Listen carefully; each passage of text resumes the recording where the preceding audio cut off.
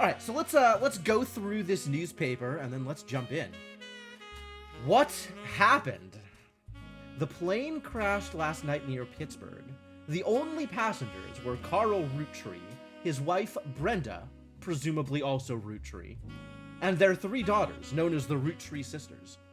Carl Roottree was the president of the Roottrees Candy Company. Ooh, a candy empire with no heir. And it's not clear who will succeed him. So far, oh, there's actually a picture here of the crash site. That's cool. So far, local police are not sure what caused the crash. But notably, it wasn't terrorism. That's what they know about the crash.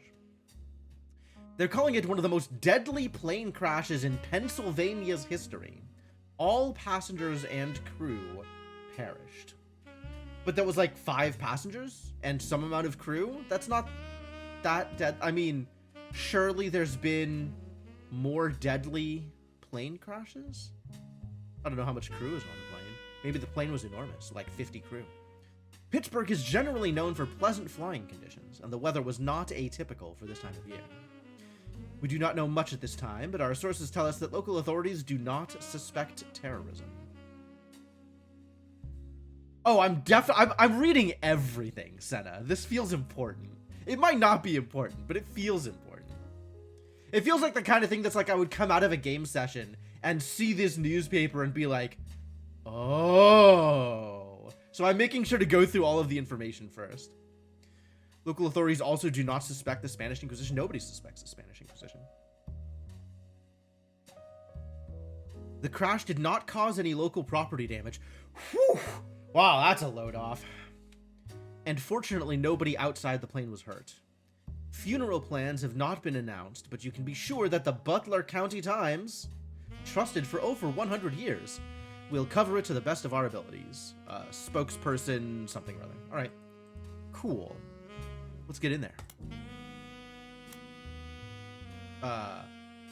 What?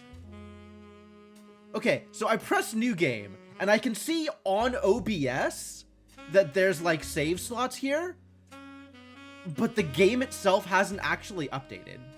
Like, I still just see new game, settings, credits, exit to Windows. This is disconcerting.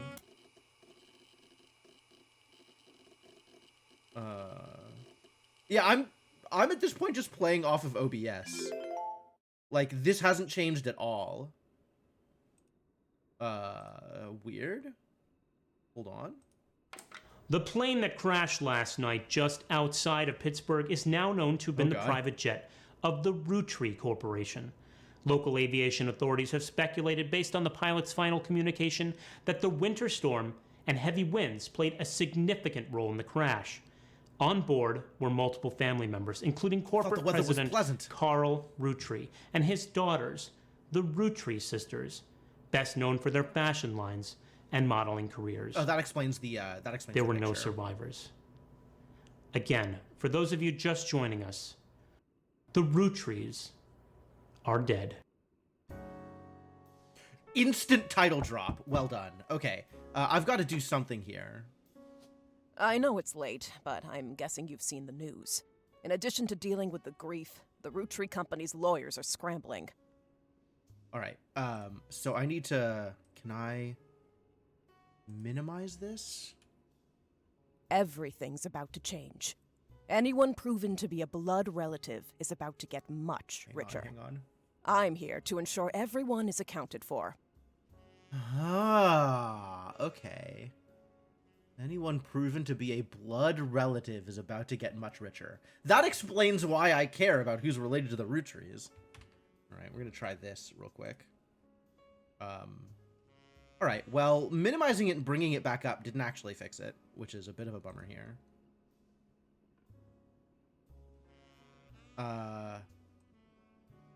So... I've heard you're an expert at sorting out complicated family trees. A genealogy genie, as it were. Do you have to phrase it that way? Could you not phrase it that way? That's a lot. Okay, this is extremely weird. I'm going to Alt F4. Or I'm going to quit out and come back in and see if it actually, like, updates the way it's supposed to. So, Just get ready to laugh at all the jokes again as if they were new. Just bear with me on this one. All right, now I can continue. I guess that's fine.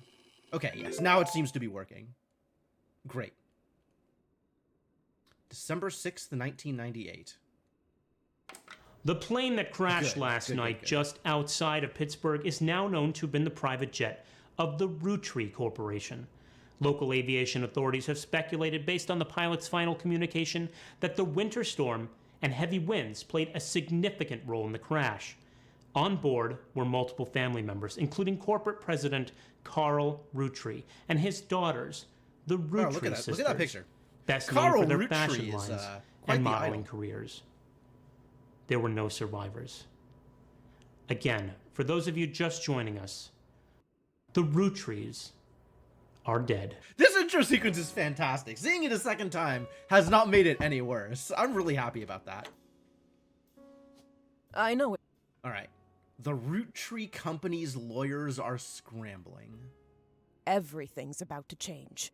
Anyone proven to be a blood relative is about to get much richer.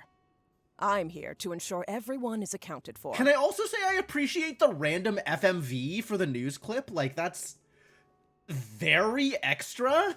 I've heard you're an expert at sorting out complicated family trees. A genealogy genie, as it were. Man.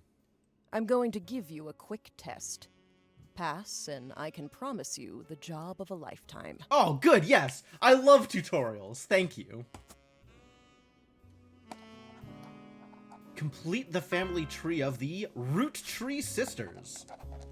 Siblings are in birth order. Oldest to youngest. Examine my evidence, search the internet for clues, fill in the names. Oh boy. Sleuth! Level 1! Sleuth! Incredible, incredible. Fill in the occupations, fill in the photos. Oh, one of them is married. Okay, cool. Don't have any portraits available to add to the family tree. Click on Faces on your Evidence tab. Is this my Evidence tab? I love it. Ah! Got milk picture. List of names. Okay, great. This list was provided to you by the mysterious person who showed up at your door. You'll need it to fill in the family tree. Well, there are a lot of Roottrees here. Men. Ah, no, screw all those people. We don't need any of them. Several Rafferty LaRues. These are a lot of names, actually. Why are there so many names? Okay. Okay, yeah, this is easier to look at. And then there's this if I want to scroll through it. Okay, great. And this picture. The person who hired you gave you this photo with a note attached. This was taken during the shoot for the Roottrees Sisters' Got Milk ad. I've tracked down a test photo from before they painted the fake mustaches on, which I thought would be more appropriate considering the circumstances. Yeah, alright. It's maybe a little, yeah, that'd be a little weird. The ad's copy reads, "You might recognize our faces from the magazine you're reading, or you might recognize our name from the candy bar you're eating. Being a Roottree is a full-time job, but so is growing up. That's why the calcium found in milk is so important. Plus, you can't make chocolate without it." Okay. That's great. Show text items. Show photo items. Show everything. Okay. I love all of this. This is the genealogy page, and I can zoom in or zoom out as I please. I have examined my evidence. I guess we can search the internet for clues? Ah, there's a welcome.txt. That's nice of them, probably. No notifications. No documents printing. And I can't change the date. Cashew pad. Really? It's not nutpad? I guess it's a nutpad. Yeah, alright. Welcome to the Information Superhighway. Thanks for purchasing a new Cashew PC. Oh, that's why Cashew. It's a brand. Your PC is equipped with a 56K modem, which is fast enough to access any site on the World Wide Web. Any site? Damn, that's fast. Blazing speed. Even those with high-resolution images. Nice of them. If you find anything interesting, be sure to print it out with your included high-end color laser printer, or burn a music CD to listen to later. This is definitely 1998. If you want to revisit a search result, be sure to use Netscape Explorer's new history feature. Happy surfing, and remember, cashew PCs are delicious. Cashew PCs are inedible, do not try to eat your computer. Alright. Wow, I know so much about cashew PCs now. God. Do we have to do this every time? Acknowledging, preparing, connected, but they didn't reticulate my splines. Spider search. No, now it's connected. Okay, good. Spider search. History. Pro tip, you can create notes quickly by highlighting text with your mouse. That's nice. Netscape Explorer. Alright. The Roottrees got milk ad.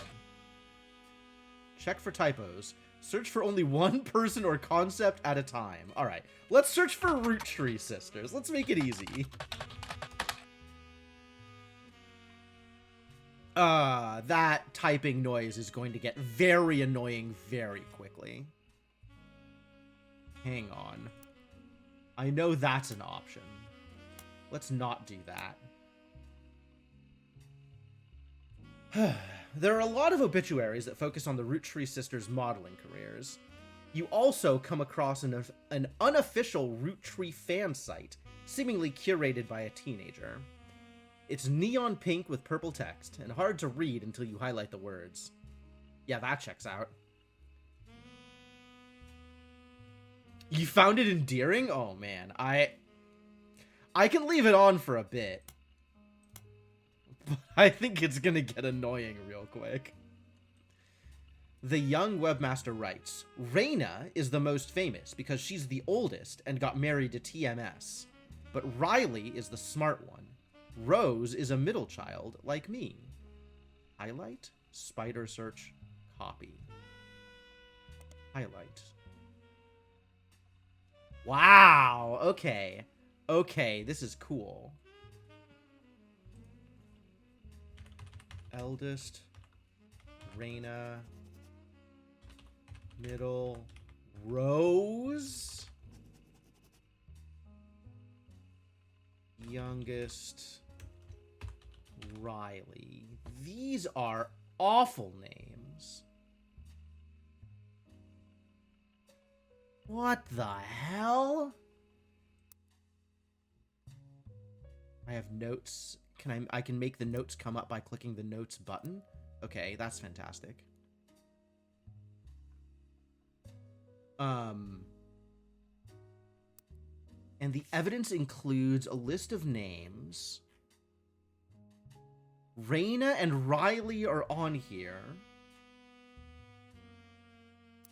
But Rose is not.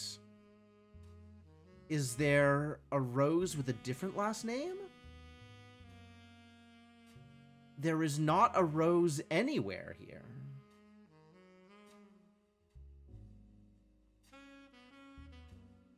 Maybe Rose is trans? I guess if so, their new name wouldn't be Rose, would it? And married to TMS. That could be Thomas Sheridan. But I guess we don't know.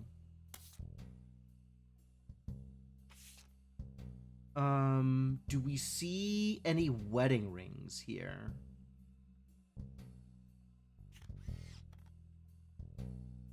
There. Okay, so this has to be the oldest one. Oh, right. I can get their individual pictures. That's good. So this has to be the oldest one with the teal.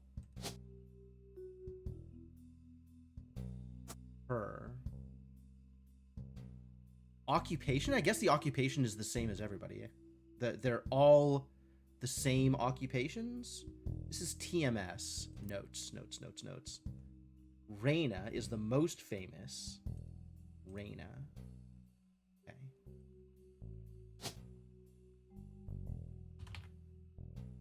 Yes, Reyna. And Riley is the youngest. And this is Rose? Which is nobody on the list?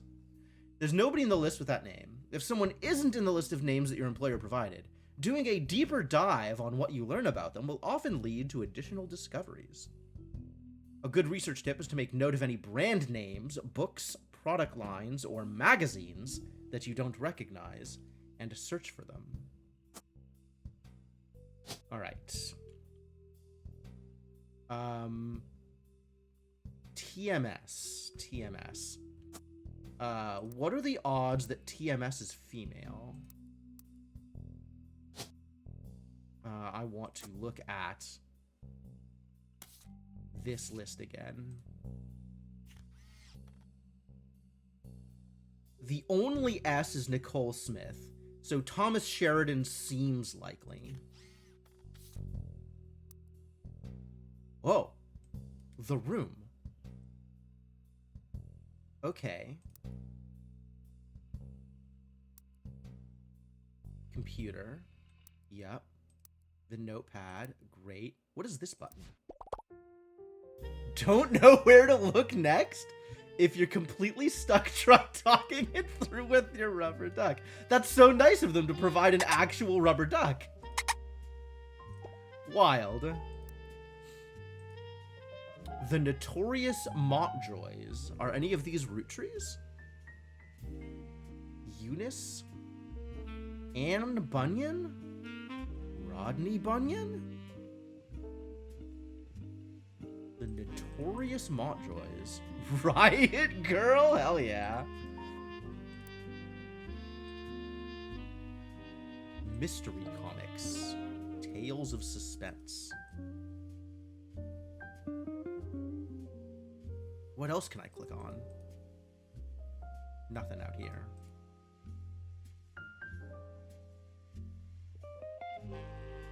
Oh.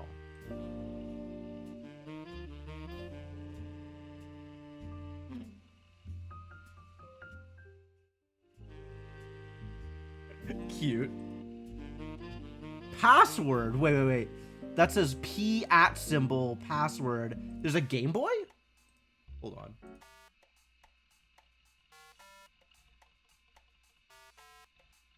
It's got a Game Boy version of the Roottrees Are Dead? No, it's just going to cycle. Okay, that's fine. What else can I do here? Alphabet Davis in The Erased Names of the Genesis. Family Doku. Alphabet Davis Secret Searcher. This is a mirror of Alphabet Davis here. This is wild. Reversus. Yeah, okay, fine. Alphabet Davis Ends and Beginnings, a young alphabet adventure. All right, so my character has some very specific tastes in books.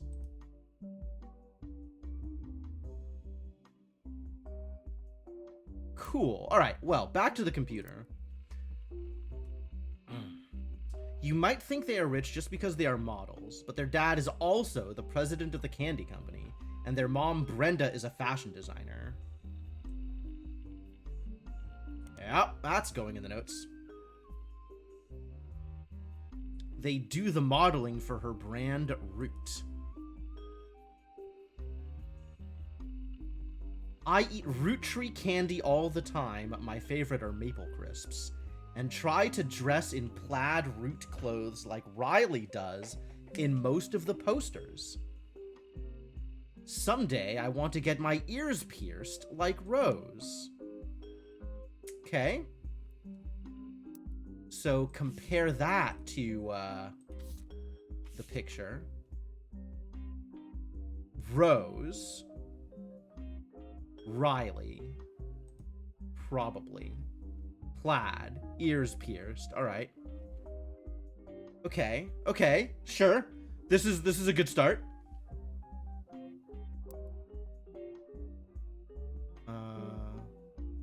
one is Riley? Riley's in plaid. Which leaves Rose with the pierced ears. Model? Model. All of them are models.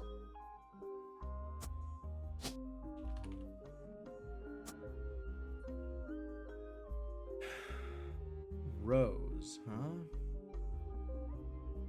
Alright, back to the internet. Trails from Zero has a quest in it that's fairly Encyclopedia Brown. Excellent.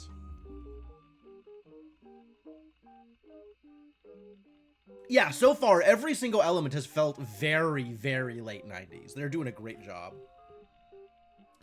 The website's author continues to talk about her own life and what she likes about the Root fashion lines, but none of it is relevant. Okay.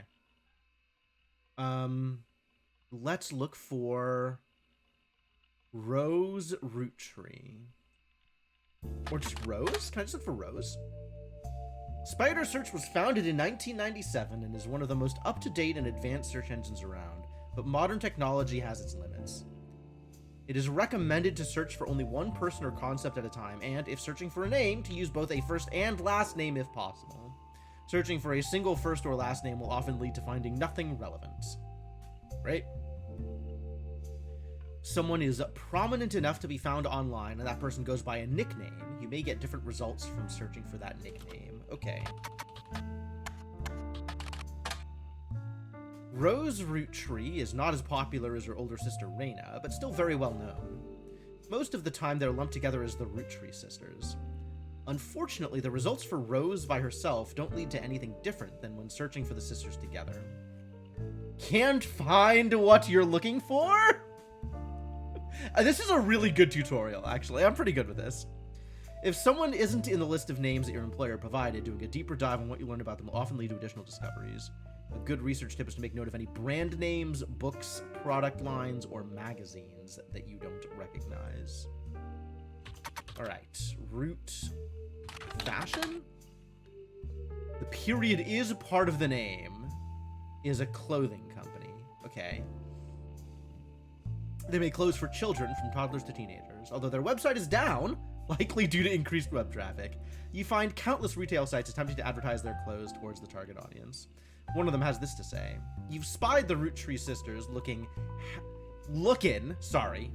there's no G there, hella fly on catalogs, magazines, and posters." I guess this particular retailer is located in Northern California. Now you too can be like Riley, Rose, or Reyna.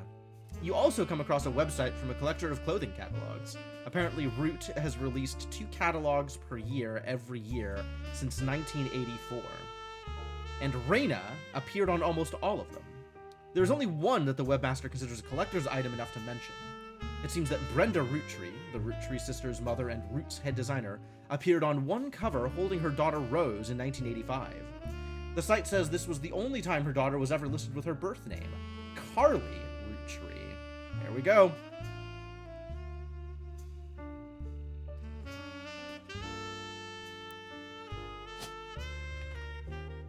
This would be Carly.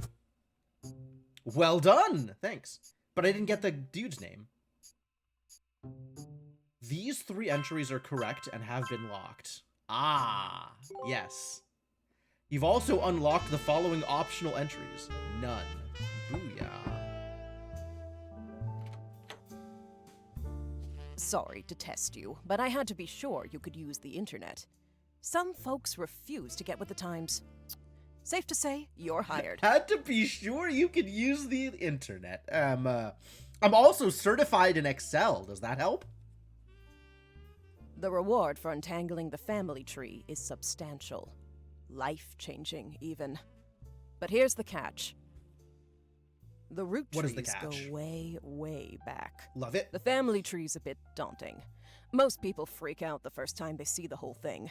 But I'm sure you'll be fine. I probably will. Were you standing outside the whole time? Like, literally waiting on my front porch with the door closed while I went through that tutorial? 'Cause, I'm a terrible host, I guess. The man who started it was particular about whom he considered family. For your purposes, you only need his direct blood relatives. Okay, so people who have married into the family don't matter, is what I'm hearing. Anyone related only by marriage is optional, but filling them in can lead to useful discoveries. Lastly, you now have access to some unique websites, plus a list of notable root trees. Plus a candy ad. Notable people are easy to find via your search engine, and marked with stars on the family tree. Okay, we have to immediately spider search some non-notable root trees just to see what happens. I'm off for now. Carl Roottree had a lot in his office. I'll look for anything useful. I'll return once you identify 6 more blood relatives. Ah, okay. Whoa. Okay, that was dramatic. Sorry, one last thing. This might sound odd, but if anyone else claiming to represent the Roottrees reaches out, I'd appreciate you not mentioning I was here. Thank you, and good luck. What? That's odd. Alright, well, see you around, Ironfurs. Thanks for popping by, and I understand completely. This is sketchy as hell. And this is a lot.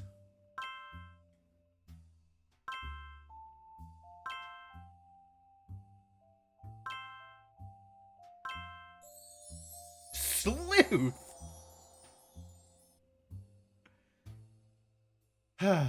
3 out of 9 before the person who hired you returns. Every time you get 3 additional blood relatives in the family tree completely correct, they'll be locked in. Great.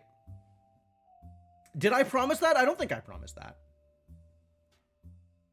Elias and Gwyneth. 1908. Okay. All non-blood relatives and small portraits are optional, but placing them in the tree helps remove extra names and photos. Top secret. You can open this envelope after the whole family tree has been filled in. It has 2 names that must be typed in manually. The clues are obscure, have been intentionally hidden in the past, and may even require some leaps in logic. Try to keep an eye out for any inconsistencies. All right. Well, let's sleuth.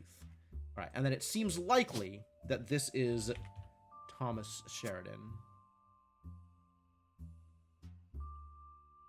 So now if I look here, it shows that he's been taken. Okay, cool.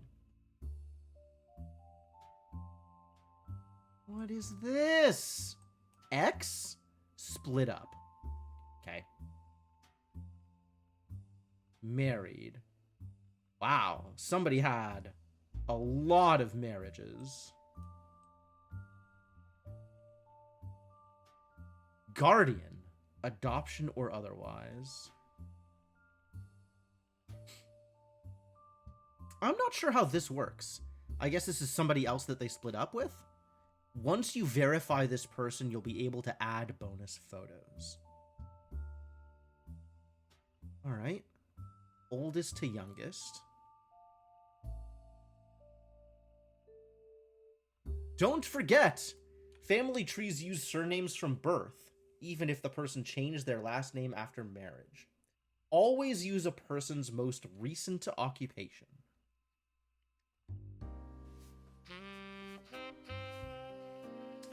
Rad?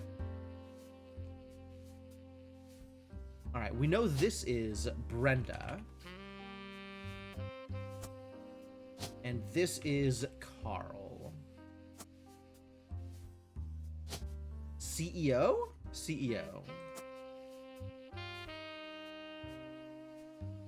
So we need a picture of Carl Roottree? I think I could find a picture of Carl Roottree. Whoa! Additional things happened. Public library? New system coming fall 1999. Author name, book title, periodicals. Largest database of magazines and newspapers. Okay, these are both lookups. Neat.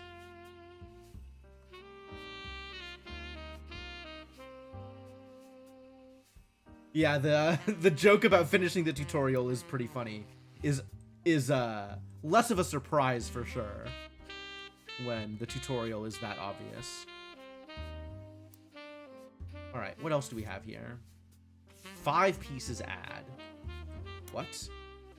Intuition. You've been in this line of work a long time. So long, in fact, you've developed a sixth sense for how useful your evidence can be.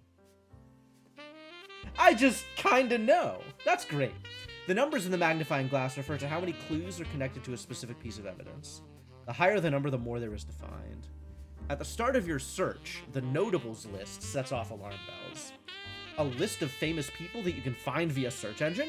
Pretty rare to get something that useful. Best take advantage of it. As you progress, these numbers will change. Whenever you find more evidence or lock in family members, new discoveries will be added to the list, and old evidence will become less useful. Trust your intuition. If a piece of evidence seems too good to be true, take a closer look at the people or phrases it mentions. Often the most satisfying revelations come from retracing a path you thought was fully explored, armed with a new perspective. Sometimes the reason certain evidence has such high value is because it can lead to finding more evidence. You may be missing a large piece of the puzzle. I just kind of know is also how you pitch things at work. Fair. Understandable. There's 5 flavors because the original inventor had 5 kids. What? Maybe that's why kids still love him? So strawberry. Power plum? Radical new flavors because it's no longer the 1920s. What even is an elderberry anyway? This does feel very 90s. I am kind of impressed. Awesome apple.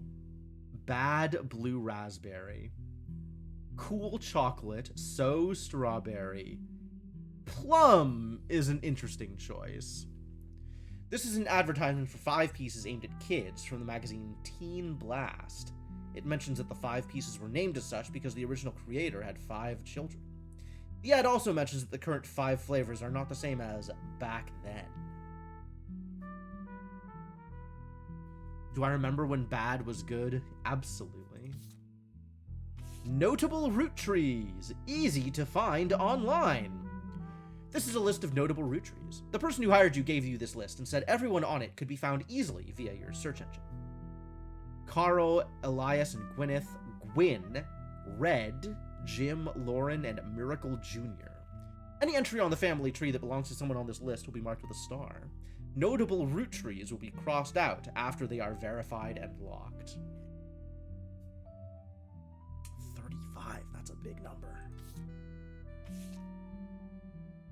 The Roottrees sisters and their... Oh, the story so far. That's cool. The Roottrees sisters and their parents died in a plane crash on December 6th, 1998. The next evening, a shadowy figure appeared at your door and said the lawyers were looking to sort out the family tree. And also told us not to mention them. After a quick test, the figure gave you access to some resources. They included a list of notable Roottrees. Excuse me. Who they said would be the easiest family members to place. They said they would return in the time it took to fill out 6 more blood relatives. The story so far. 11 off of this 5 pieces ad. Who had 5 kids? I guess this is 5 kids here. So presumably Elias Roottree? Oh my god, that's a lot of Eliases. Gwyneth? One of 2 Gwyneths? I don't know which Gwyneth it was. This is presumably also a CEO. But I guess we don't know for sure.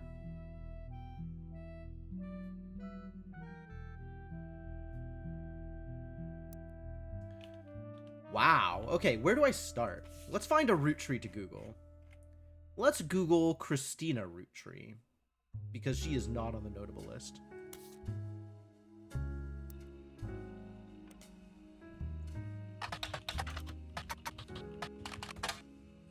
Nothing relevant to your investigation was found for Christina Roottree. Okay.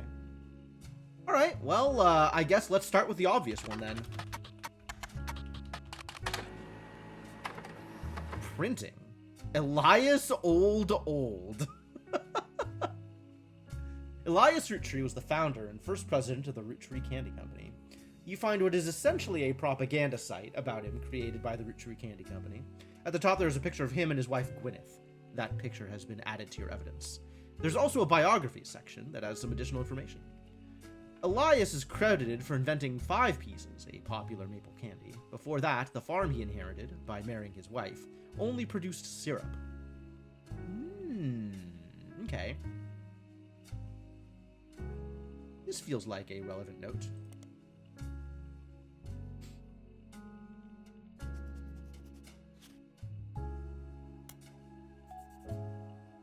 We'll put that on page 2.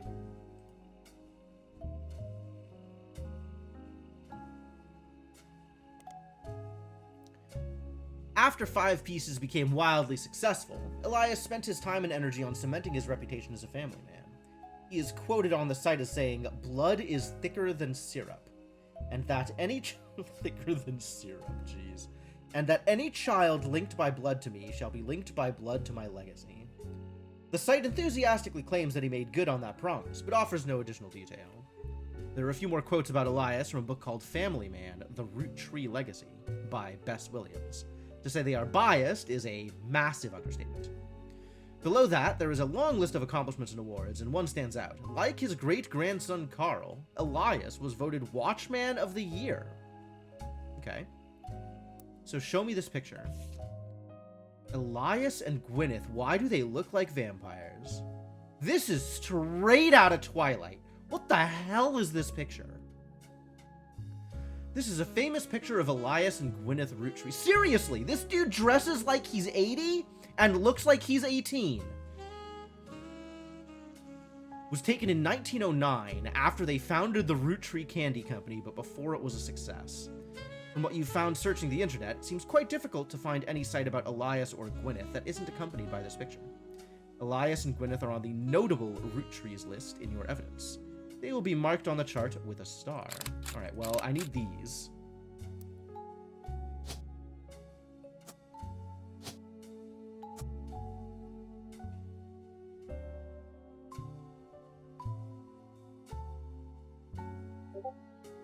Colorized black and white photo? Oh, maybe. Yeah, there's also the any child linked to me that very much expects a lot of children linked to him. Yeah, I feel it. I feel it. It's definitely an attitude. Oh, I gotta fix the Google thing again. Yep, I have to remember to do this every time because it doesn't do it automatically anymore. Because something has gone wrong. That's okay. It's an easy fix. You just press a button. I just need to remember to press the button before stream. Alright.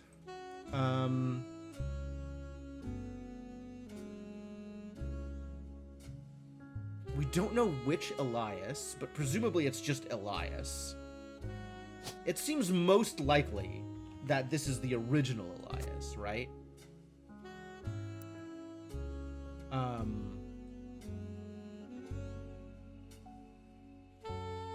He produced syrup.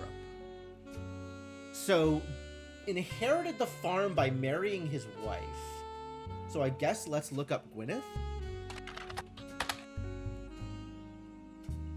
You find some information on a website for the first Anderson Maple Farm. Okay.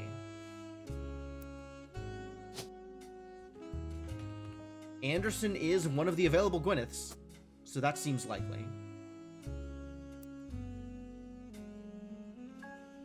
There are a few pictures, including a famous picture of Elias and Gwyneth. That photo was added to your evidence. Before marrying Elias, Gwyneth Roottree was Gwyneth Anderson.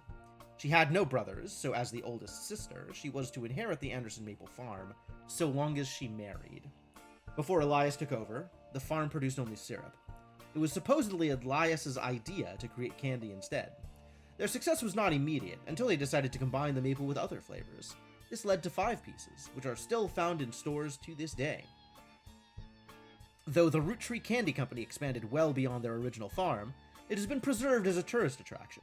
According to their website, there are still daily demonstrations and educational tours that show off many of the turn-of-the-century appliances that Gwyneth would have used as a housewife in the early 1900s. Okay, so Gwyneth was just a housewife? I'm willing to go with that. That seems as likely as anything else. You feel like you're just going to be wanting candy? Yeah, that checks out. There's going to be a lot of talk about candy this stream, I'm sure.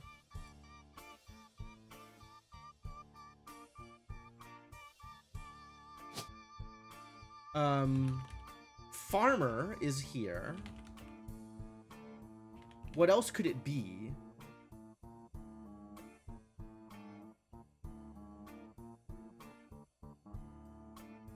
Could be CEO. President? Whoa.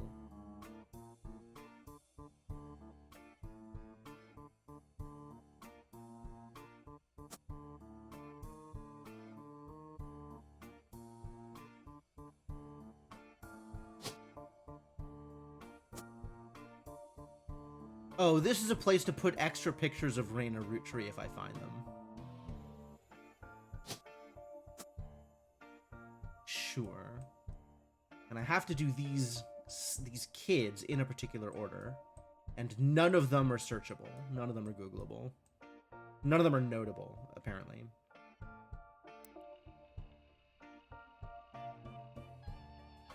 Alright, 5 pieces? From marketing materials and various candy history sites, you learn that 5 pieces, the iconic candy sold by the Roottrees Candy Company. Although they are no longer the company's only popular product, they still sell well to this day. 5 pieces are small, colorful, shell-coated maple candies that, since the late 20s, have been pressed into the shape of a maple leaf, although they usually have one flavor that looks more like a berry. As tastes have changed over the years, so have the 5 flavors, but the shape and combination with maple have remained consistent. There's also a history of print advertising website that claims to have a 5 pieces advertisement scanned from a book called The Sweet History of Candy, Volume 2 by Charles Lee. This could be part of this thing.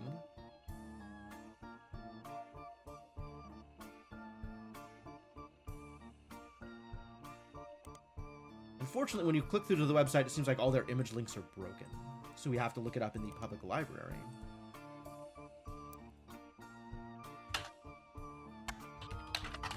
Charles Lee. The Sweet History of Candy, Volume 2. Oh, I printed a thing. Published 1985, hardcover. This is part of a book series about all things candy in the modern world. It starts in 1925 and continues onward to chronicle the rise of mass production and global distribution. The book ends with a look into the future of candy as envisioned by experts in 1985. Alright, the future of candy. With the addition of hindsight, you can clearly see they got pretty much everything wrong. It includes some print advertisements. You find a newspaper ad for 5 pieces from the 1930s, added to evidence. What about Volume 1? This is a book about all things candy throughout history. It starts with historical accounts dating back to the ancient Egyptians, and chronicles candy throughout the year 1924. It includes some print advertisements from companies you've heard of, including an extremely early newspaper ad for 5 pieces that Charles Lee included due to a major misprint. Cool. I'm glad I thought to look for additional volumes. Is there a 3? No. Alright.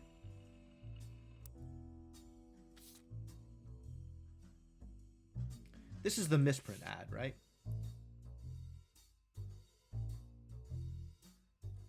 Available. Yep. Yep.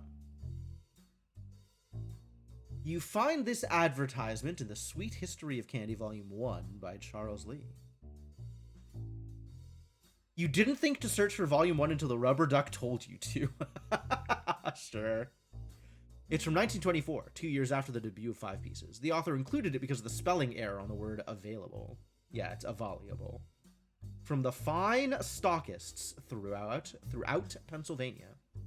It states that the flavors are inspired by their children, and the order is grape, elderberry, egg cream, cinnamon extract, and melon.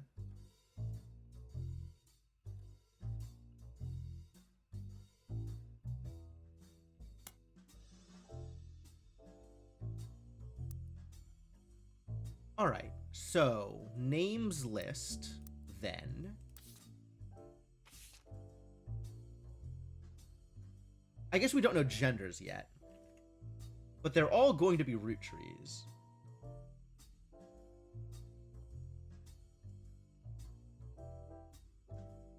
Grape, elderberry, egg cream, cinnamon extract, and melon. All right. So 4 and 5 are probably Elias C. and Clancy Edward. Or 3 and 4, rather.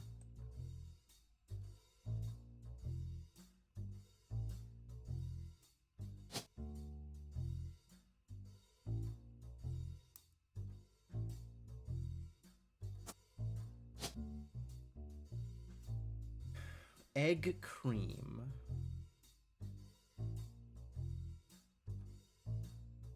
There's only one EC, and that is this one.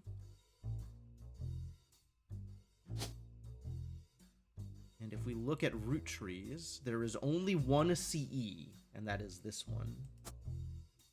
Seems highly likely that E is going to be Elias Jr., but that's a bit of a leap. But we'll put it in.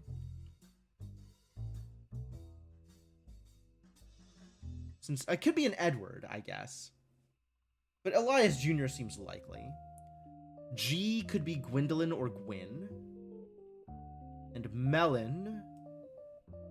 Margalite, Miracle. Miracle Jr. Miracle Third. That's a lot of miracles. Miracle is a hell of a name for a kid.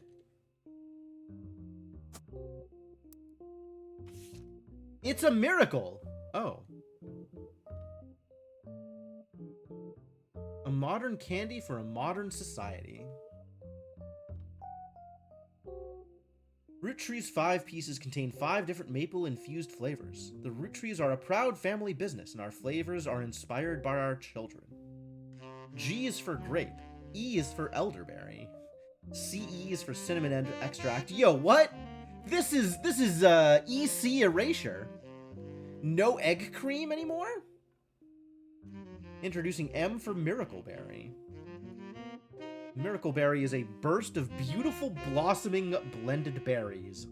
Try it today. So actually just Miracle? Probably? Decently likely that their first child, the eldest, is Miracle? I guess we don't know which of these children would have been the firstborn in the next generation, but it seems probable that it is the eldest child's eldest child. So we're gonna go with Miracle here. And see whether or not that makes sense. Actually, that would not make sense, would it? If their eldest is one of the girls... Is the eldest one of the girls? Am I that convinced? Not notes. Evidence. Names.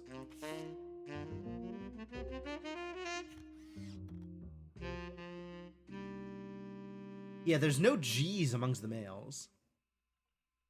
The men. The men folk. So if their eldest is a G, it would be Gwendolyn or Gwyn. Which probably means that their child would not be marketing items. Cute. Would not be, wouldn't have Roottree as their actual last name, even though they're blood related.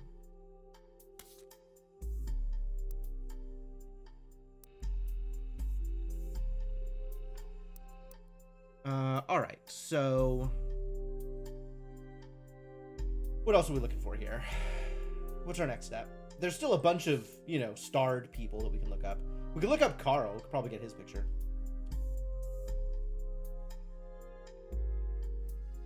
Gwyn is Googleable. I guess that'll differentiate between Gwyn and Gwyneth. Right?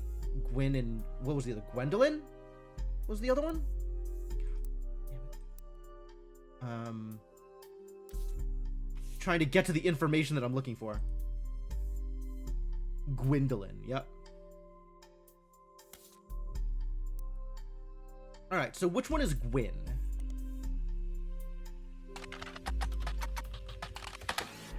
You find some information on a website about old films that are not yet available on VHS. The site is not very well organized, and the search is broken. But you can get to individual pages from your search engine. Oh, no, that was a very deliberate move, Hamu.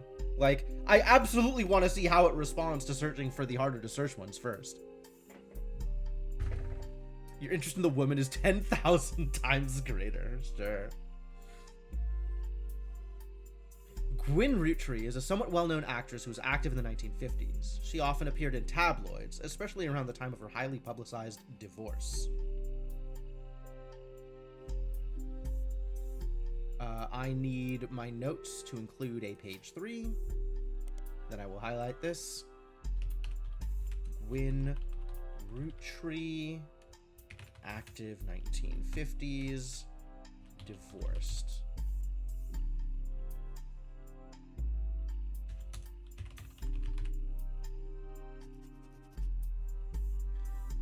Her biggest role was the minor hit movie Guys Like Us. She left Hollywood after the flop of Christmas Mission. There's a widely circulated picture of Gwyn from behind the scenes on one of her movies, which you've added to evidence. Did you know, trivia, Gwyn was the granddaughter of Elias Roottree? Excellent. The founder of Roottree Candy. She shouldn't have been named Roottree, but her father took her mother's famous name, which was quite rare in those days. Okay, so this actually makes it seem like, this is then Gwendolyn. And it's distinctly possible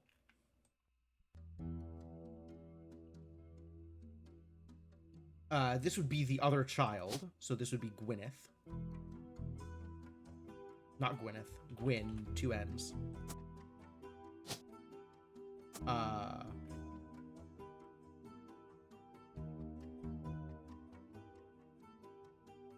And then we have new evidence.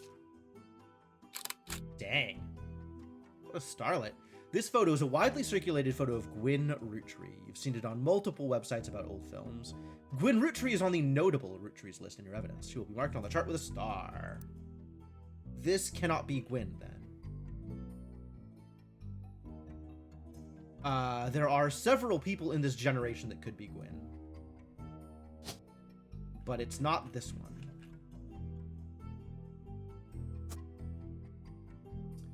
Okay. So if this is Elias, and this is Clancy, then this has to be a girl? Evidence.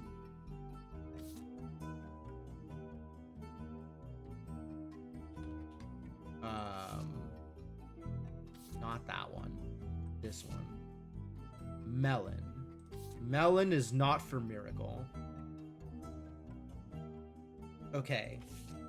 Roottree girls named M? Exactly Marguerite.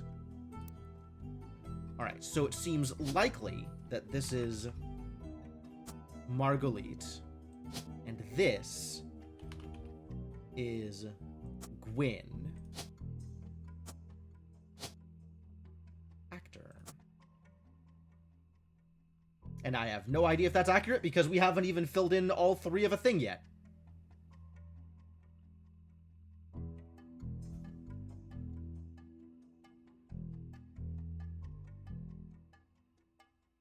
Also, it's possible that is not her most recent, because, let's see, highly publicized divorce. Oh, does that person show a divorce?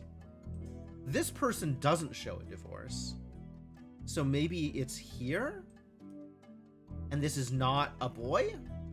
CE is not a boy? Or maybe they're just not in order. It's possible they're not in order.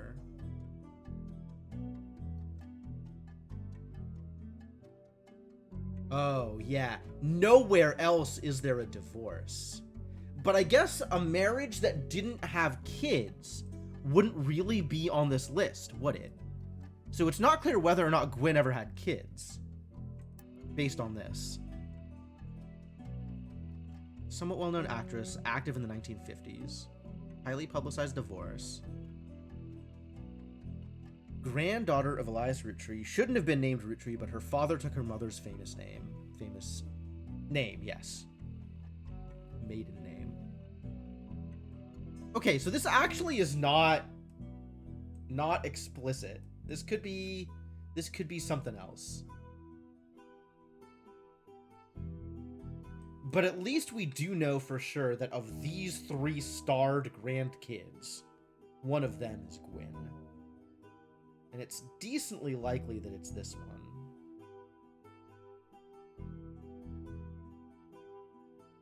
We should probably just get Carl's picture, huh?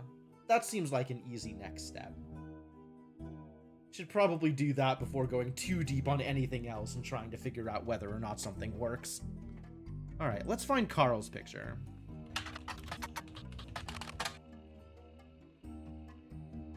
Nothing printing? Terrible news. Carl Roottree died in the recent plane crash along with his wife Brenda and their daughters, the Roottrees sisters. He was the president of the Roottrees Candy Company as well as the clothing company Root Dot, which he co-founded with his wife. President of the Roottrees Candy Company. Ah, my mistake.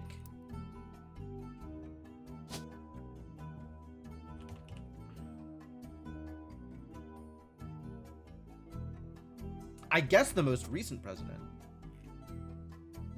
Wait, didn't the newspaper list him as the CEO? Do I have that newspaper?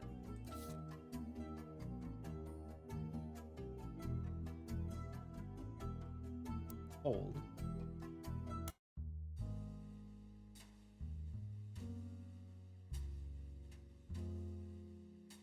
No, it lists him as the president. Okay, that's on me. That's on me. The Roottrees are loading. Like it's a little late for that.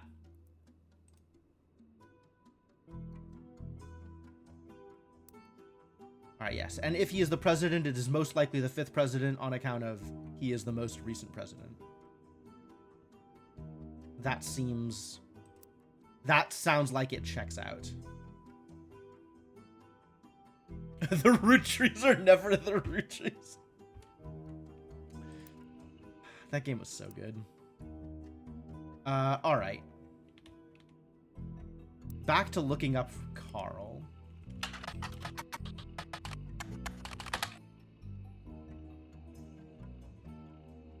There was a short press release that the Roottrees Candy Company released today to news organizations. It is with a heavy heart that we mourn the loss of Carl, Brenda, the Roottrees sisters, and the other employees that perished in the terrible tragedy. The entire Roottrees family is in shock and requesting privacy at this time. As the head of our company, Carl was an incredible man and an unmatched leader. Filling his absence will be difficult and may take considerable time. In the interim, we hope that you join us in looking back fondly on Carl and his family's triumphs and accomplishments. They go on to list some of these accomplishments. One of them seems relevant to your search. All right, let's look up Watchman of the Year.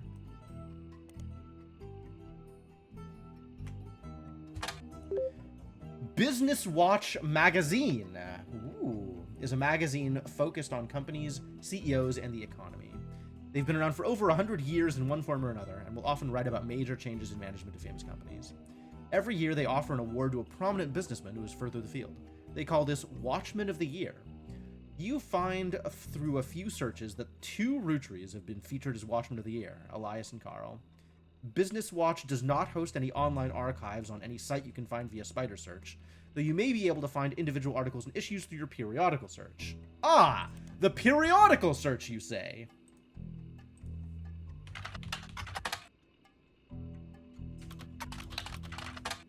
There we go. In 1936 and Carl Roottree in 1987. Okay.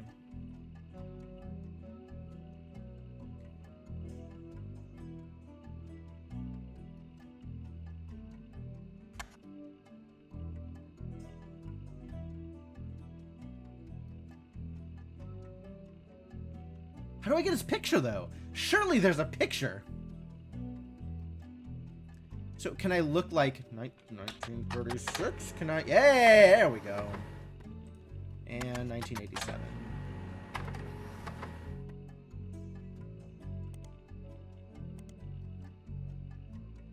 5 pieces, notes from the article, and a scan someone made of the cover have been added to your evidence. Excellent.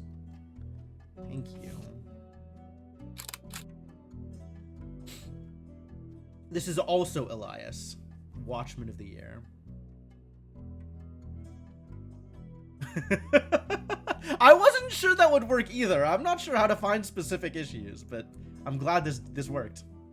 Elias Roottrees was voted Watchman of the Year by Business Watch in 1936, and a painting of him appears on the cover. The magazine says he was voted Watchman of the Year specifically to recognize the global rollout of 5 pieces.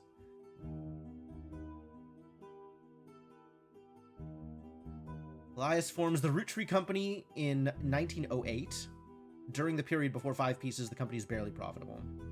Ah, daughter first. Okay, notes.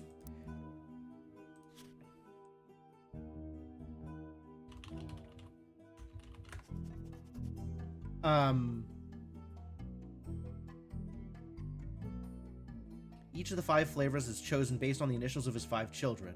1 flavor per child. This once again confirms the likelihood of Gwyn being the... not Gwyn, Gwendolyn being the first child. 5 pieces are sold in some Pittsburgh markets. 5 pieces rolled into all of New England.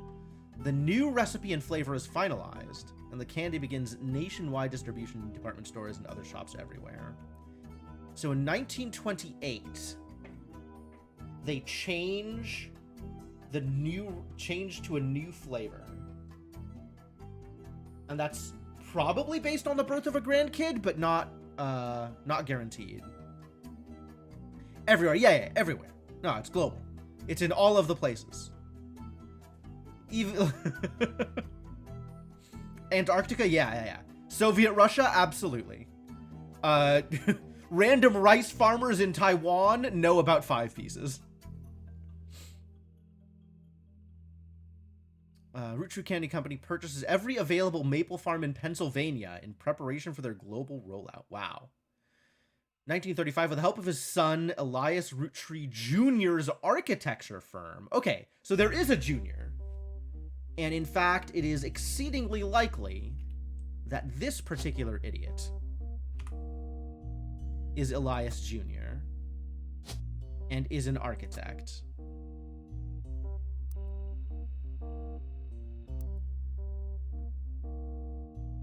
Wow, this is a lot of information. Page tabs can be renamed via reorder notes. Oh, okay, that's helpful.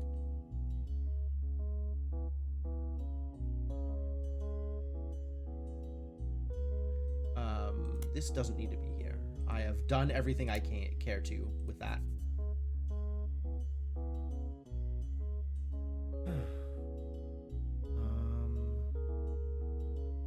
Here.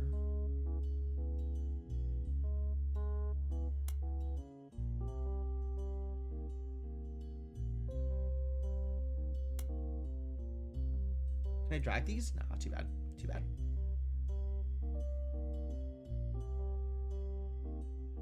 You're gonna know about these people. You're gonna know more about these people than your actual family. Oh, yeah. We're gonna know so much about the Roottrees, it's gonna be ridiculous. Help of his son Elias Roottrees Jr.'s architecture firm, a new industrialized factory and warehouse are built in Butler County. Production is tripled, and worldwide production begins. There's also a What's Next section that claims Elias is going to pivot to ensuring his company's legacy, and that the Roottrees Candy Company remains a family business.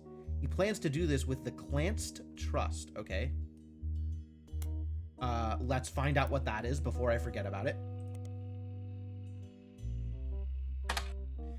The Clanced Trust, Clancy Edward, is a highly unusual corporate arrangement named after Clancy Edward Roottrees, who was Elias's son and the Roottrees Candy Company's head lawyer at the time.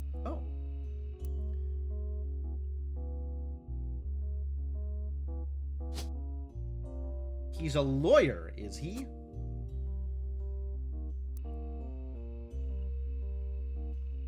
Due to its unique nature, it's often brought up in online discussions about financial matters and inheritance as an oddity. The company mandates that a fixed percentage of its profits are split every quarter amongst bank accounts, representing each direct relative of Elias and Gwyneth. An account is created for each blood relative, huge capitals here, big caps, blood relative, at birth, and first accessible when they reach 18. The actual numbers have never fully been disclosed to the public, but due to the ever-increasing success of the company, it is a significant amount of money. The Clanstead Trust is known for being essentially impossible to get around due to many checks and balances written into it. I'm pretty sure he's a vampire, Hamu. I think that's not in question.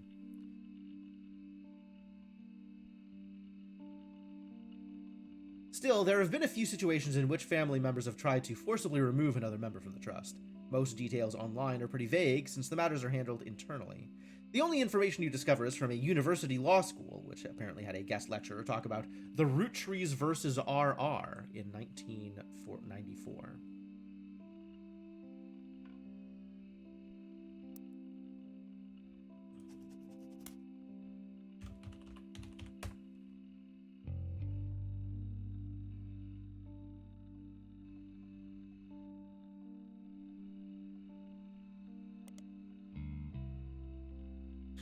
While looking into the Clanstead Trust, you often find mentions to the 5-piece guarantee, which went into effect at the same time.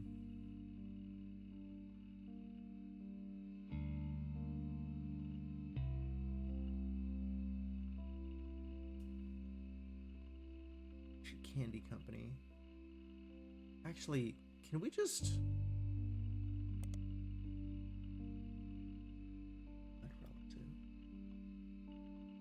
No other capitals.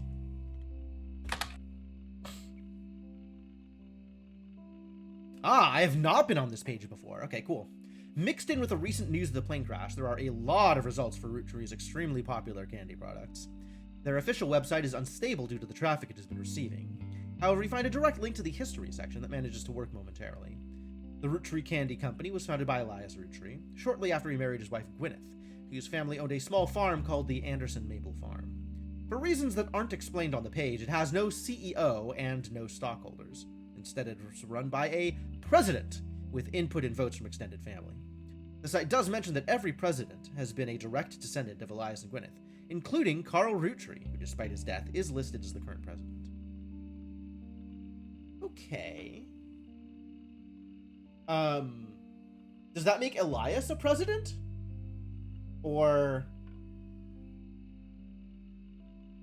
I'm gonna put that in for Elias. Elias is going to be president number 1. Something is wrong somewhere. Fine.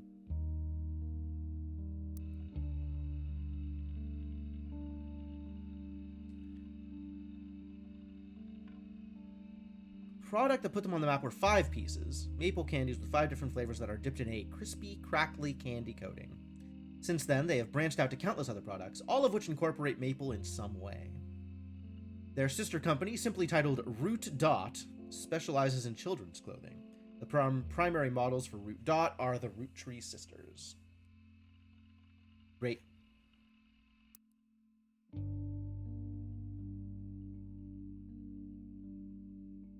Clanstead Trust. Butler County is probably worth Googling.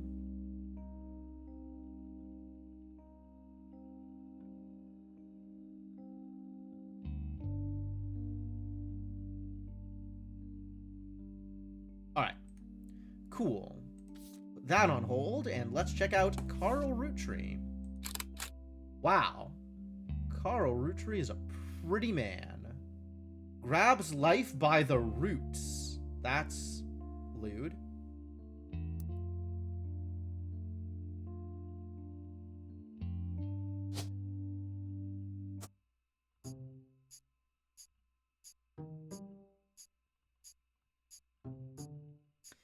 These 3 entries are correct and have been locked.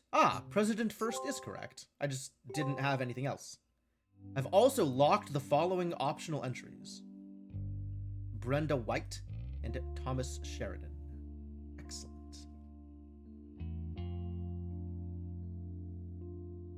Booyah. Okay, do we have any pictures now that aren't locked? This one isn't right. Unclear which part of this isn't right. Or it seems likely that it's here instead because of the split up. But I'll leave this here until I have a little bit more information. Which would mean that the ordering is not right. Other than we know that their eldest is a girl. So actually, instead of this being Gwendolyn, I should just put unknown female.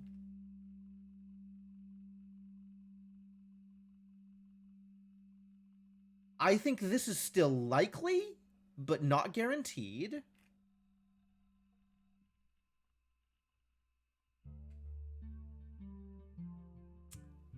And I like these associations, but it is not clear whether or not they take place in the right place.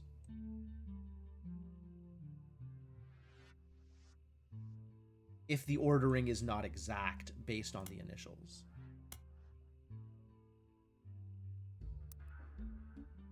Alright, Carl Roottree was voted Watchman of the Year in 1987, and a photo of him appears on the cover. According to the cover, Business Watch is the magazine for and about corporate leaders, and has ongoing coverage of who's who in the corporate world. Carl was chosen not for his work at Roottree Candy, but rather a clothing company, Root Dot. There's a brief history. Before they married, Carl's wife Brenda was a fashion consultant. When Raina was born, Brenda retired to become a stay-at-home mother. Looking for a creative outlet, she spent any free time she had at the sewing machine. Raina's new clothes were a hit with other parents, including Carl's cousin Jim Roottree, a notable singer who had a young daughter around the same age as Raina. Word spread.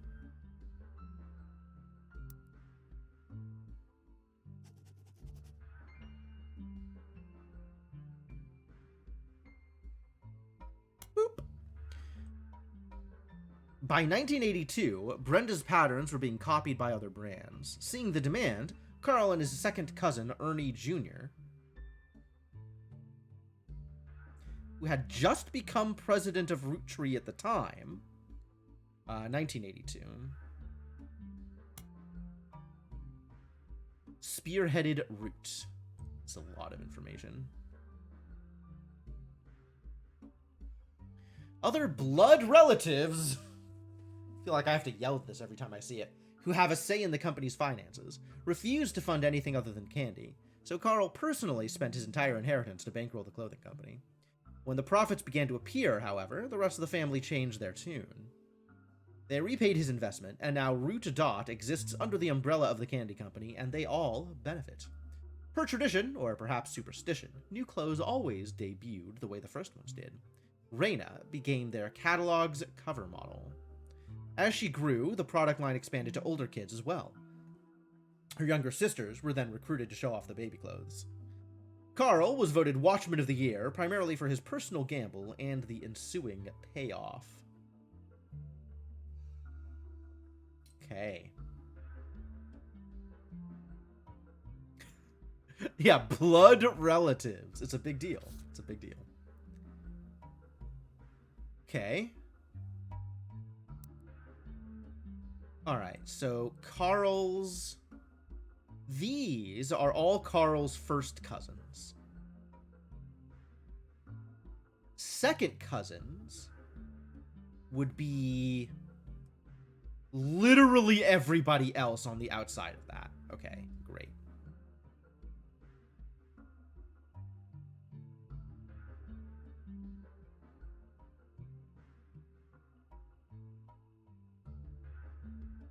What a handsome man.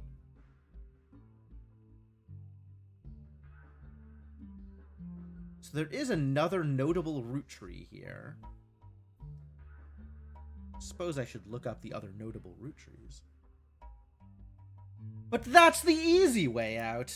Who are the other notable Roottrees? Gwyn, Red, Jim, Lauren, and Miracle Jr.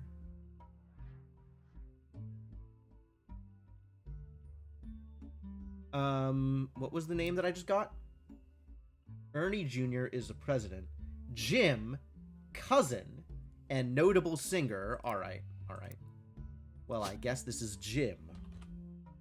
Hello? Why is Jim not real? Oh, because he's James. Sure.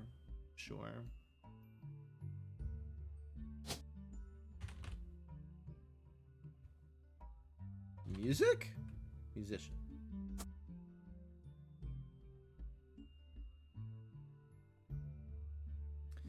Young daughter around the same age as Raina.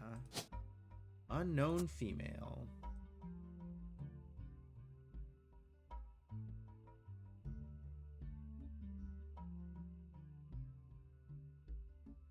All right, let's look up Jim.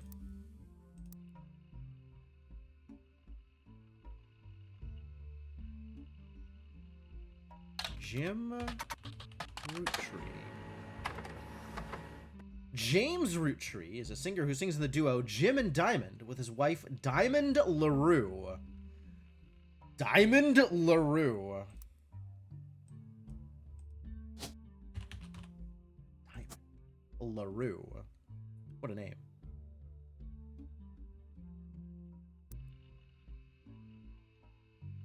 The duo, according to many sources you find, is considered a one-hit wonder due to the disco song Rollin' On Down to the City. It's now in your evidence folder. Good. I love evidence. Although Jim writes the majority of songs, plays the guitar, and often sings, Diamond is considered by fans to be the band's lead singer. The band never had another hit, but has its fans, who refer to themselves as Diamond's Dazzlers. The rest of their music is more folksy and acoustic than the one song they were known for. Jim and Diamond have continued to release music through the 80s and early 90s. Other albums you find mentioned are Cherry Tree and Sound of Laughter. This goes on the To Google list. Jim has become a bit of a recluse. He hasn't made a public appearance since 1996. All right, what if he's James Roottrees? Let's try that.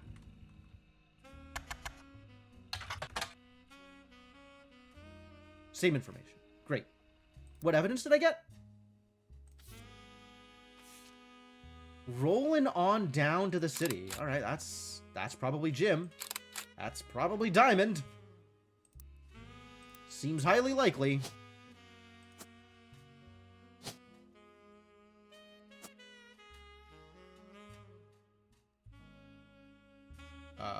Back to the evidence. As seen in MMM, only the great-grandson of Elias Roottree could make disco this sweet.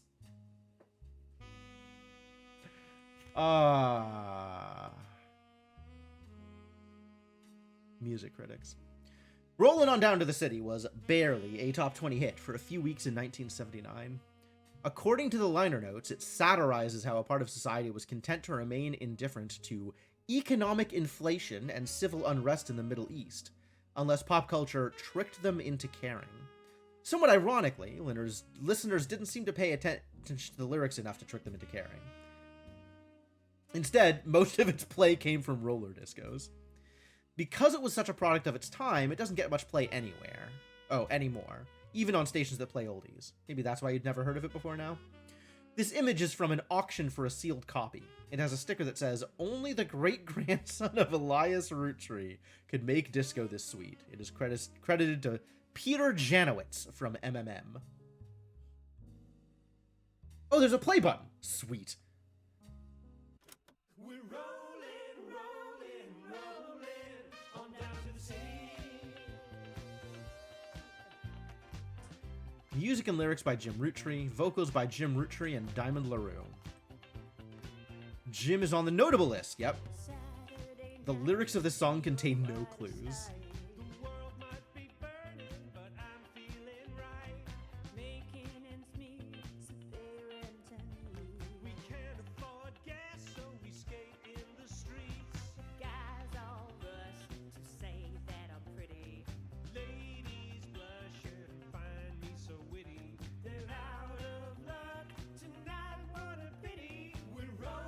Inflation is rising, but so is our pride. All right, yeah. This is wow. This is pushing really hard, and apparently didn't actually do much, but they tried.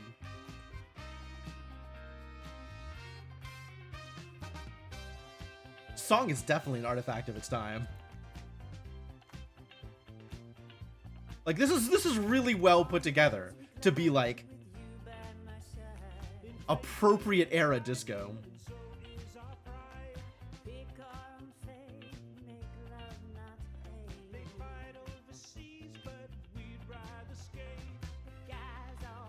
Yeah, okay, this song is like tailor-made for roller disco, which is even funnier.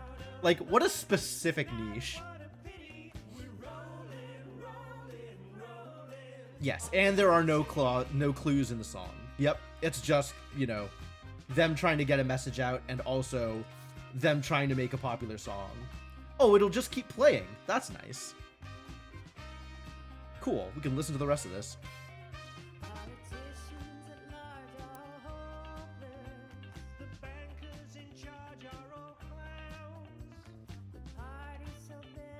Ah, this is the bridge. I love a good bridge.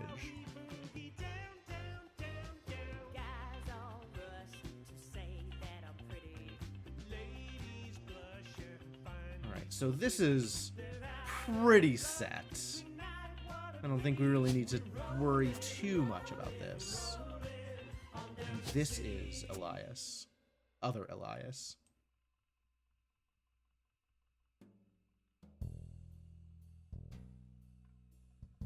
Don't have any other pictures of Carl yet. That's fine.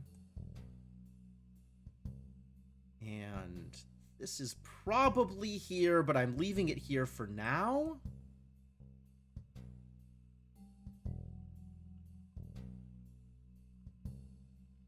All right, I'm going to actually write these down and not have them here specifically, I think.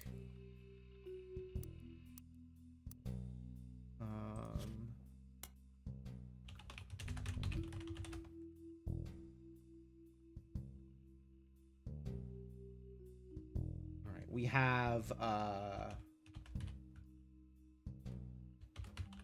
Gwendolyn.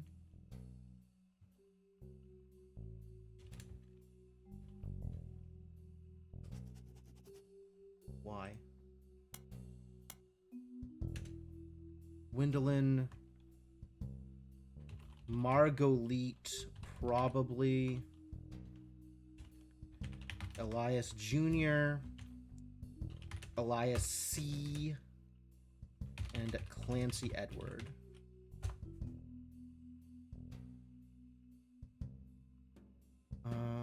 Let's see. Clancy Edward is a lawyer. Elias C. is unknown. And Elias Jr. is the architect.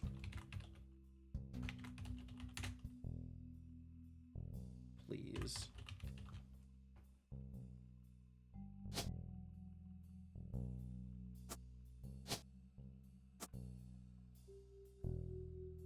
Remove all of this.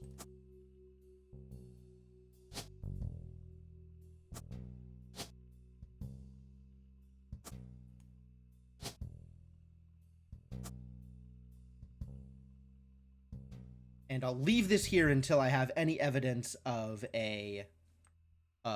which daughter she is a daughter of. But I know that the eldest is a daughter. So she has to be, there has to be, one of these three has to be a daughter. It's probably this one, because, you know what, I should just move her over here.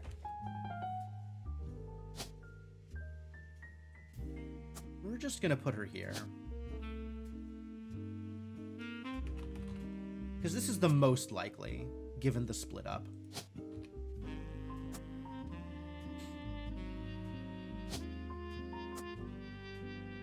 Which means this is most likely unknown female, and probably Marguerite.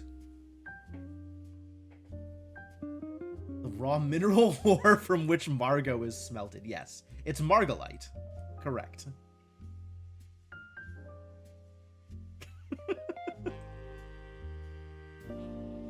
Alright. Have we gone through all of this now? I've looked at everything. Was I gonna get anything down here? Actually, can we Google this specifically? Like, is that helpful?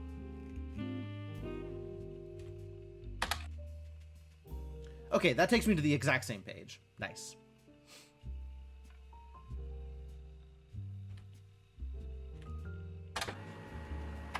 Diamonds wolf.jpg. Great.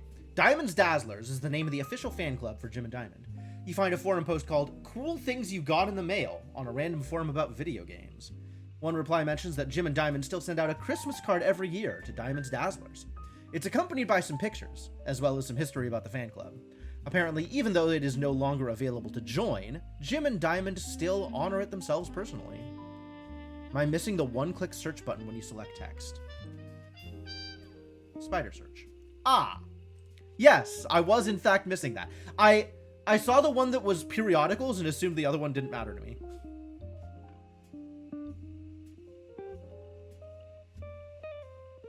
There was a fierce debate in the subsequent post about whether that's cool or pathetic. Amongst the pictures of Christmas cards from over the years, only one is relevant. The card from 1996 includes pictures of Jim and Diamond's young son, Wolf, as well as a note about his daughter's band, the Floozies. That picture has been added to your evidence. Okay. Young son, Wolf.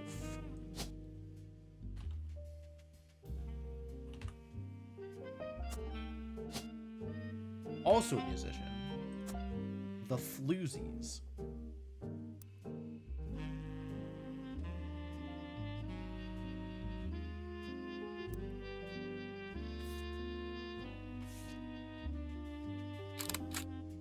Found a picture of a Christmas card from Jim and Diamond to their fan club in 1996. 2 years ago. Oh, thank you for telling me 2 years ago. I looked at 1996 and I was like, wow, that's ancient history. The description said it included a picture of his son Wolf listening to his parents' latest music. Okay.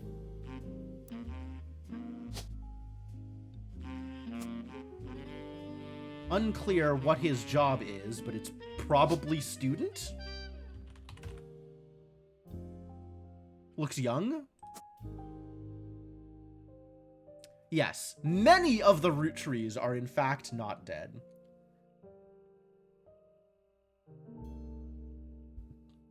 Does Floozy? Really doesn't. Alright, so let's look up the Floozies. Using the button. An all-female punk band operating out of New York City. They're mentioned in passing in an online review from earlier this year. Apparently they were the opening act for the band the reviewer actually came to see. The reviewer writes that she normally doesn't review the opening act, but this one was unusual. And not because of the music, which she described as loud, fast, and repetitive, but not in the good way. The trio was extremely cagey about their identities. The reviewer asked the venue who they were, and she was told they were rumored to be the children of other famous musicians, and didn't want that to be why they became popular. The reviewer also mentioned that for an underground and unknown band with absolutely no following, their equipment was all extremely expensive. Not only were they selling CDs, but they only cost $1. They were probably losing a fortune. The reviewer said that although she bought a copy, she would be unlikely to ever listen to any of it again except maybe Beef Baby, the 7th track.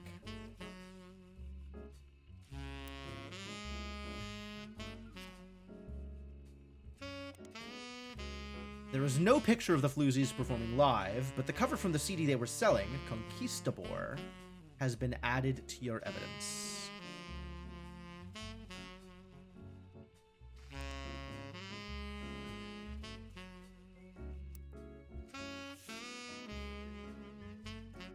A CD from a band called the Floozies that is only available at their live shows. Candy, Nikki, and Nina. Well, that's a relevant person, so that must be the root tree. Candy, Nikki, and Nina. Candy, okay. Nikki and Nina. All right, well.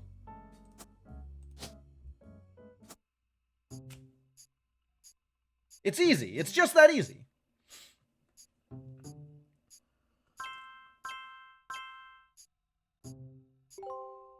Oh, hell yeah.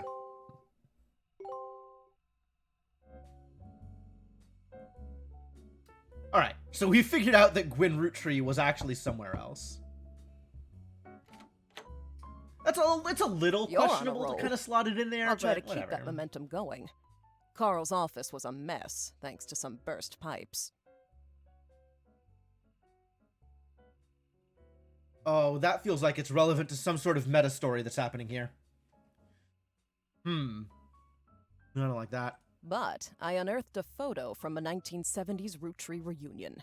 I also found some important-looking papers. Shiva candle. Wow, it's a lot of stuff. Thanks. You've traced 9 blood relatives so far.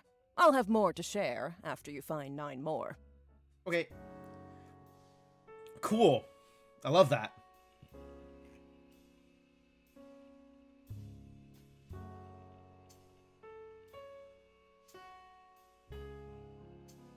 Conquistador. The same page. Okay, cool. Beef Baby. Beef Baby is a song by the Floozies. You can't actually find anything else about it anywhere, but with a name like that, it's hard not to speculate on the subject matter, isn't it? Could it be a euphemism? Or about a newborn cow?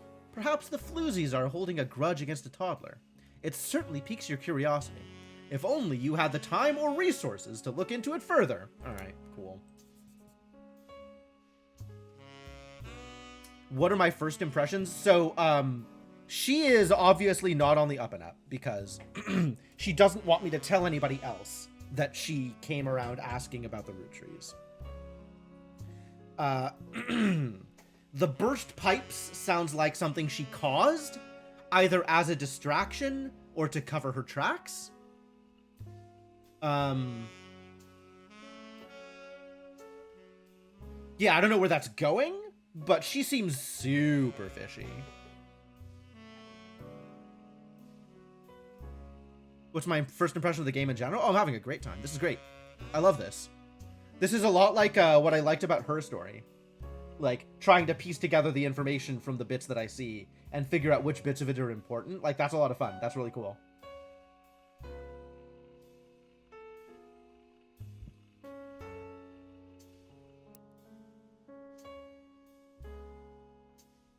Alright, well, if this is locked in, then this has to be an unknown female, yes. Either Gwendolyn or Margolite.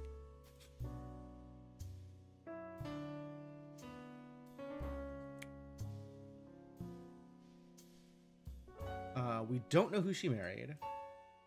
I'm not sure what this is supposed to mean. Like, why is this set up the way it is? With the border like this. I don't know what that... It's weird.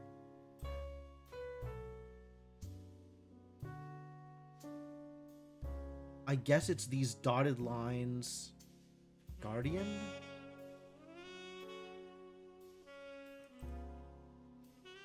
Still considered blood relations, regardless, so... but it doesn't show a direct route to Gwyn here.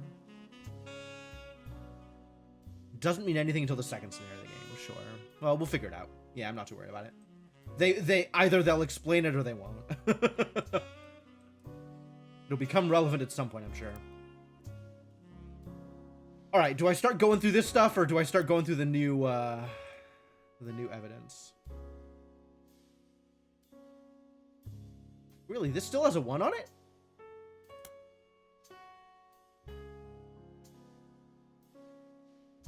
I'm still supposed to be able to find something here?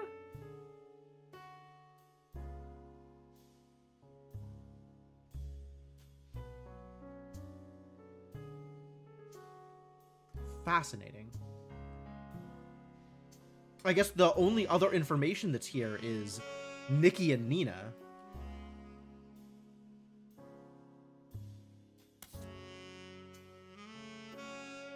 Oh, the story so far has changed. Okay. After some time, they returned with new resources, a photo of Carl's generation taken in the mid to late 1970s, as well as some papers and mail from his office. Your client returns. So this is the reunion? The Free Spirits. This photo has a note attached from your employer. Every 20 or so years, the Roottrees would hold a big reunion and recreate an old family photo. This is the one from the 70s, and Carl's the teenager in the middle. Oh, okay. That's Carl. Yeah, okay, no, that's Carl. I agree.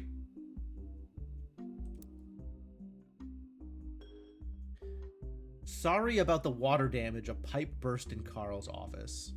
On the back of the photo in childish print writing, it says November. There are also a large number of cursive signatures. They include Bonnie, next President Guy Hudson, Ernie Jr., Caroline, Gwyneth M., Gwendolyn, Miracle Jr., Jim Roottree, Clark, Carl, and Eli M. Alright, well, press all these buttons and start getting mad at the sheer number of options, I guess.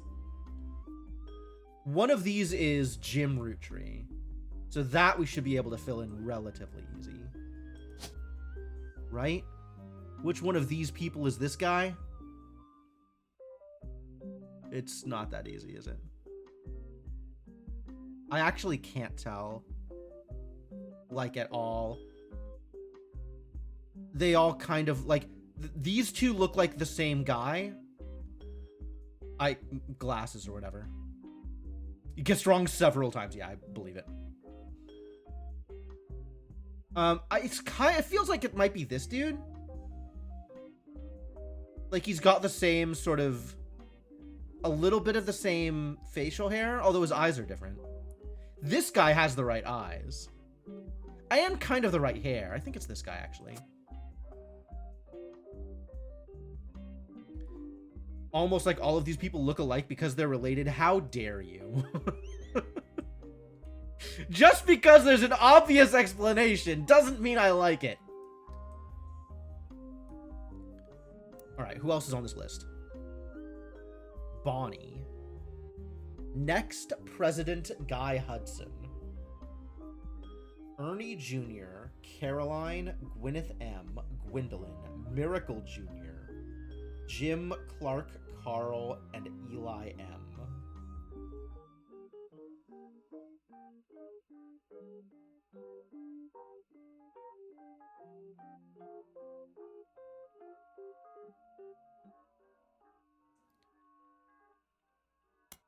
All right, we need this.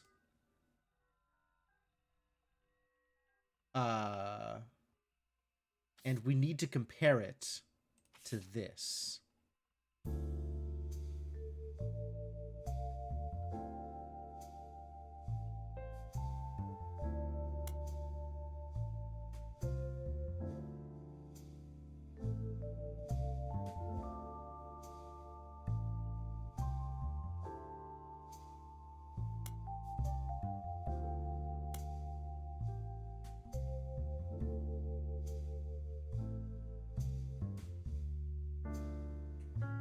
Bonnie? Bonnie? Bonnie is not a Roottrie, so Bonnie is a wife? Ah!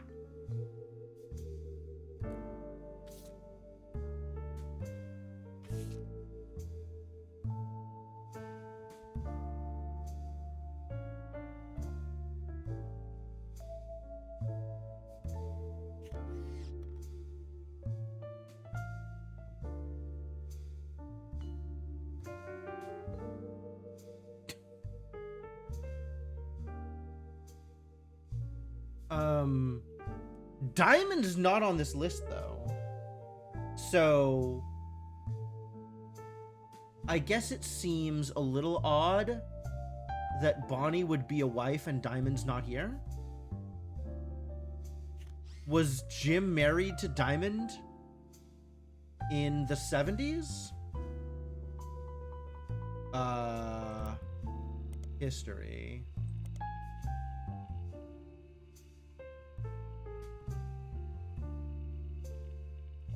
One hit wonder.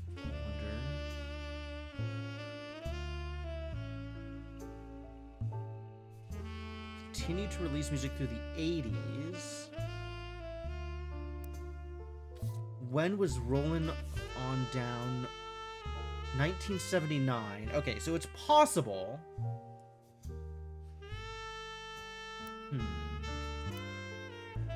What if I look for Jim and Diamond? Okay, this is the same page. Jim and Diamond discography. Damn it.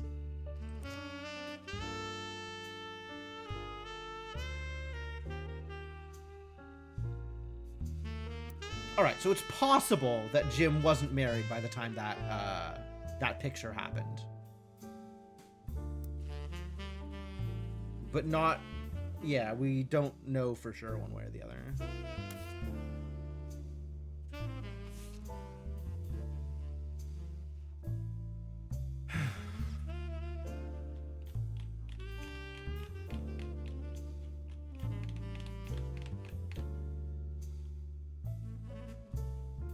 Wow, look at this suit. This is probably next President Guy Hudson. Is Guy Hudson one of my names?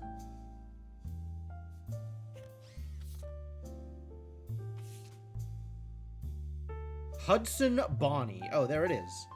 There's a Bonnie Hudson. And a Guy Hudson. Okay. Okay.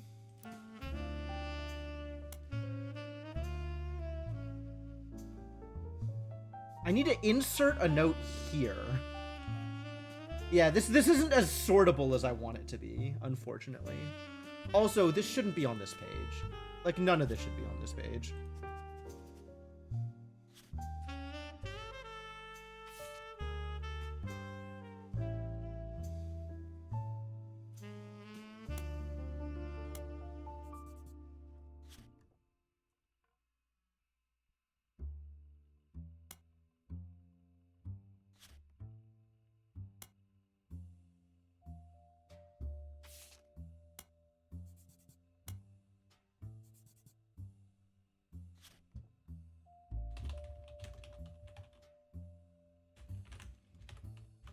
Bonnie Hudson and Guy Hudson.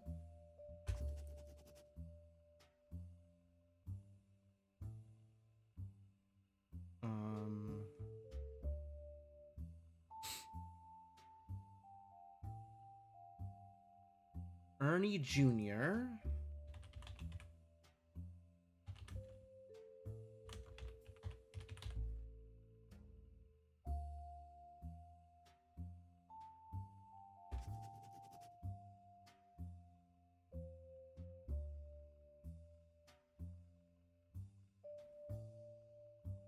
Man, I need to be looking at him like this.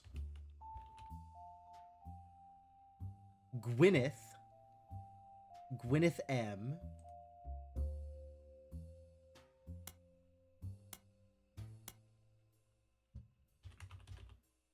Gwyneth and Ernest Jr. Madsen.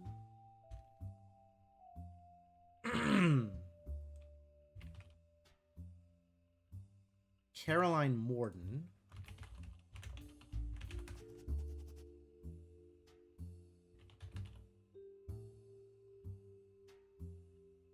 Caroline and Gwendolyn Morden. Because Gwendolyn Roottree is way older.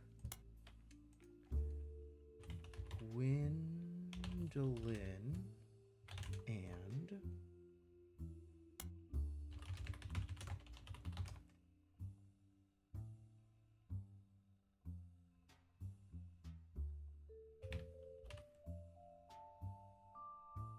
Clark. Who's Clark? And Eli.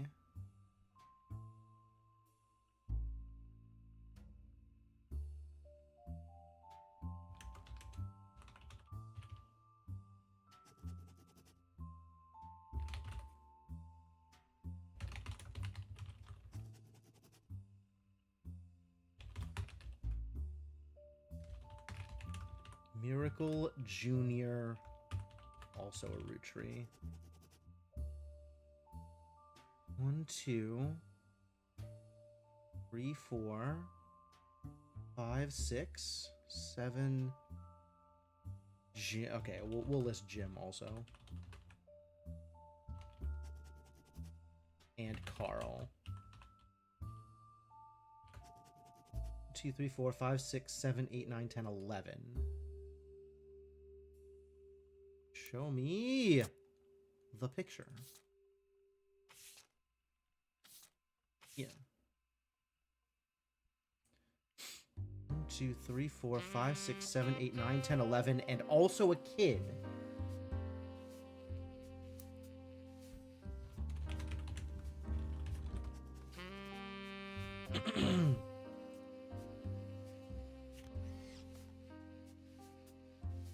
Whose kid do we think this is?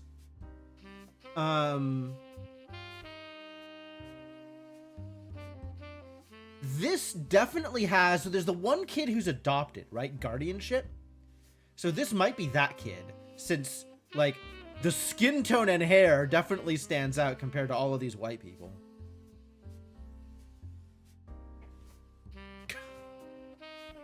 All of these Wonder Bread people.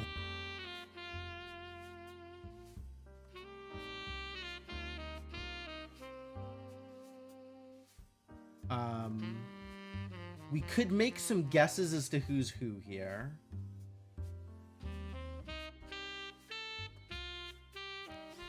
But it seems like we create an old family photo. Interesting. I'm wondering what the family photo they're recreating looks like. The back of the photo, in childish print writing, it says November. Oh, November's the kid. Not unnamed child.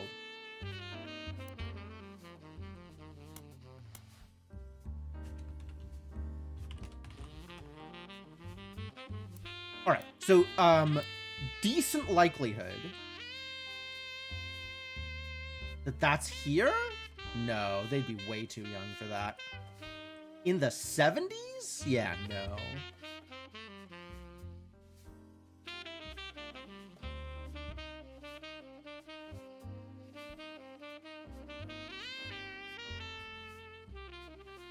All right. 12 people, including the child. 1, 2, 3, 4, 5, 6, 7, 8, 9, 10, 11, 12, 13, 14. So it sounds like it's supposed to be this whole generation here in that photo.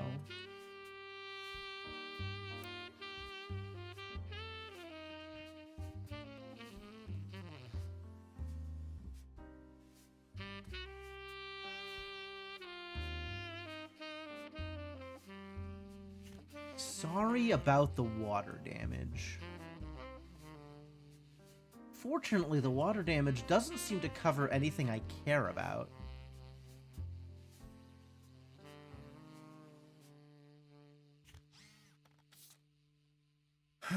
Alright, I'm sure there's still a lot of information available from here, but it's gonna be a bit before we figure that out. What else do we have? Campaign mailer.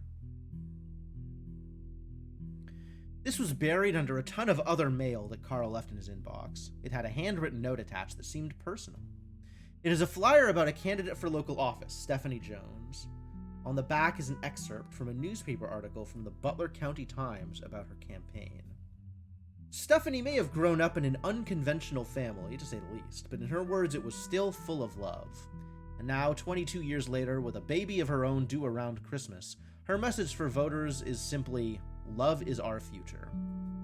The handwritten note says, Carl, I know we don't see eye to eye when it comes to the candy company, but if you could talk to your girls about putting out a statement supporting Stephanie, she could use the publicity your daughters bring. Don't let our conflicts spread to the next generation. CM. Who do we think is CM? Names.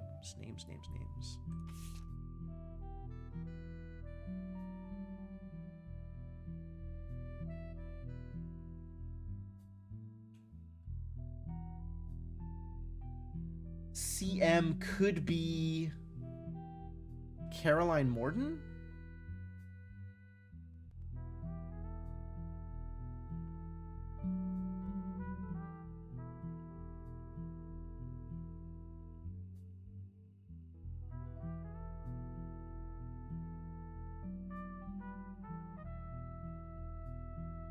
No CM here.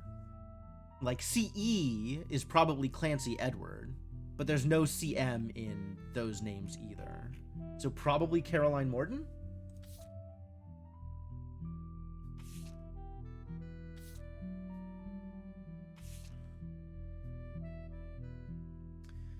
Stephanie may have grown up in an unconventional family, to say the least.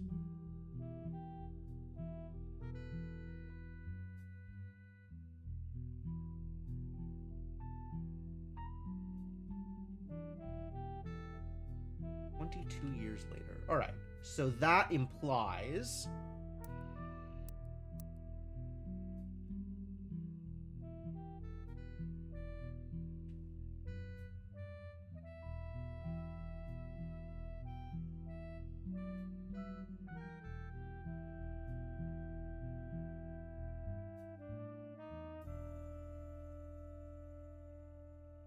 I don't know what that implies. Maybe over here. But that's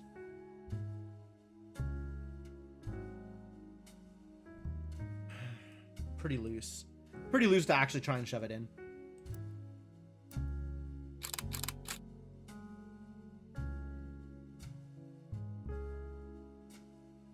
Stephanie Jones. Who do we have on the list that is a Stephanie?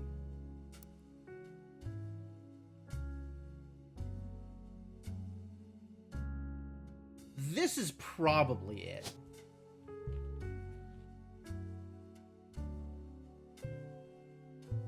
Stephanie Cattrall or Landon? Okay.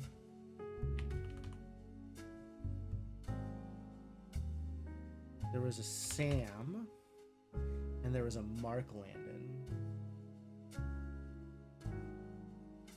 So if Caroline Morden here,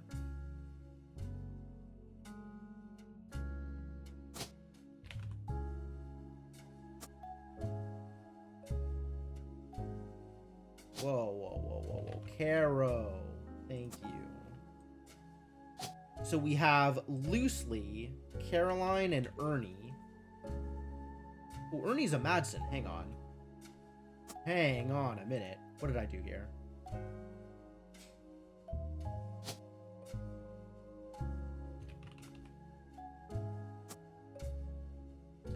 Yeah, there's two Stephanies.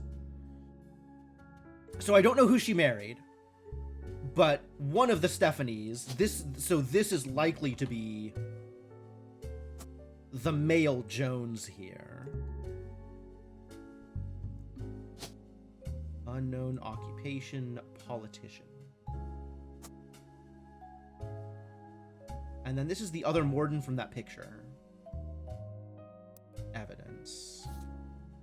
From here.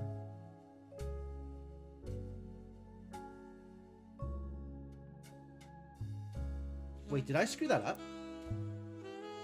No. Oh, Gwendolyn is the other Morden. Okay.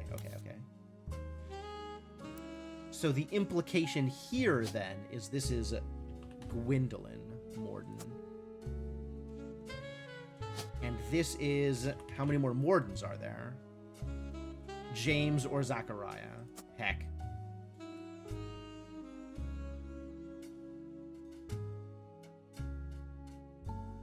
And there's still another Morden floating around? No. I don't like this. I don't think this is right. This seems likely because of the reference to unconventional family, but I'm not sure I like this.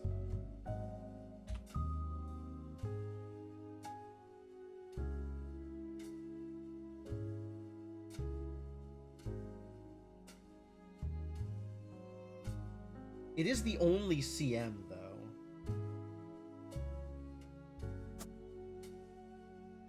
I don't know how I feel about this one, though. Angelica and Gwendolyn. Gwendolyn is the same age, so this should be Gwendolyn, assuming that these are both Mordens. I don't like that there's two more male Mordens, though. Because one of them is a dad, and the other is... Question mark?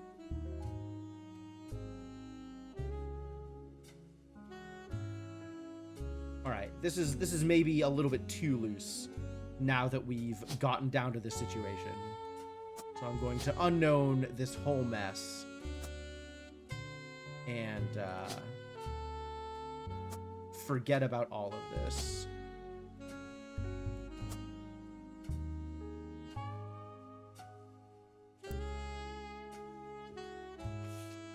Instead, we're going to go into new notes.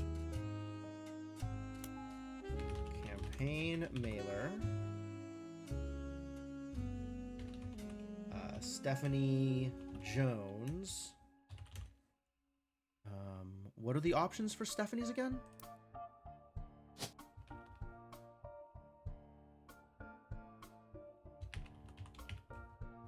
Cottrell or Landon.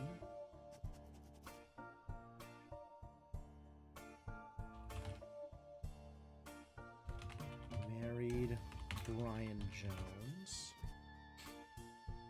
Likely daughter of Caroline Morden.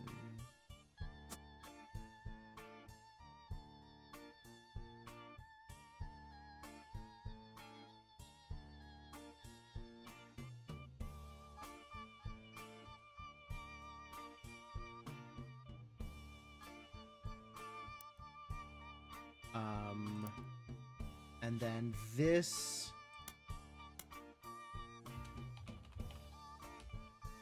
seems probable.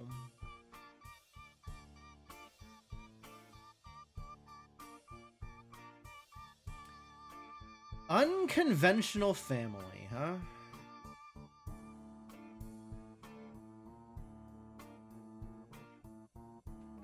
Alright, I have seen this referenced enough times that I really should Google it. Ah, excellent. Butler County is located outside of Pittsburgh, Pennsylvania, while the Roottrees Candy Company now has its headquarters in the city. The company began on a small farm within the Butler County limits, and the area has a lot of history with the family. The Butler County Times is presumably a local paper there. There are likely articles from over the years involving the Roottrees family and those adjacent to them. It's been added to my periodical search interface, yes. As a side note, a video game called The Roottrees Are Dead was once set in Butler County, and it turns out the creator never lived in or near Butler County, nor even had any connection to Butler County. Can we find information about just Butler County? It's the same thing. Okay.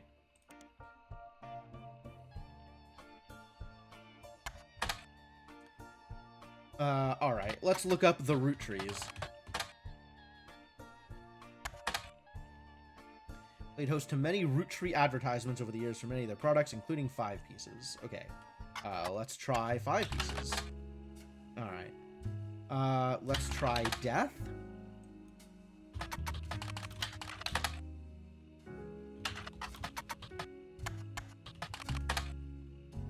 Carl is mentioned in the Butler County Times quite often, including an article that also mentions Ernie Jr. Most of the articles concerning Carl are not important. Plane Crash is too recent to appear here. One announces Carl's marriage to Brenda White in 1978. They were both in their early 20s. Another seems even more frivolous. Apparently in 1981, Carl got quite drunk at a charity event and broke his arm falling down some stairs.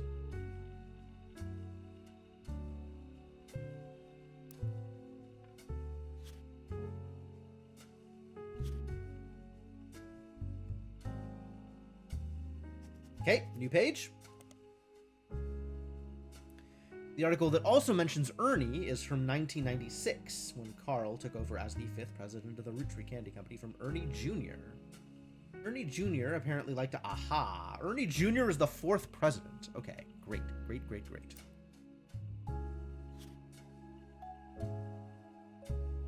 Oh, I didn't look at this welcome page, did I? Welcome to your notepad. On each page other than this one, you can jot down important information. Page titles can be renamed, yep. Highlight any evidence in your web browser or evidence with a quick option to add it to your notes. Entire contents of your notepad are saved even if you quit the game. Siblings share the same parents. Cousins share the same grandparents. Second cousins share the same great-grandparents. Third cousins share the same great-great-grandparents. K through 12, yep. Schools produce yearbooks, which are albums of staged photos of the students, typically with solid color or cloudy backgrounds. That is really nice of them to add this specifically.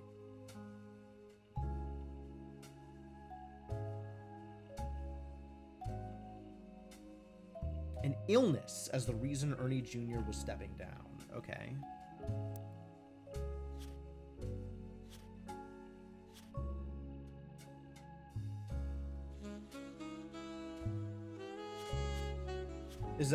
I did this now. We're good there.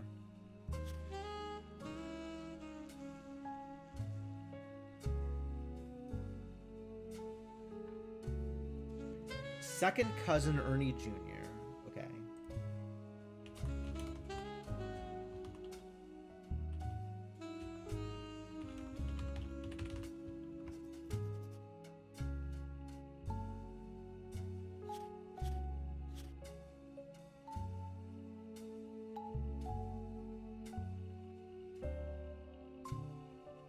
Ernie Jr. liked to stay out of the spotlight, never appeared in the Butler County Times other than a few mentions here and there.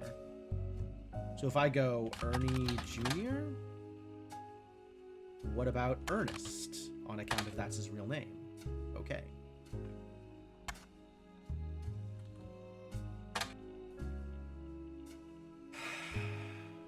What else do I think I'll find in the Butler County Times? What is it, 1998? Okay. Well, was worth trying.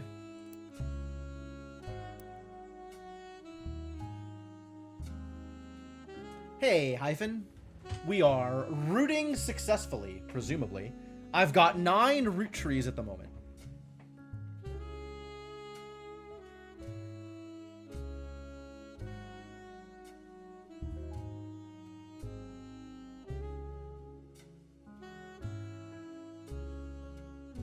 No, we don't see eye to eye when it comes to the candy company. If you could talk to your girls about putting out a statement supporting Stephanie, she could use the publicity.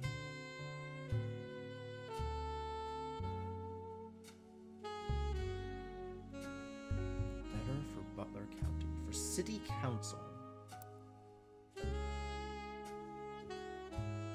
Still seems likely that it's here, but we don't know for sure.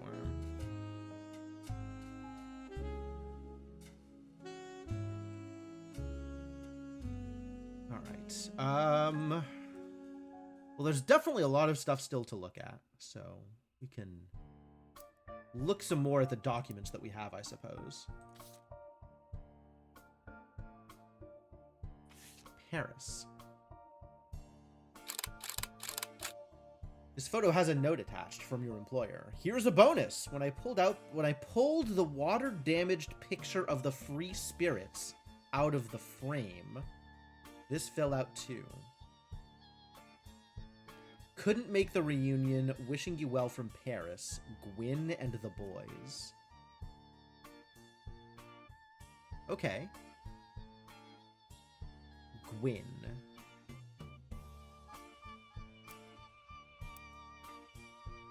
Alright, that implies that somewhere on this level is a Gwyn. Notes.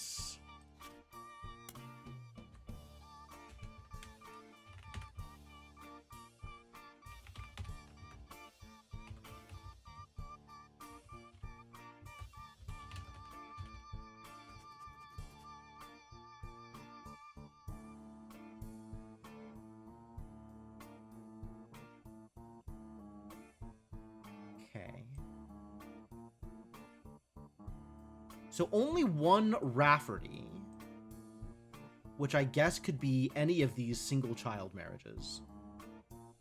Then there's 3 marriages with siblings.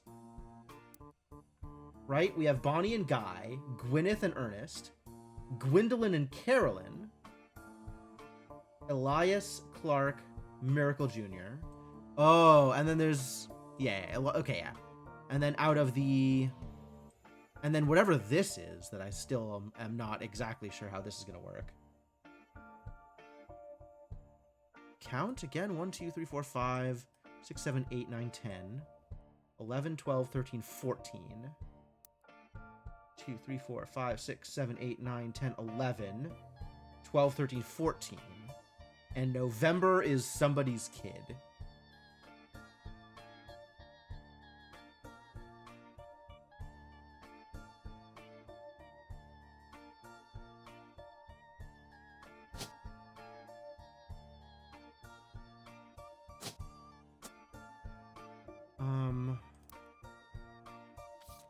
Where is here?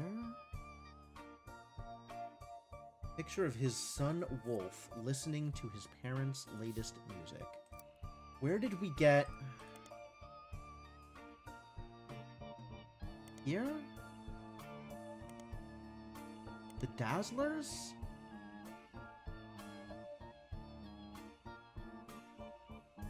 Young son. So probably just student. But I guess we don't know.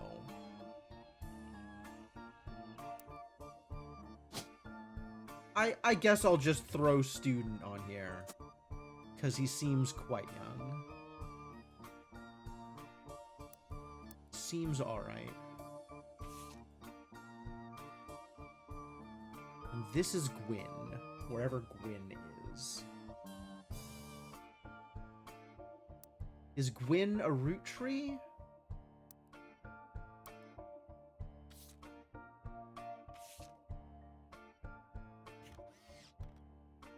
Gwyn root tree. That's not a name we've already used? You're a Gwyneth. And then there's a Gwendolyn. And a Gwyneth M. And also a Gwyn. It's a lot. It's a lot of very similar names. This photo was tucked inside an envelope with a letter beneath a candle in the corner of his office. The letter says, "To Carl and Brenda, I'm sorry that you were unable to attend the funeral. It's traditional to have it as soon as possible, and Ernie, more than anyone else on Earth, knew how busy your job can be. I've enclosed a Shiva candle identical to ours if you'd like to pay your respects, though it's not expected for those outside of the faith to do so." Ernie was Jewish? Ernie was a man full of love not only for his family, but for his family's legacy. He had an immense amount of pride for the work you 3 did together, as well as how Carl has carried on for him after taking over. As for myself, it is impossible to express my gratitude enough for rescuing us from the panic and burden of endless bills. Though we caught it too late for him to get on the donor list, the company took care of us beyond our wildest expectations. It went unsaid at the time, but Ernie and I knew it had to have been Carl that convinced the trust, and that it was no coincidence that it happened shortly after your visit, Brenda. Up until the end, Ernie and I had to stay strong, especially for Nicole's sake. We could never have done that without the 2 of you fighting for us. Much love, Debbie. Okay, Ernie is a first cousin?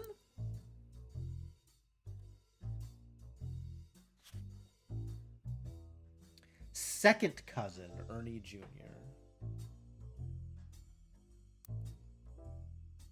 So second cousin means not either of these 2, and only had, and is married and has a kid, 1 kid,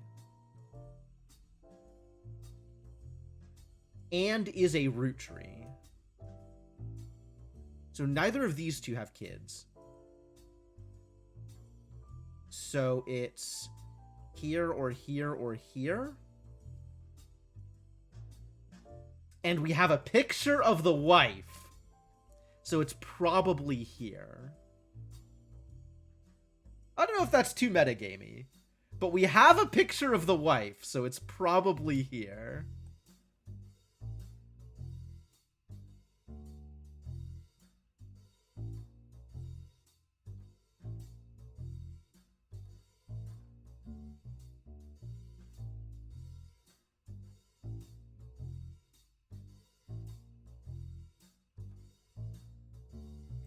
All right. Deborah.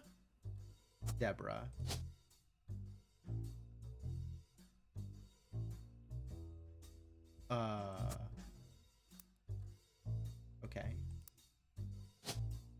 This one. And this then would be Nicole. Probably Madsen.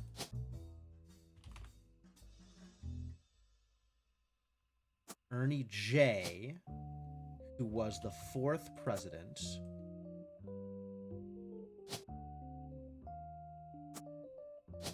You are also a student, because you are also very young. Which means this has to be Ernie Madsen. Oh? Fascinating. Previous version of the game, they didn't provide you with a list of all possible names diegetically. It felt very cheesy to use the list inside the name drop-downs. Ah, okay. Sure.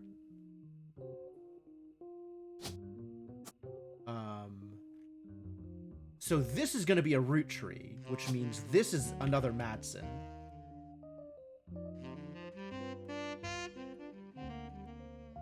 Excuse me? I thought this was going to be a girl, and this was going to be a boy Madsen. Oh, it's possible that this is Ernie Madsen, actually.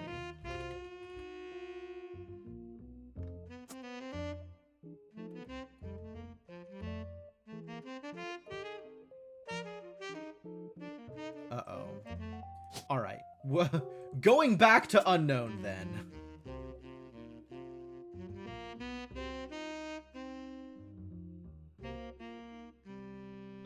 Was Ernie on the pictures? Was Ernie in the pictures?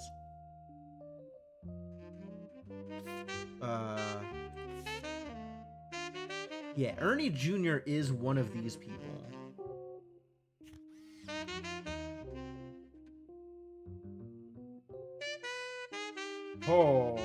Okay,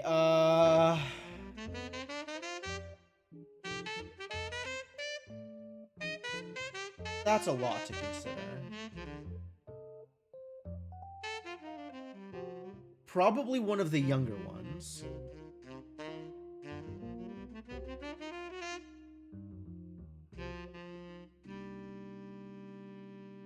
Oh, hey, look, this dude has a name tag. Eli. Okay. Hold on.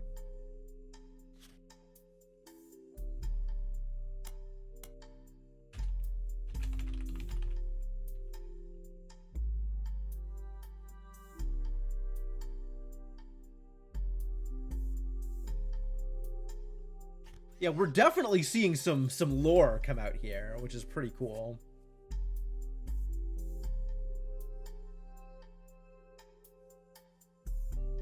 So it's like this one probably, or this one of these two is Ernest. Seems likely. This dude doesn't look like an Ernest to me.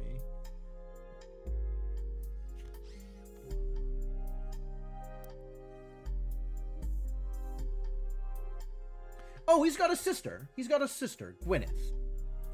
So then, if this is Ernie, this is Gwyneth.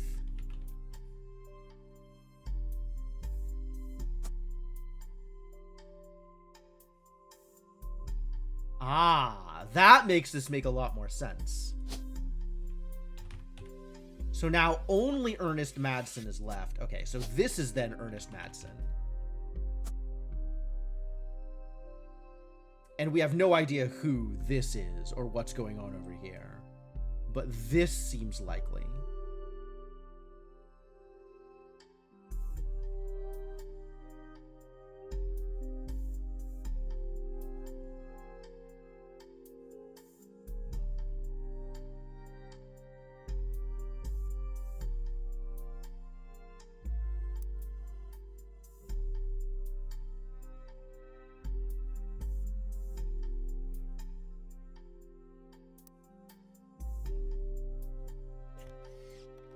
November here, right in the front.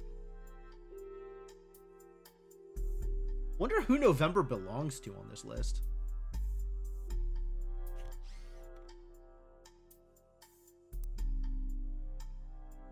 Like, the high likelihood is that it's over here. But I guess I don't know. Because I'm kind of still on thinking that this is Stephanie? But I could go either direction.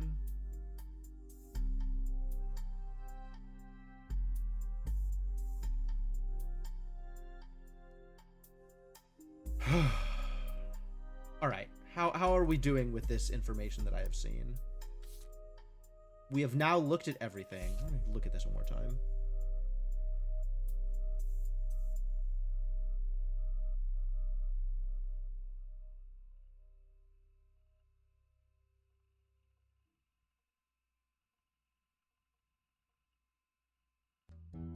Should I Google Shiva calendar? Candle? Calendar, jeez. Sure. Alright, fair enough.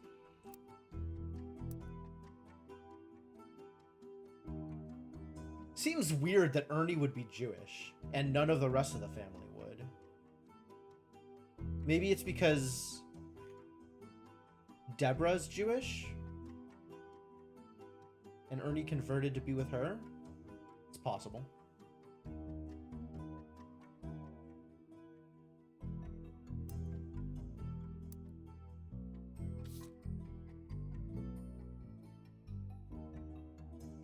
Well, there's still notable people to Google. So, you know, if we're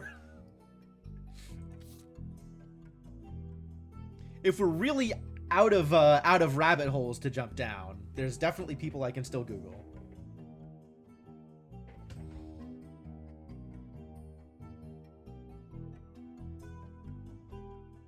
But I kind of want to feel like I have exhausted a given other piece of information before we go back to the next big branch down.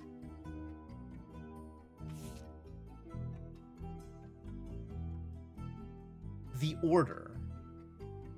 So the order here appears to matter.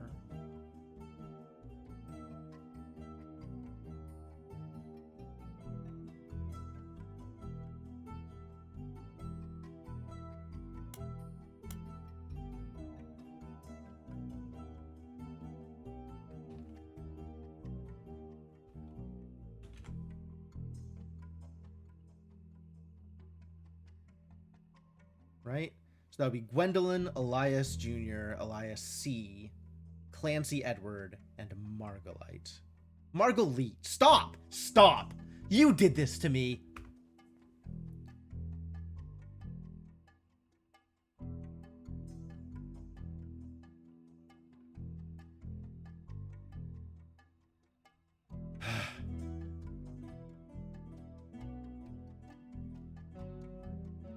And then Miracle ends up being on the list in 1928. And that is probably a grandchild, but we don't know. Am I ready to move on? Maybe I'm ready to move on. There is still that page of things that I wanted to keep searching for. The 5-piece guarantee. How do I... Notes. There we go. In combination with the Clanstead Trust, was Elias Roottree's attempt to ensure that the Roottree Candy Company would remain a family business for eternity. In isolation, it is somewhat baffling. The yearly salary of Roottree's president is always locked to the price of a single pack of 5 pieces. When the 5-piece guarantee went into effect, this was 25 cents a year. Now it's closer to $4. Combined with the Clanstead Trust, however, it makes a bit more sense. Elias wanted to ensure that only his direct relatives could afford to be president, and he knew that because their passive income was tied to the profits of the company, they would have a vested interest in keeping the company as profitable and successful as possible. Okay, so the president isn't necessarily any richer than anybody else in the family, since their presidential salary is tiny. Whether or not this was a smart or successful decision is widely debated both online and in person by economics enthusiasts of all levels of expertise. Great.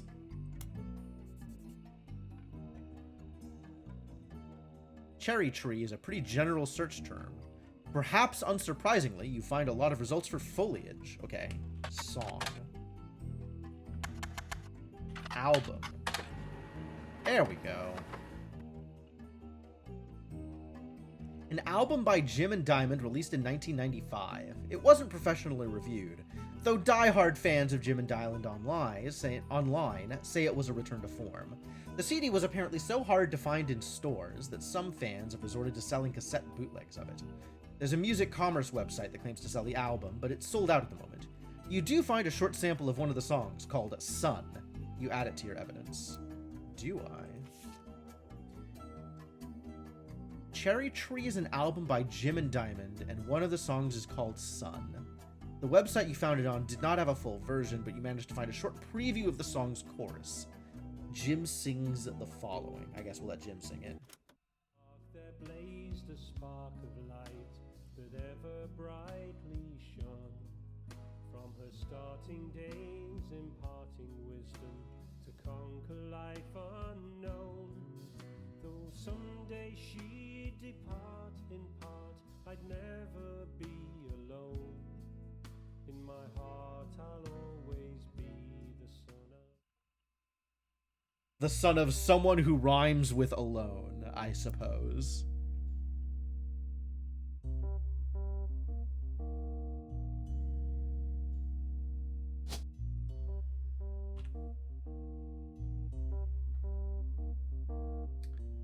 Okay. And it's specifically thinking about a mom. Joan? Could be Joan.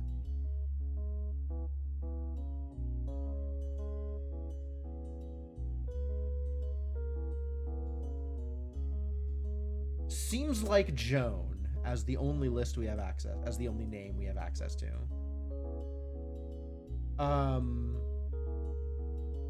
Unclear here. No, the eldest is a girl, and this is a girl. So this has to be a boy. So these have to be all root trees. So this is probably Joan. And this is unknown male. Okay, this is a fascinating small piece of information.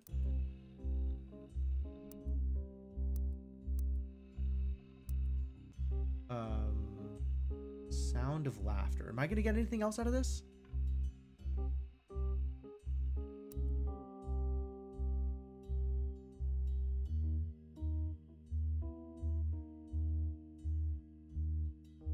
I'll work with this. We can pretend this is real.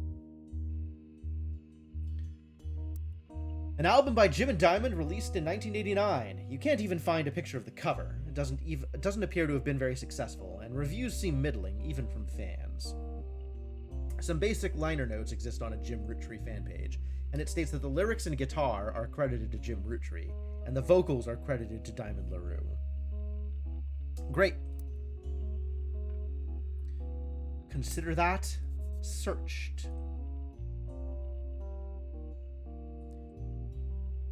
You find very few details about this particular incident with regards to the Clanstead Trust. A student that attended the lecture about it wrote the following on a legal oddities website. From what you can tell, RR attempted unsuccessfully to remove a fellow family member from the trust.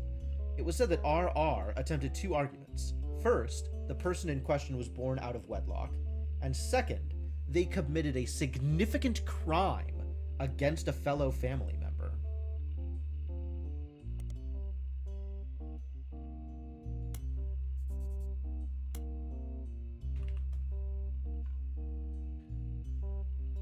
Still, due to the ironclad wording of the Clanstead Trust, it was impossible to remove any direct descendant of Elias Roottrees without completely dissolving the trust. There is no additional information online. Significant crime against a fellow family member. Fascinating. Yeah, all right. That was never gonna fly.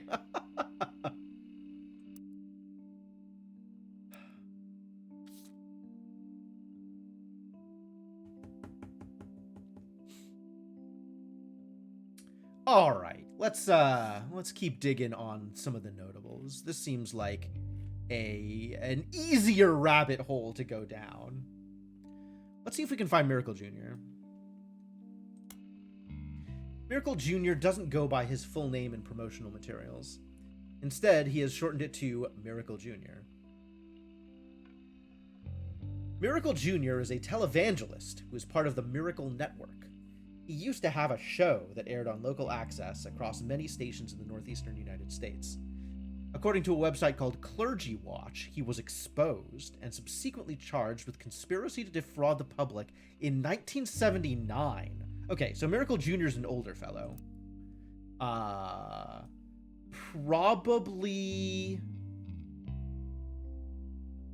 not that much older. 1979 isn't that too far ago? So it could be either of these generations. But we believe that one of these kids is Miracle. In fact, we're fairly certain that this kid is Miracle. So Miracle Jr. doesn't really work there. Where are the stars? That's actually the real question, right? One here and one here. That's not a lot of stars, actually. There's only 2 unclaimed stars? Am I missing it? Direct question, am I missing a star? Am I not seeing it? Because this is more than 2 people. Presumably.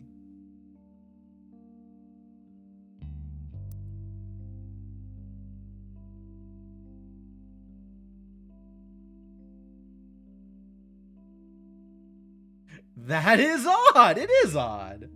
Alright. Let's keep working on this.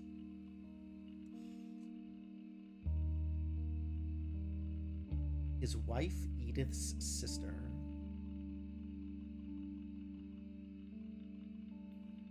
We should probably look up Clergy Watch.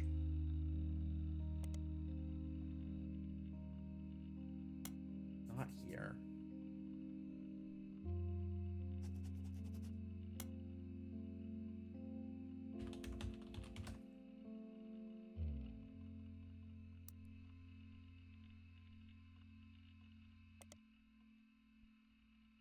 I'm working on it. We'll get there.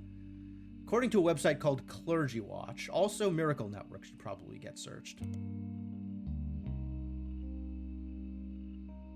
Conspiracy to defraud the public in 1979 when he claimed to heal someone in a wheelchair. A news expose revealed it was his wife Edith's sister in a disguise. Okay. Oh, I can do this. I see. Oh? You can drop notes on other pages. Oh, that's very helpful, actually. Okay.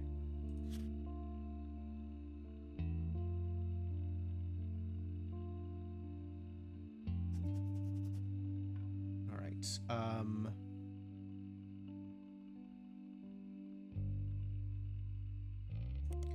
Highlight here.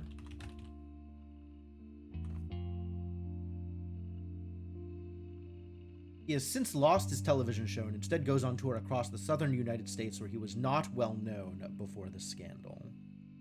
Great, great.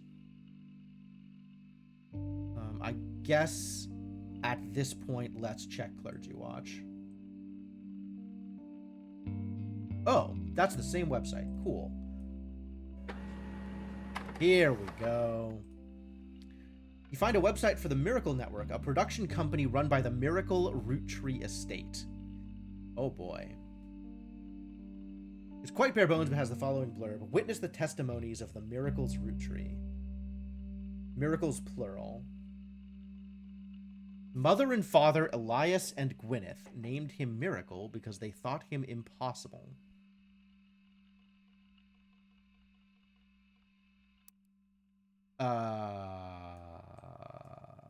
The implication then is this is Miracle and this is Miracle Jr.? 1, 2, 3, 4, 5.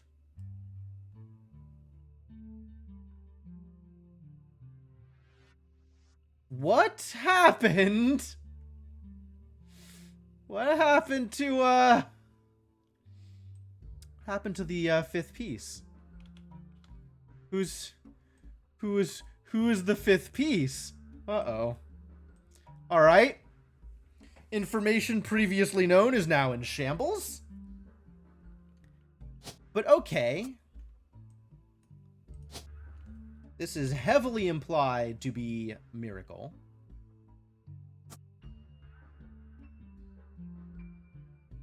Which I apparently put down somewhere else. And this is Miracle Jr., who is a televangelist. Religion?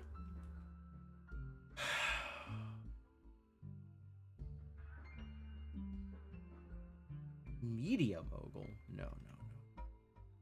Preacher. There we go. So this would be Edith. And this would absolutely be Miracle the Third. Yep. Great. Miracle Roottrees arrived so late in his mother's life that doctors swore he wouldn't survive his first year. His mother and father, Elias and Gwyneth, named him Miracle because they thought him impossible. Younger than his brothers and sisters by over 14 years. With a birth that late, the final child of his generation was nearly torn apart by countless health problems, but still with the power of God on his side, he persevered. He triumphed over those complications and even regained his sight to spread the healing word of the Almighty. 23 years later, Miracle Roottrees Jr. arrived and became the famous family's second vessel for the higher power. At 18, he unburdened himself from the Roottrees name and took his father's testimony to a whole new level via the power of television. Miracle Jr. spread the gospel across the entirety of New England. He has since left the life of glamour and glitz behind to reach those places that need it most. The power of the Lord, coming to a town near you. Below the blurb is a flyer about the tour, which is in your evidence. Great. I love evidence.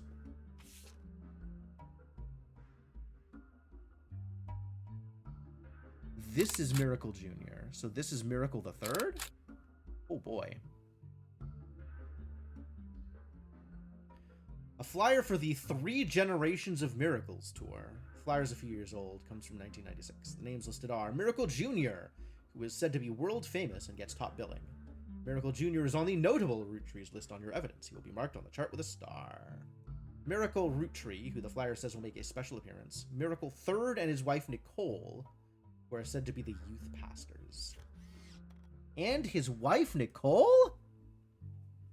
His 68th year on God's earth. Okay. So we have wife Nicole. Definitely Smith, not Madsen. And is also a preacher.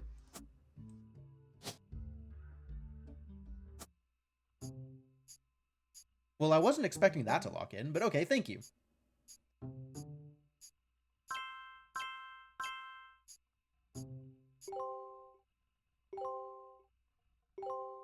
Nice. Nice! Oh, a lot of these were right. Oh, heck yeah. Okay, wait a minute. What else did we lock in here? Alright, so this is all confirmed, which means we just need to get this picture.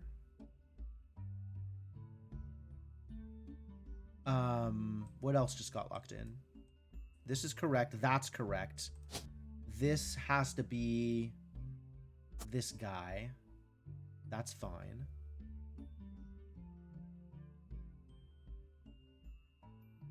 Does Miracle show up in the, Miracle's a little young, huh? To be in the Free Spirits. No, Miracle Jr.'s in the Free Spirits. Okay.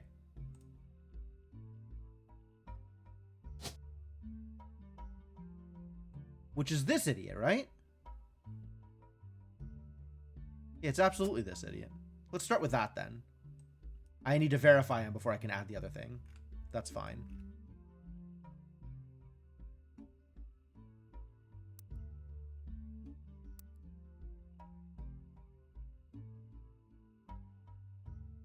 Man, look at this tie.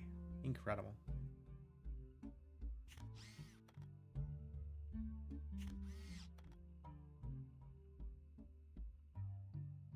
This is so synthwave. I guess in the 90s it's not synthwave. It's just, you know, chrome.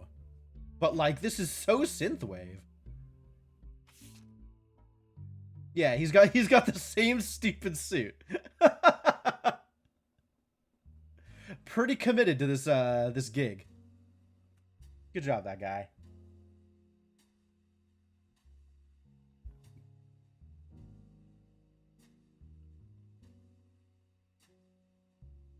All right, so this guy's Miracle. This guy is Eli, which is Elias M.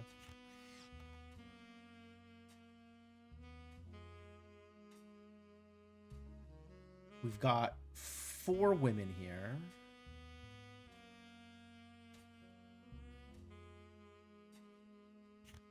Yeah, every time I say Miracle, I am referring to Miracle Jr. We don't know anything about Miracle yet.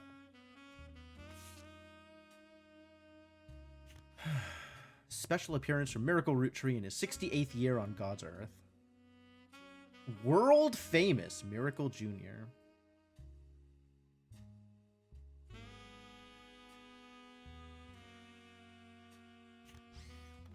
It is very confusing. Yeah, it's there's a lot of detail there.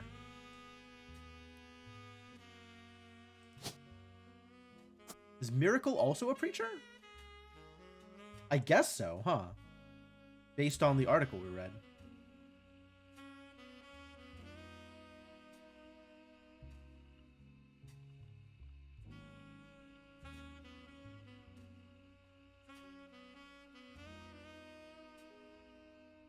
Yeah, I guess Miracle is also a preacher. Spread the healing word of the Almighty. Yep.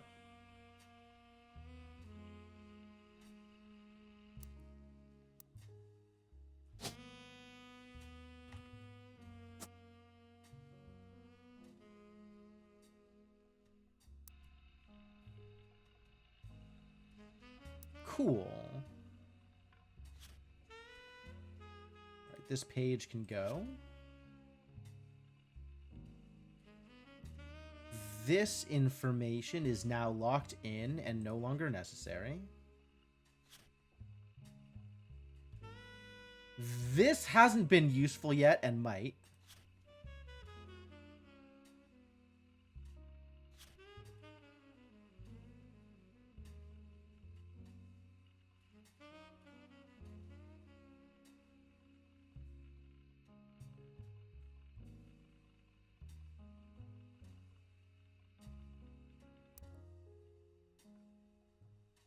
Still looking at the free spirits. So there's a pair of Hudsons here.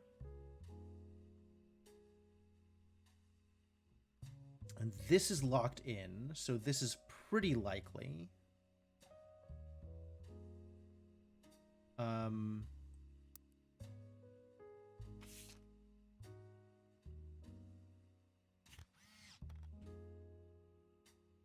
Who do we think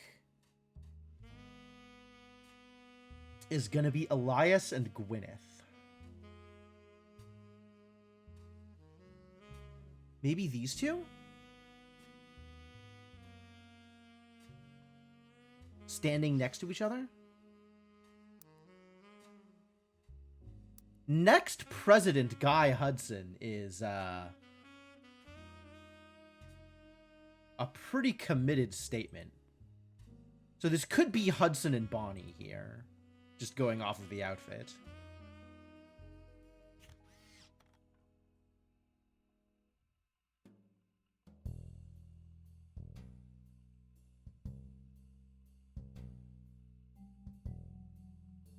Maybe this is Eli and Gwyneth back here? Maybe these two? They're probably standing next to each other wherever they are. This is not enough information yet. All right. Back to searching up the rest of the starred people.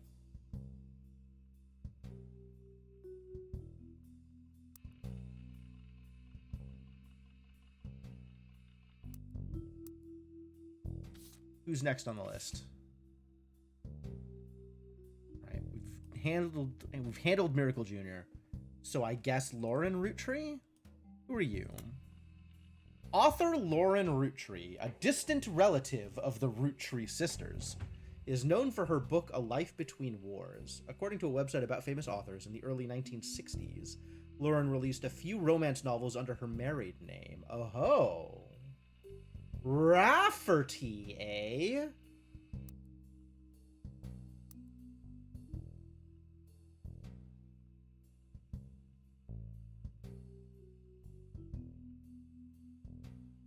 Well, this is really interesting, actually. So Lauren's kid probably is Clark?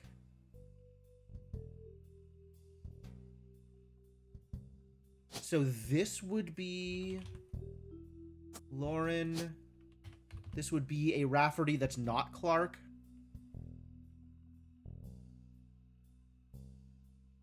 Jacob or Chris. This would be Clark.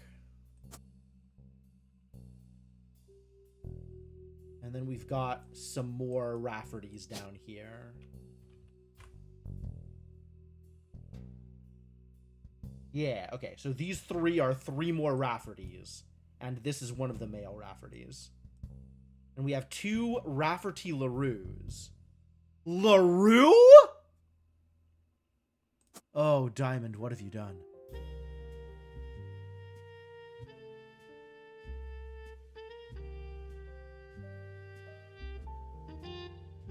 Ooh, don't like that. Okay. But sure. We can assume these two are the Rafferty LaRues. Unless there's another LaRue? Oh, there are more LaRues. Okay, okay. Everything is fine? Everything is fine. This is probably... okay, one of these two, Jane or Kim. There's so many LaRues! Is LaRue a common name? Alright, this is the last remaining Rafferty, though. So this is the other one of Jacob and Chris. Right? We have... This is either Jacob or Chris. And this is the other one of Jacob or Chris. Okay.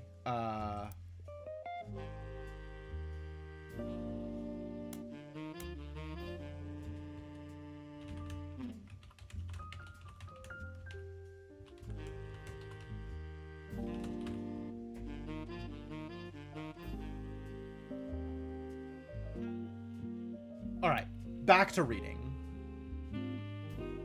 Released a few romance novels under her married name to little fanfare. When her publisher learned she had been keeping diaries about her famous family, they insisted she release them under her original name, Lauren Roottree, to take advantage of her family's notoriety. A selection of diary entries, released in 1965 as A Life Between Wars, spans from the untimely death of her husband in World War II. Hold. Okay. Oh, author. We can put author here.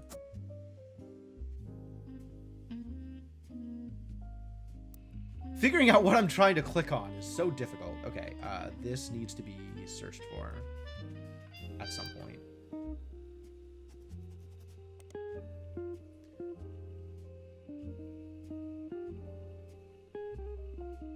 Spans from the untimely death of her husband in World War II to coping with the post-war world as a young widow and mother, as well as her perspectives on changing times and socialites all the way through the entry into Vietnam.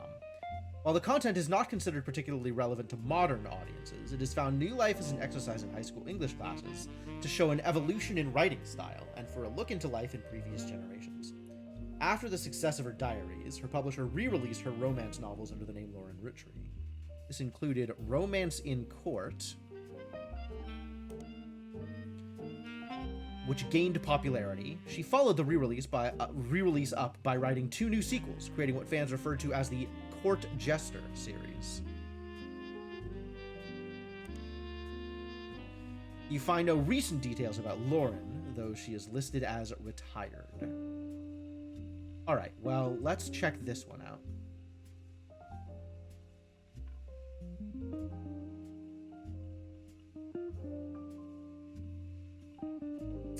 You don't find any copies or excerpts from A Life Between Wars on Spider Search. You do find that because the diary has been reprinted recently for schools, it is available in a lot of libraries. Oh, right! We have a public library. Lauren Rafferty. Excuse you.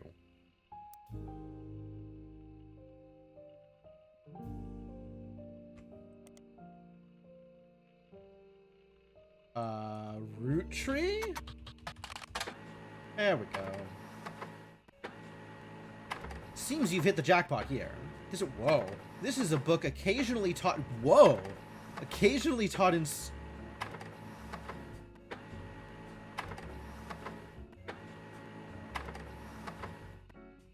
Thank you. Occasionally taught in schools. You even find a hardcover edition for students that has full-page, high-quality pictures in it. A summary of the contents of the book, photos, as well as some particularly relevant entries in the diary, have been added to your evidence. Jackpot! Yeah, it says so! I've hit the jackpot here. Lucky me. Okay, well, let's check this out, shall we?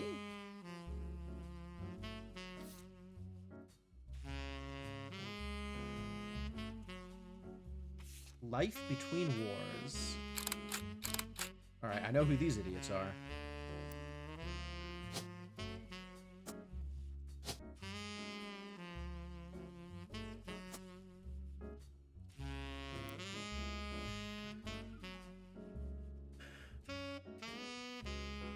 Sam and Clark.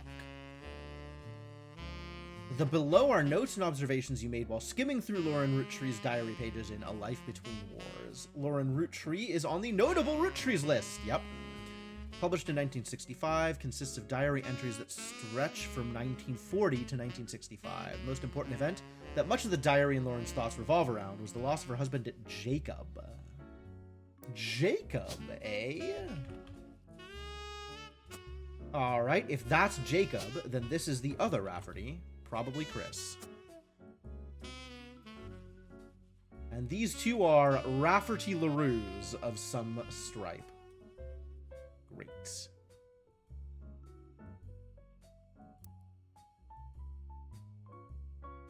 This left her to raise her son Clark alone.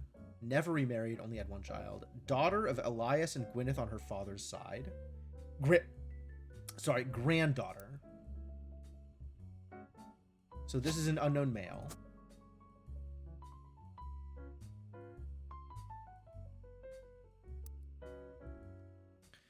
Her mother's family was called the Cossells, but she hardly ever mentions them. Sarah Cosell.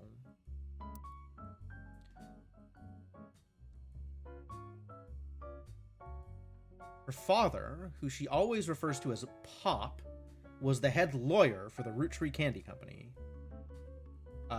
We know what that means. Nancy Edward.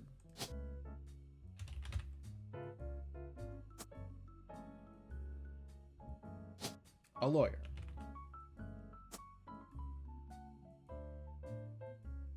So somewhere here is Clancy Jr.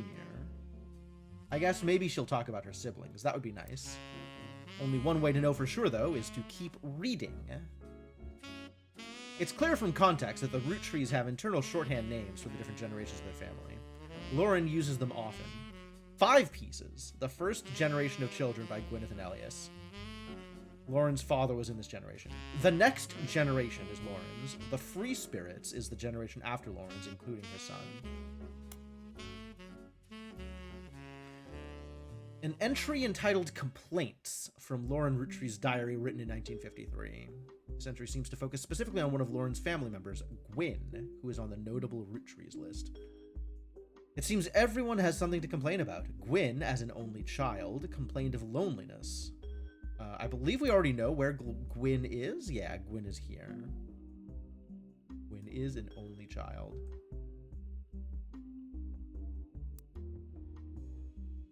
Okay, wait. If this is Clancy Edward, I'm gonna come back to this in a second.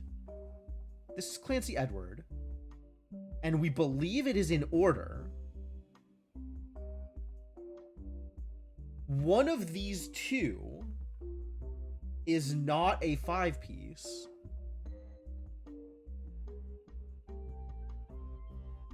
So maybe it's elderberry, egg cream, cinnamon extract, and melon?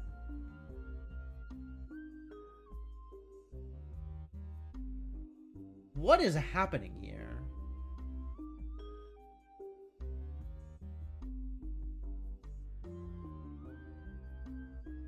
Maybe melon is miracle, and so elderberry is also a girl? They mentioned sisters plural.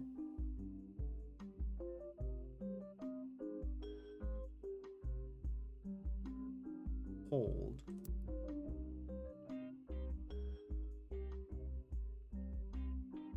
This is still very likely to be Gwendolyn.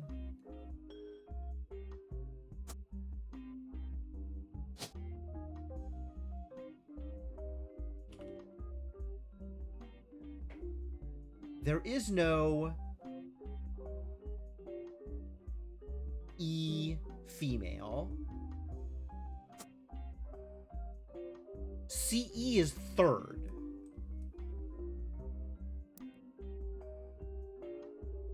CE is third.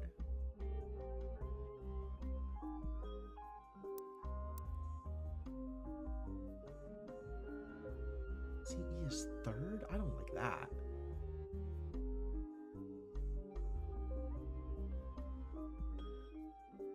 One flavor per child.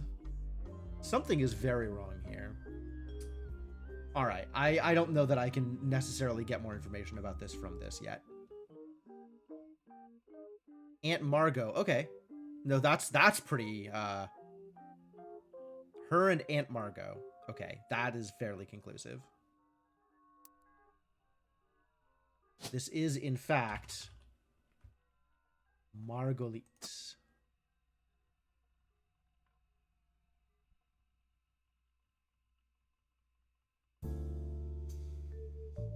You know, this really implies that there was another kid here that got disowned or something. Like, something is happening right here. And I'm feeling very weird about it. But okay, we have Marguerite here. We have Miracle over there. This is CE. So we have Gwendolyn at the top. And then...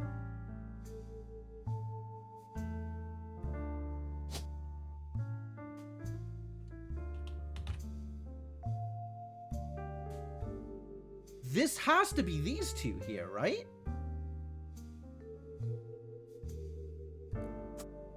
One of those two.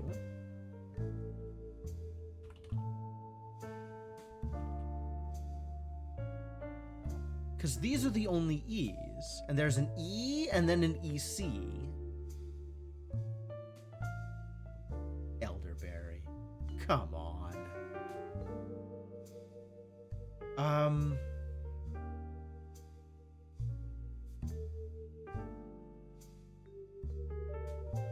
I'm also still weirded out by Plum.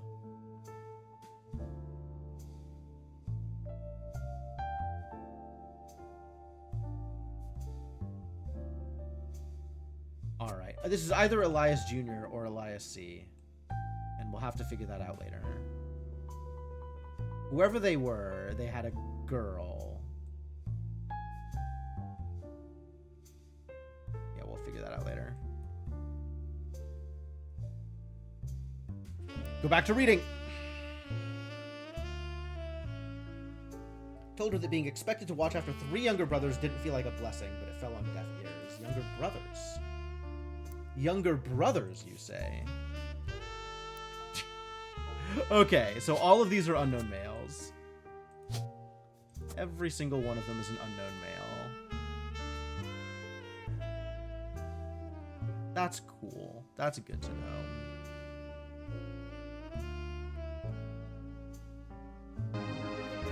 Yo, Shadowed Mage, thank you so much for the 90 months of continued support. Good heavens. Welcome back to the adventuring party, my dude. Thank you for coming. Thanks for being here. Man, every like half sentence I go through is suddenly another piece of information that I need to cross-reference. All right, fine. Expected to watch after 3 younger brothers didn't feel like a blessing. During the summer where I went to stay with her and Aunt Margot, I hoped she would be the sister I never had and that I'd do the same for her. I even tried to dye my hair blonde to fit in with the 2 of them. What a mess. But she just complained. To her, I was the lucky cousin.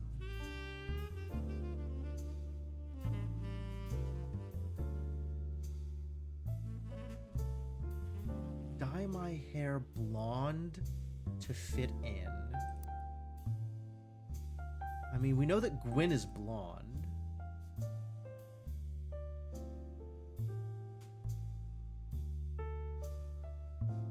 Does that mean that Marguerite is blonde? Does that mean that these 2 kids are that's not what I'm looking for. I'm looking for, we're gonna come back to here. The only blondes here are Eli M and Miracle. Oh, and the Paris. Where's Paris? Here. That's blondish. Gwyn and the boys. Film school. They are in Paris. So this is Gwyn also with blonde hair. Which implies something here.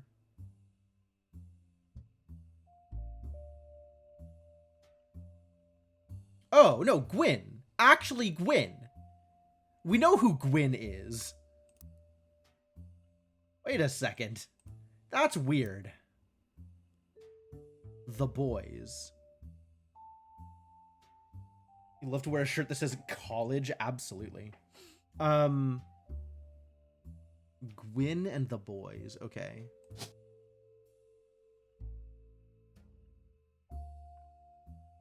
Yeah, okay, they could be siblings. We'll lock that in.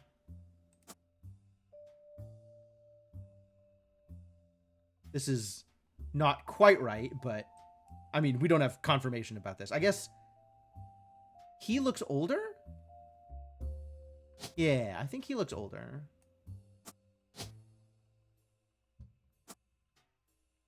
Am I confident about that?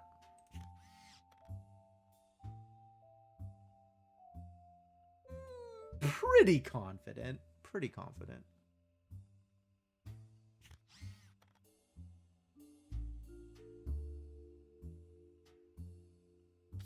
All right.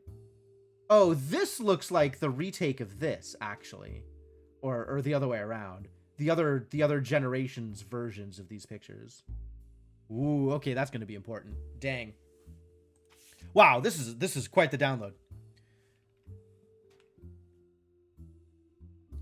Now she's off living the glamorous life while I'm stuck here with Clark. I must admit seeing her everywhere contributes to my unhappiness. Her visage stares at me even now from my coffee table. She gets to be in Starlet and tell tales of how she gallivants around the world, kissing the likes of Harrison Lane and Wild Bill Williams. Hold. Hold.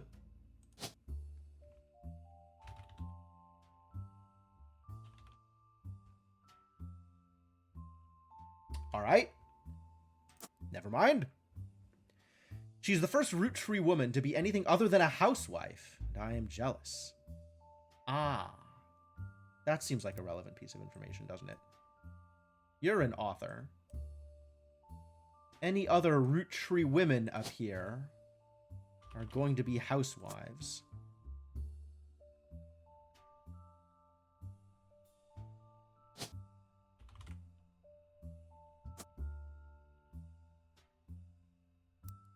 I can't get more than a sentence at a time through this without gallivanting off on some tangent. in order to fill in information. This thing is dense. We're gonna search these, actually. See if that comes up with anything.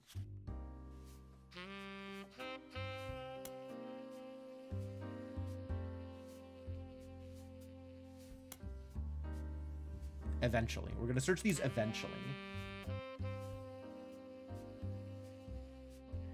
If I were not a single mother, could I make my own way in this world? But I'm off topic.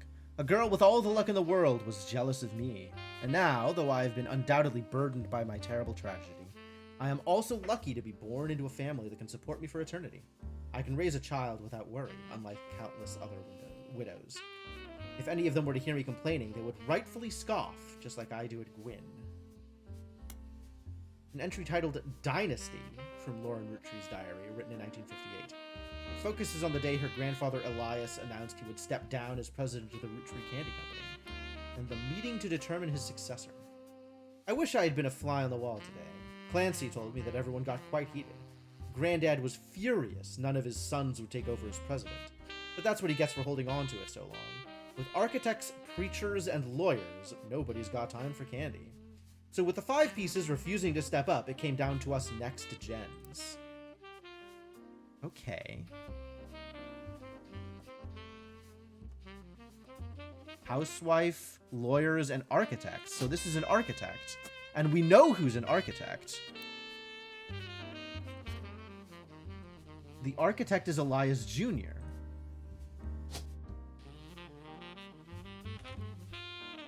So I don't know where Elias C is in this mess. I don't know where Egg Cream showed up.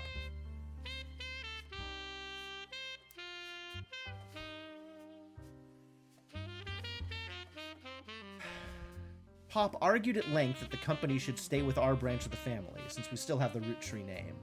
I'm not even sure Clancy would have wanted it, but he's the one who was volunteered. Instead, it ended up going to Zach. Even though his surname doesn't match the candy, he's the firstborn son of the firstborn 5-piece. Alright, well that's pretty explicit.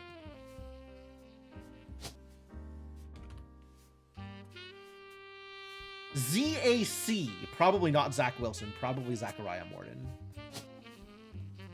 President the second. I'm not sure how that's relevant to running a company, but Granddad always had very particular views when it came to his bloodline. I asked Clancy if it ever came up that a woman could take over. After all, Angie's older than Zach. Oh. Oh.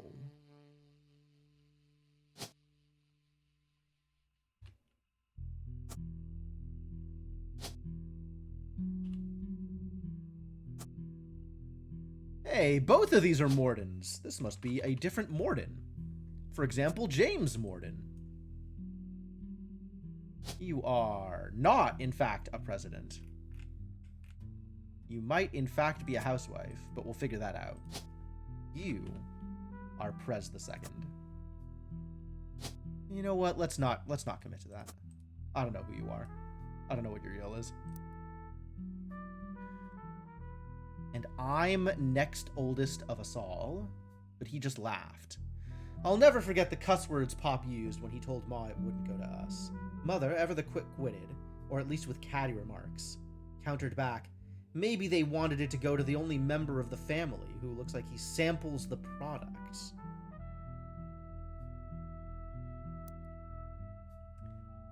So, Zachariah Morden is a big boy, is what I'm hearing.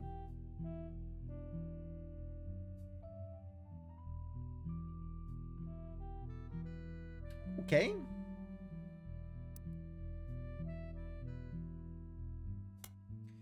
An entry titled Sam from Lauren Rootree's diary, written in 1963. From a previous entry, you had learned that Elias Rootree had given in to his wife and announced that Sam, an obscure relative, was to be included in family gatherings.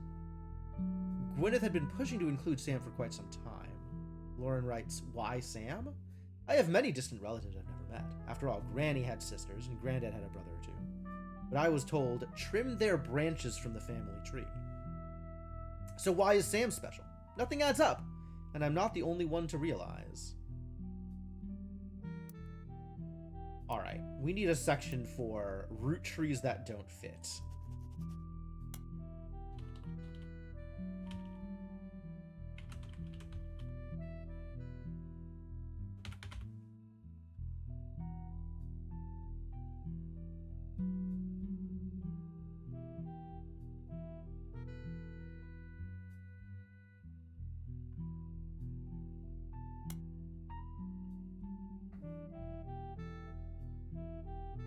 Gwyneth had been pushing to include Sam for quite some time.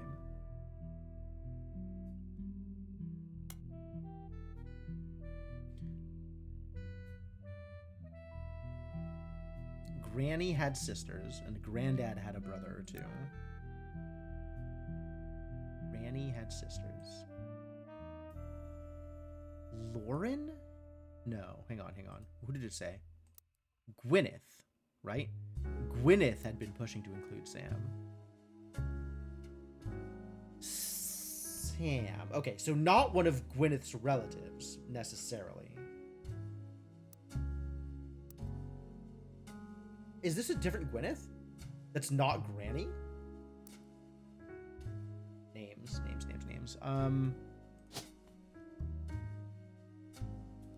There is a Gwyneth Madsen, who would be Ernie's? Wait. Gwyneth Madsen is here. There's no way. So it must be Granny and Gwyneth are the same person.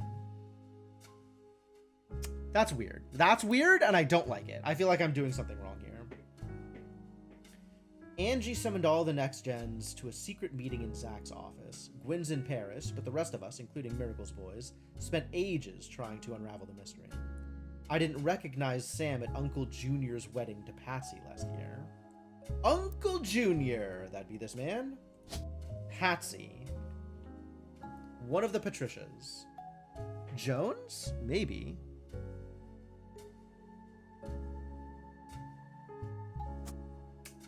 I don't have enough information. Christensen or Jones.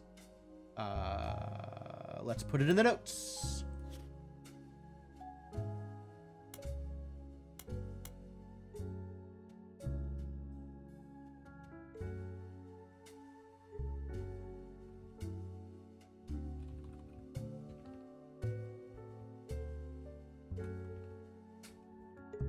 Please.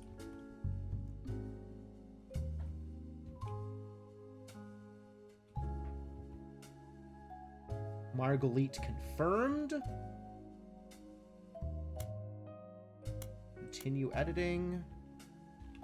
Miracle. I don't need to rehash information there. We do need to know that this married a Patricia. There we go.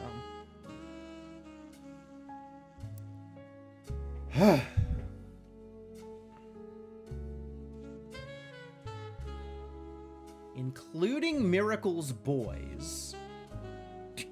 Every single time. This is so dense. All right. This is also an unknown name. That's not Miracle Jr.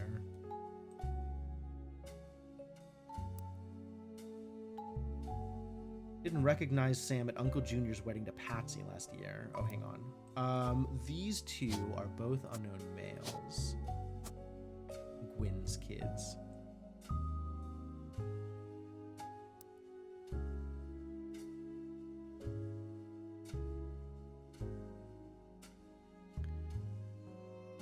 At the reception, when I asked who Sam was, Pop shushed me and said it was complicated.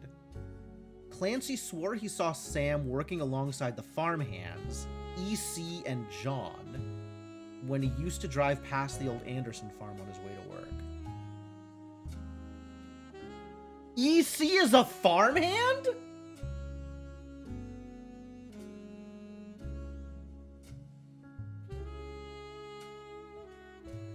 Egg Cream is a farmhand?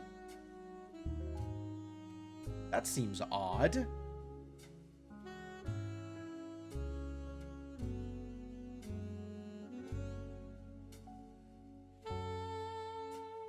right page? We are not.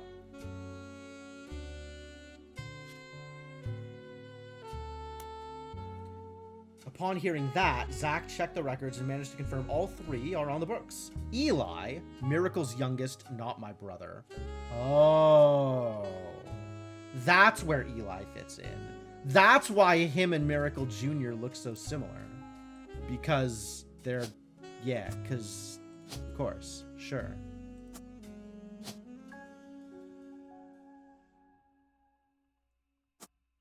And you've got an occupation of some kind. Something with your name tag. Are you a mechanic? You are a mechanic. All right. Great.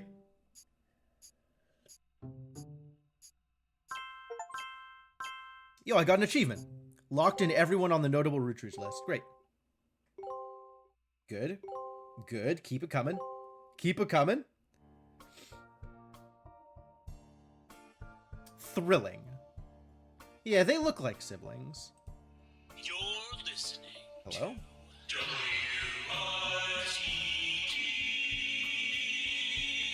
Am I? It's time for your headlines. Once an hour, every hour, on the 45. It's a bizarre development to an already tragic tale.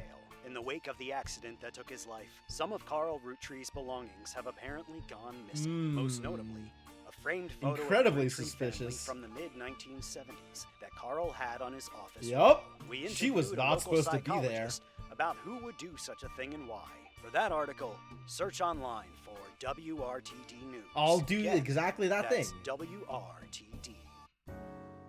Okay, well, that goes on the list. Things to Google. I know I have a to Google page. Here it is. WRTD News. Save notes. All right, back to what I was doing. What have we now locked in? Some extra pictures. That's great. It's a long list. There's a lot I'm doing. There's a lot to go through. Who would accept such a thing? Yeah, right? That sounds very illegal. I'm certainly not the kind of person that would do that. All right, this is committed, which means this is for sure accurate. That's great news. This is locked in, which is also great news.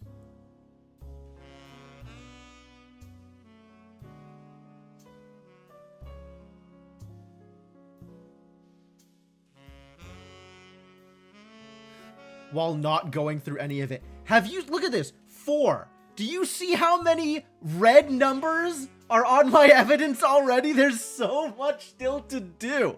I have to do this, and then I can do the other thing, and then I can Google the last notable people. There's so much work. There's so much work.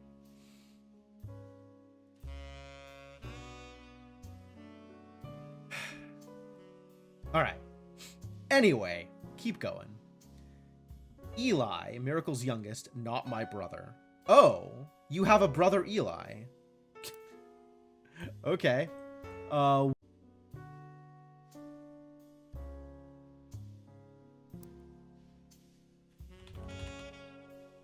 Gwendolyn had Angie and Zach.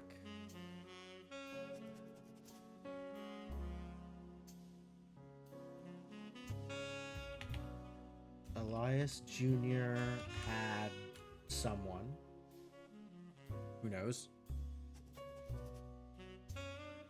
I don't see any drop frames here, but I guess that could have been just a straight up disconnect. I hate it when that happens.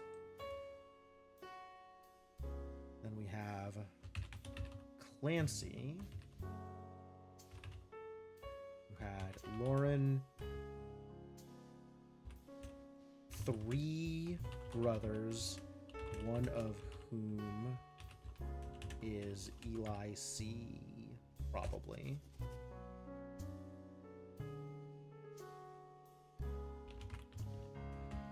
Margot had Gwen. Miracle had Miracle Jr. and someone. Oh.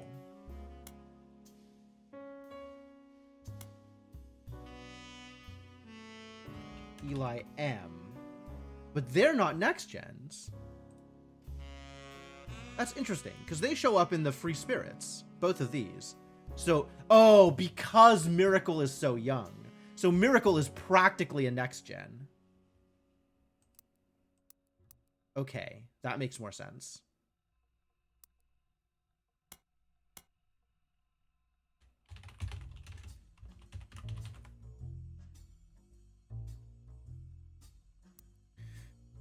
All right, back into it. Wait a minute, this happened. Not long before they were set to return, you heard something odd on WRTD radio. The photo you were given may have been stolen from Carl's office? The newscaster mentioned you could search online for WRTD to find out more. Good, good.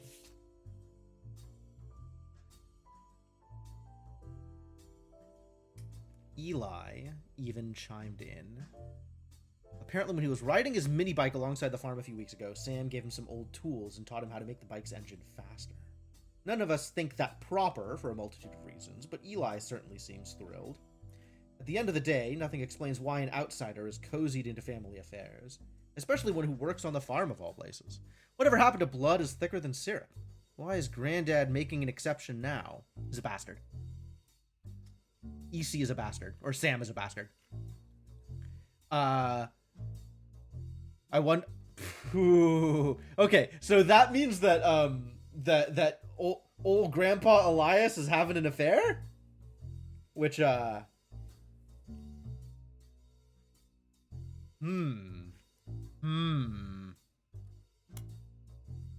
One of the final entries, called Clark, from Lauren Roottrees' diary, written in 1964. Clark's getting married, and, in my opinion, far too young. He's barely 18, for God's sake, and Danielle isn't much older. Danielle? Okay. Danielle Franks, presumably? Clark, like the rest of his generation, is a free spirit. What else do you call a group of kids growing up with more money than any one person can spend? They all aspire to be musicians and artists and dancers and all sorts of nonsense. The only one who has any discipline is Carl, but that's because Pop forced Clancy to send him to the academy. Maybe I'm just getting old, but our generation was never so bad. My brothers all seemed to pursue paths of knowledge, and the most rebellious thing any of us ever did was bring home someone who would be illegal to marry if we lived anywhere south of Pennsylvania.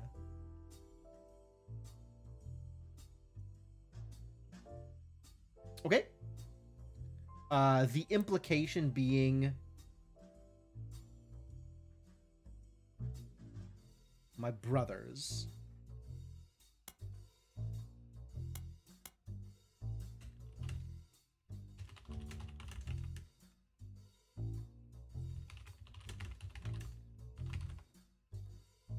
The implication being that somebody brought home a black woman to marry. Pop seems to have gotten over it because Edward is set to take over his department once he retires. Pop. Which would be Clancy. Edward. One of these brothers is Edward, then.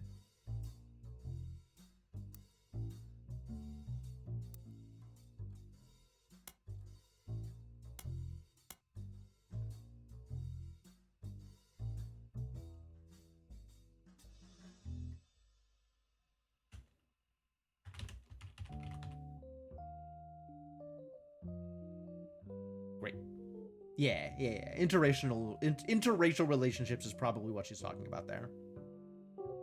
This needs to get Googled. That's great.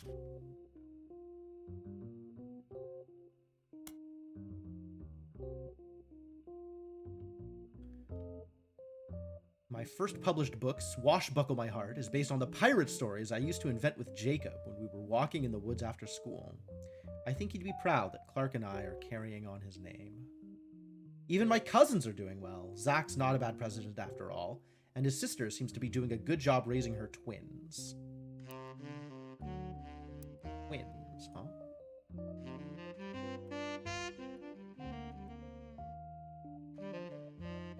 Twins! Morden twins, no. Angelica Morden, I have no idea who. Some last name. So we could look at the last names. No, that can't tell us anything, really. This could be Hobson. These have to be Mordens. These are Madsons. We figured that out. So these have to be the Hobsons, actually. Or Hudsons, rather.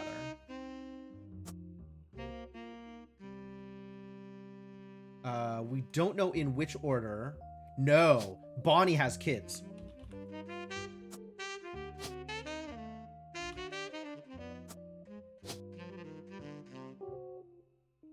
I'm pretty sure it's the two on the edges. I'm pretty sure it's these two.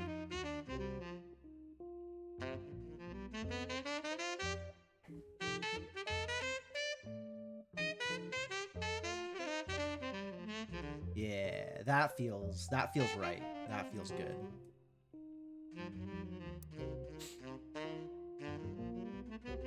She came out of the divorce with her head held high. She even told us she might come home next year so we can meet her kids.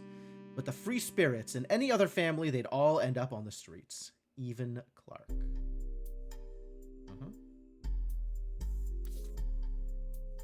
All right, finally went through all of that. Let's look at the next generation. Lauren's diary contains some labeled pictures. This is the next generation. That's Miracle. And Miracle Jr. Oh, that's the wrong button.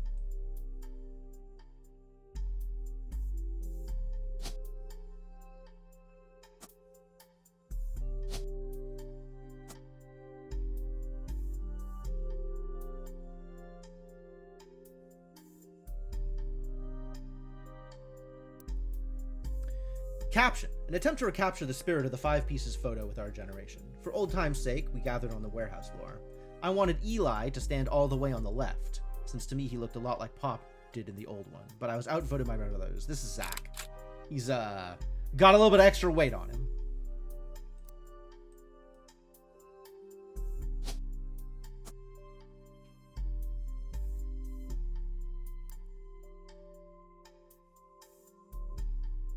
They insisted the 4 of us stand together, and so we clumped up in the middle, let everyone filter in behind and in front of us. The only one too good to make an appearance was Gwyn. So this is the 4 of them, which means this is Lauren.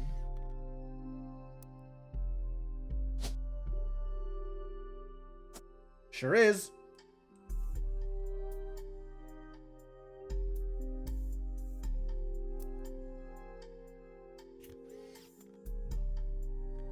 Looks like eldest, then next, if I had to guess. Like, I think I can make that guess by ages, right? Eldest, and then this one, and then this one. Does that seem right? Yeah, that seems right.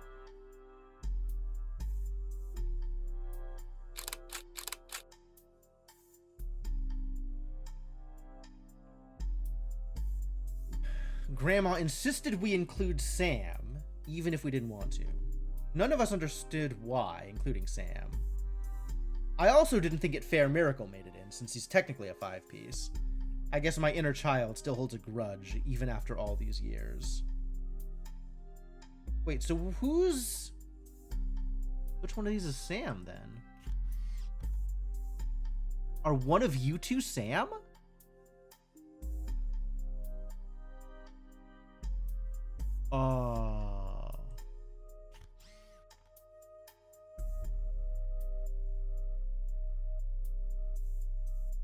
Has Sam ever been referred to by gender? Hold.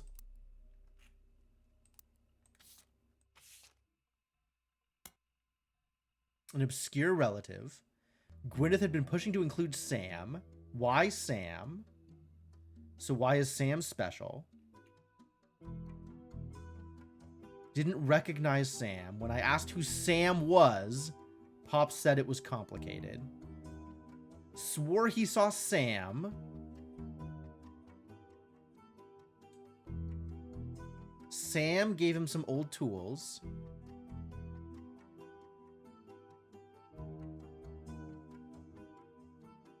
Sam is a woman. Okay, cool. Cool, Sam is a woman. Great.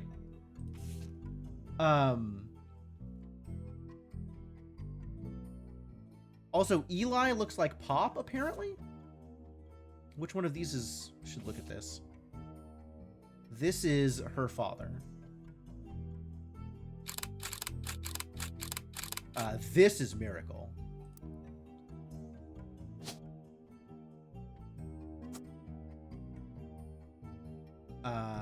This is on the left, right? That was the one? Yeah, nailed it.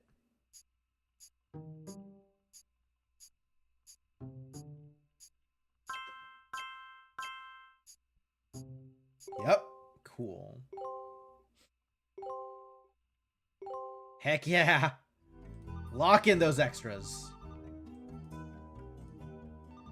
Phone calls? So, you may have heard the news. Some of Carl's things have gone missing. That includes the pictures and mail I brought you earlier. I promise I didn't steal it. You promise? That's weird. That's a weird thing to promise. But I did borrow it. I'll return it once we're done. Let me deal with my family in the meantime. Oh my god. Oh, I guess that means I've officially confessed. One of the Roottrees is behind all of this. Okay, great. I'm a root tree. But I thought the Roottrees were dead. I assure you I have a reasonable explanation for the secrecy. I'm about to do something big the family doesn't approve of. Aha, okay. So she's actually giving us a reason now. Sure. If you could just wait a little bit longer, I'll tell you more. In person. I'll return after 15 more blood relatives. That's a lot.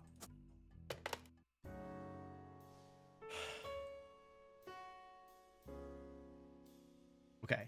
And now we can fit in this.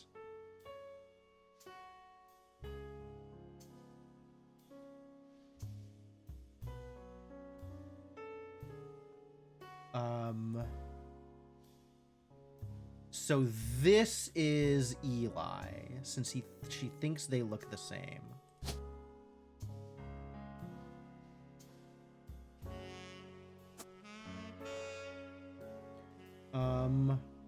What did we think Eli's profession was? Moving back to that, eventually.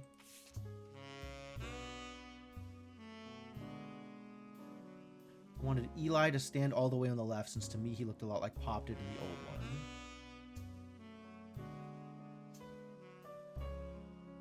There's no Gwyn here. And we have these two people, one of whom is Sam, the other of whom must be Angie?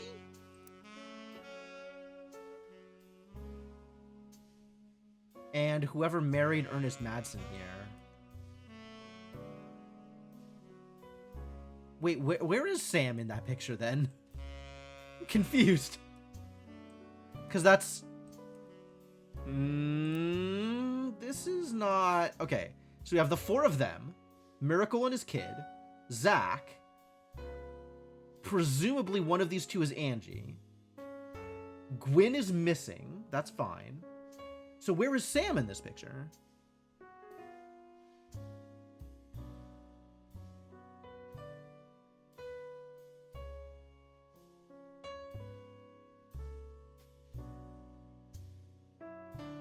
Because we know that there's two other girls in that generation. Angie and whoever the other one is that married the Madsen guy.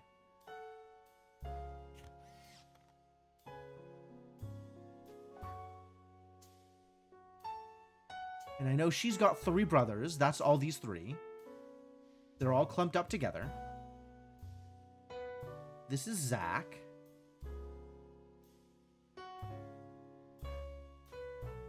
Orange hair and black hair. That's interesting. Maybe we'll get information on that from the other picture.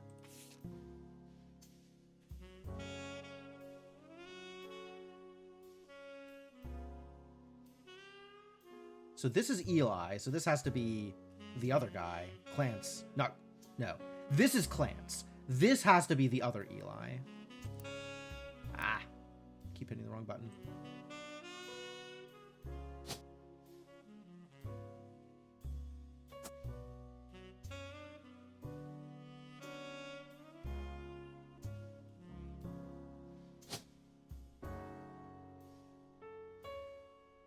So one of these two is here. Given the hair, I think it's probably Gwendolyn. And then, again, given the hair, that's probably Angelica. Which means Marguerite. No. No. This has to be the blonde one. So this has to be... Cool.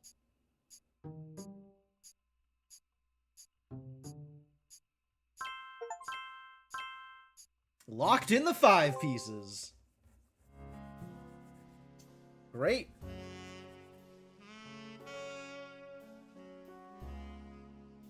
So then this is probably her.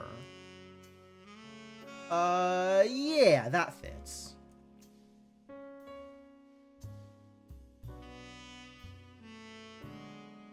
Actually, I don't know. That could be either.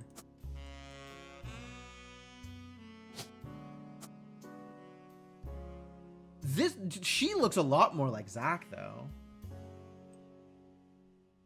Right? Yeah, I think she looks a lot more like Zach. I think this is probably Angelica. So that means that this is the remaining girl whose name we don't know. And also, where the heck is Sam in this picture?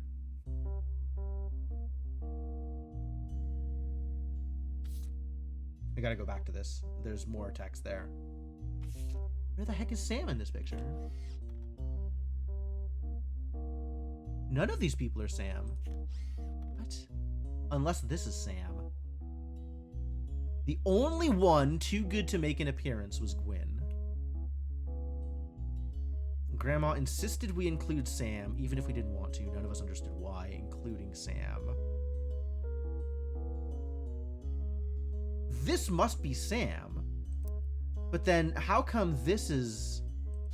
Alright, I'm just gonna put that back to question marks.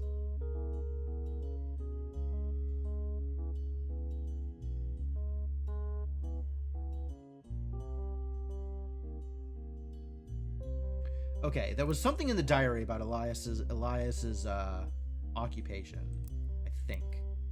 So let me go to that first.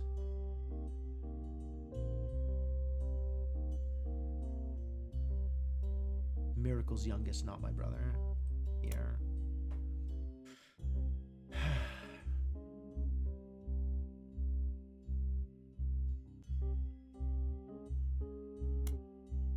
Where's the information about Elias here? Something about who's taking over, right? Maybe it's in Dynasty?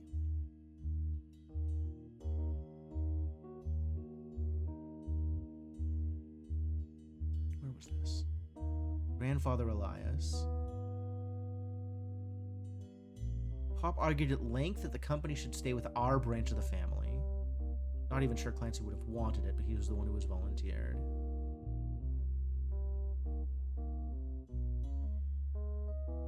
Clancy.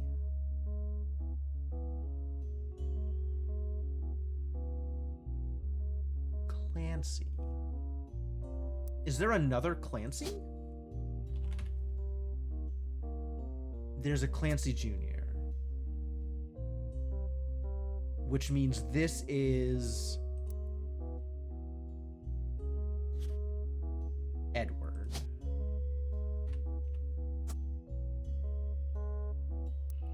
Ah!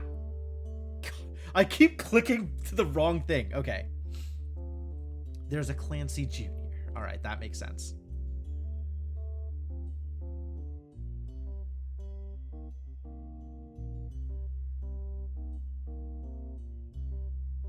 I appreciate the Babylon 5 references going on in chat. Way too many Mortons. Ended up going to Zach. I asked Clancy if it ever came up that a woman could take over. He just laughed.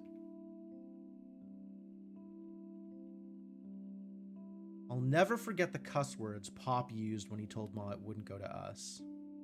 Maybe they wanted it to go to the only member of the family who looks like he samples the product. Okay. So this is not any additional information about Eli, really. This is Sam.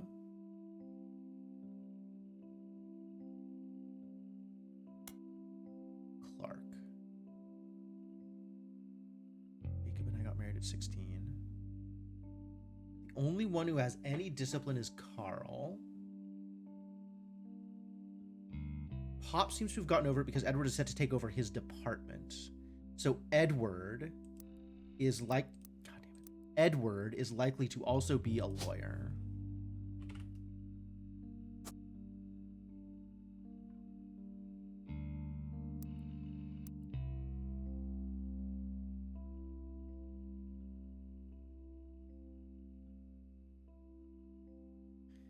I think he'd be proud that Clark and I are carrying on his name. My cousins are doing well. Zach's not a bad president after all, and his sister seems to be doing a good job raising her twins. So that means she's probably a housewife? Probably a housewife.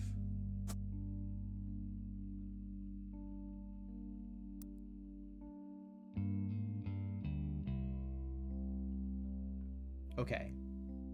Yeah, still plenty to do here, it would seem. But a lot of it is coming together. Instead of returning, the person who hired you called you on the phone. They claimed they were a root tree. They also told you they'd give you more of an explanation the next time they return. How nice of them. Alright, what do we have here? This picture was famous in our house. Pop even had it framed. That's him on the left. It was taken in 1935 to celebrate the move to the new warehouse that Eli Jr. designed. Which would be the guy dead center. Angie and I both wanted to be in the photo, since Miracle was in it, and the three of us were all about the same age. We were told only the 5 pieces, which really didn't go over well, to say the least. Eventually, I suppose to stop the tantrums, they posed us in front of the camera with Mr. Morden, who was there with Aunt Gwendolyn. I found out years later that they never even took a second photo. Alright, Aunt Gwendolyn has a Morden, which we had already figured out because we are geniuses.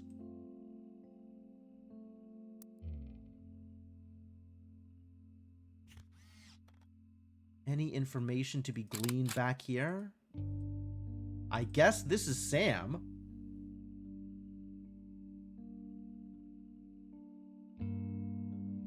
Oh, that's weird. Okay. Great. Great extra photo. That's going into the notes.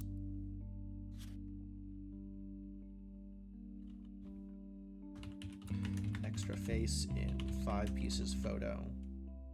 Sam?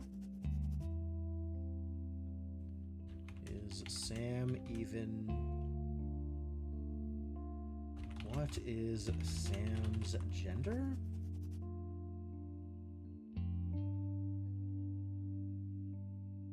Going about this in a very different way than you did? Yeah, that's only to be expected. That seems to be par for the course. Alright, do I feel good about everything that happened here? I don't feel like... This is weird to me, the way this is set up now. Because these faces are all locked in. Well, most of these faces are locked in. So I don't know where Sam is in this photo that Lauren has mentioned that they've been forced into.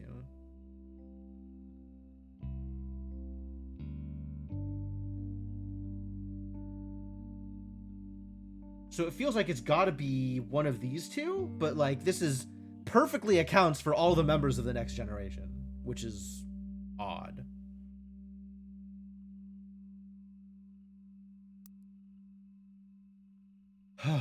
Okay. What is my next step here?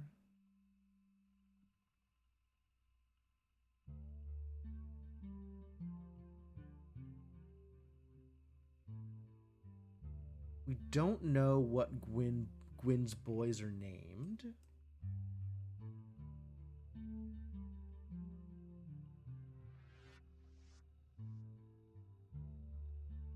These are Mordens.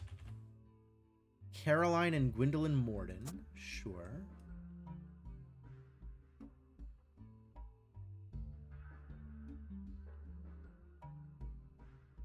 And we don't have much information about that yet.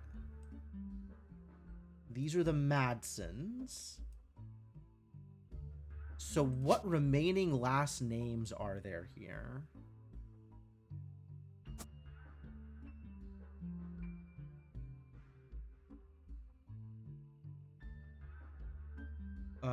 I made some notes about catch-alls, didn't I?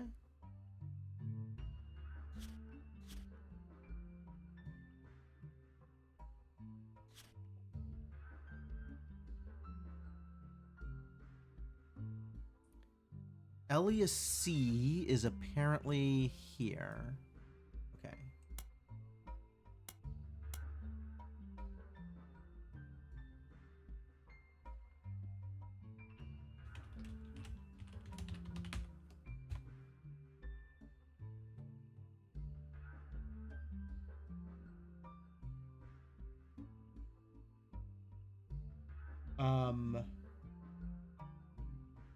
And then the thing, hang on, I'm double checking to make sure that I have this right. The old ad here states these flavors, and then the 1928 one has M for Miracle Berry, and egg cream is gone.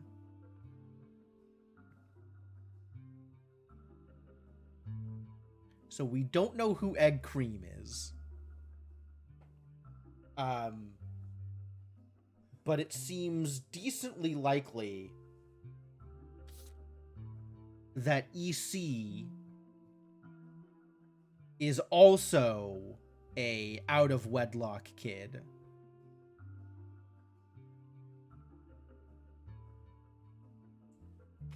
Notes?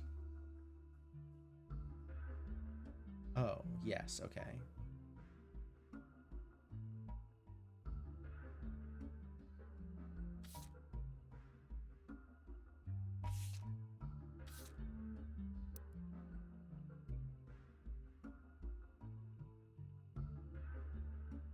That's Madson's.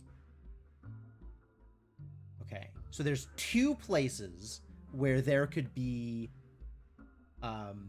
a male marrying into the line and having two kids. Over here with Bonnie, and over here, we don't know the last name here, but there'll be two of them and then another two. So it's probably not catch-alls. What are there a lot of last names? There are 3 Kellogg's, 2 Landons,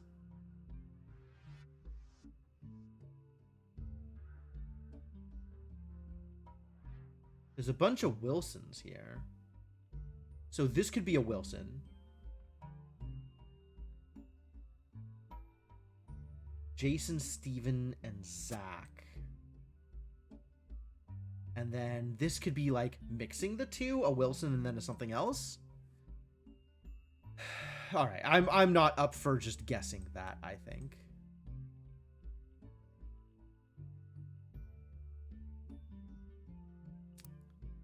What do I feel like I haven't sufficiently cleared out here? I think I've gotten all the information that I was expecting to get from these pictures.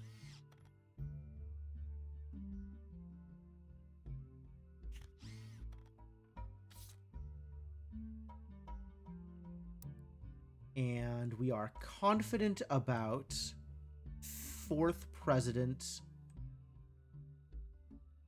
Ernest and 2nd President Zach. Guy Hudson seemed to believe that he was going to be a president.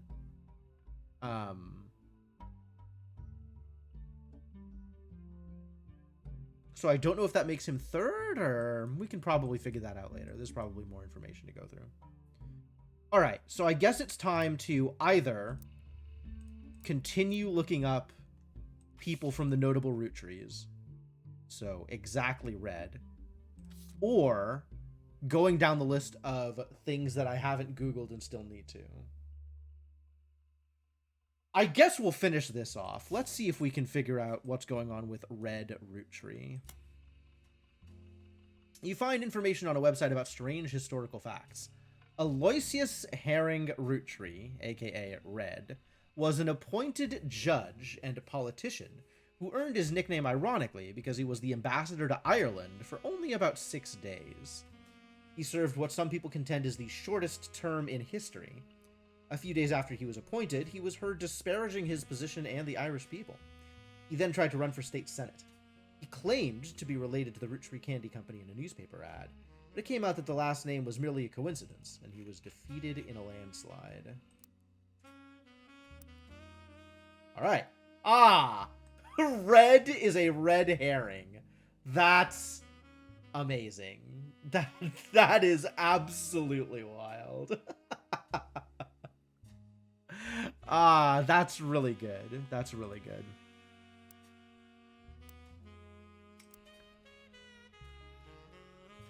Red, wow, he actually has herring in his name.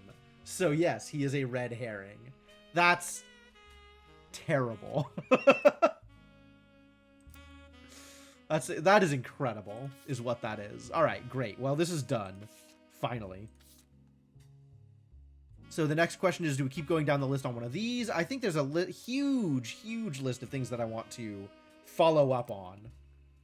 So let's follow up on some of these. I should probably start with this one, to be honest.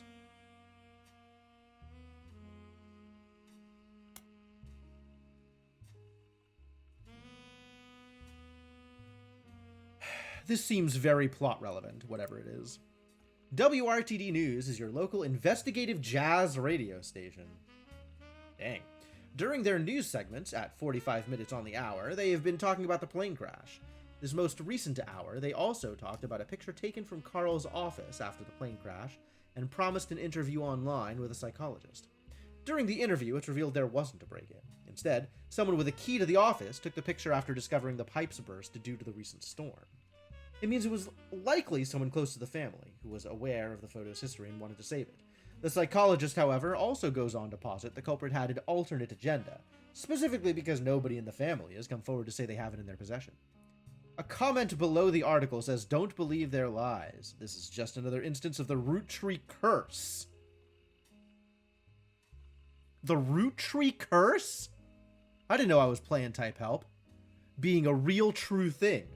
I bet you Carl was murdered, and the picture had evidence on it. The Root Tree curse? There's a long, rambly conspiracy website with a very small, very red text on a black background that says that the root trees are cursed. Well, they are dead, but I don't know that they're cursed. It has been very recently updated with the following. Important update. With Carl and Brenda and their girls, that makes 5 new deaths. Not only that, but 3 of the 5 presidents of the Root Tree Company have died mysteriously. They say Guy's car was hit by a drunk driver in 1982, but nobody was arrested. Then Ernie Madsen Jr. stepped down. Was he poisoned? Now, just this week, Carl died in a plane crash. This cannot be a coincidence. I'll tell you what, though, that is some confirmation. Guy Hudson, was in fact Pres number 3. Hey! Lock that in.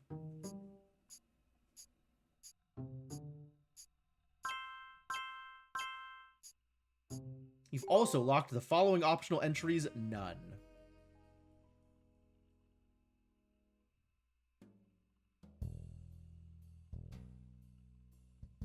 Cool. So, Bonnie's not locked in because we don't know what her occupation is, but I was right about who Guy was, so I feel like I'm probably right about who Bonnie is.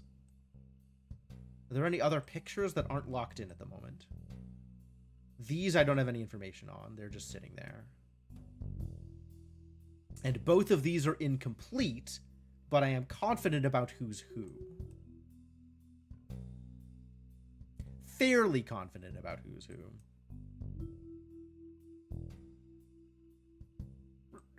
Reasonably confident about who's who.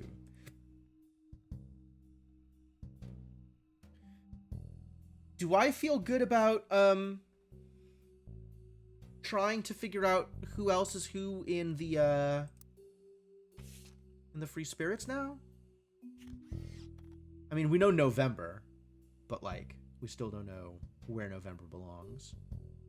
We have probably 3 women, 2 men in this picture. And how many of them are accounted for?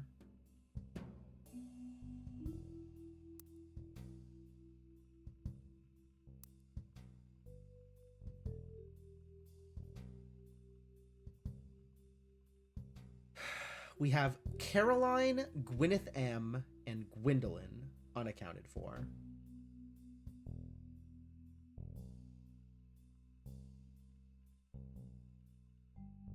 Caroline and Gwendolyn are Mordens.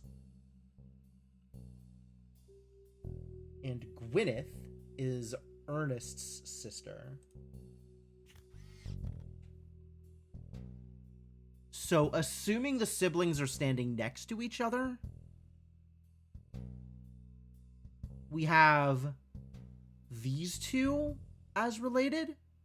It kind of checks out. They look like each other, right?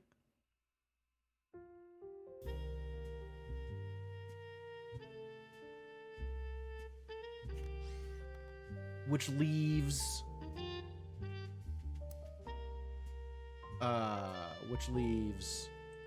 hold.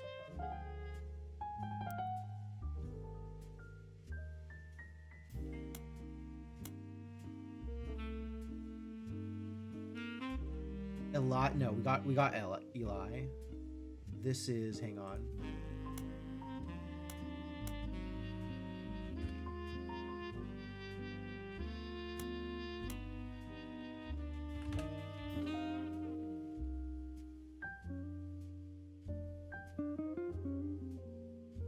Jim and Carl are both accounted for. We know who both of those are.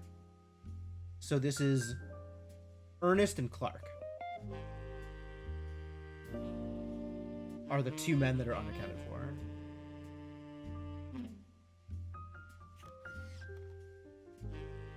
So between these two, who do I think? I kind of think this dude is Clark, actually. Just because of the smile.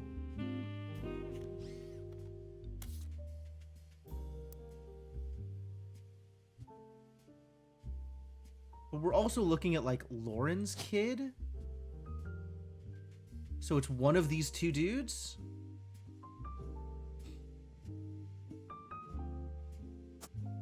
And then the other one is going to be Ernest Madsen Jr., who is probably this girl's son? Probably? But really not clear?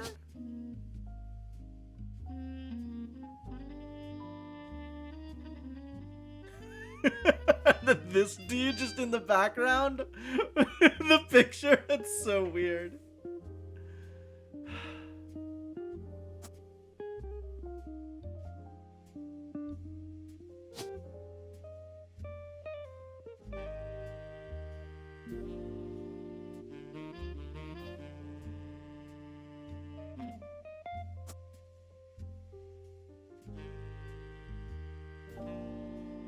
I wanted to see this picture in full.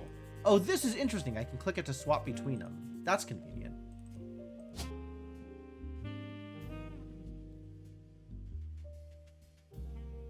Yeah, he looks like her, I think.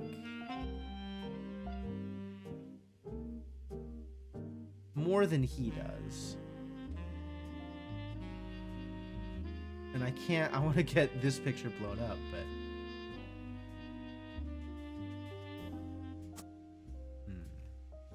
Alright, it's probably still a little bit too much to lock in.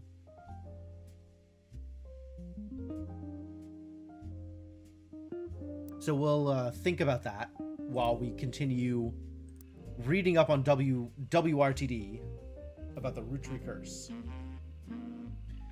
There's another entry that claims if you connect the dots in the pattern of the 5 pieces wrapper, it creates a Mayan ruby skull. That's going in the highlights.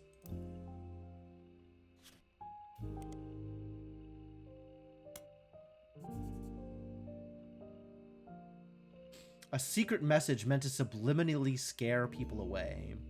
The post before that has a link to a site that talks about how Earth has 4-corner simultaneous 4-day time cubes. The author of this site seems to agree. Are we Googling time cubes? Ugh. An entry from a few months ago claims that the owner of the site received an email from Chris Raff75 at prodigy.us asking him to take down his site with faked proof that Ernie Madsen Jr. actually had a heart condition and wasn't poisoned. The owner claims that although the proof looks quite credible, he knows that proof was fake because he's an expert at creating fake evidence.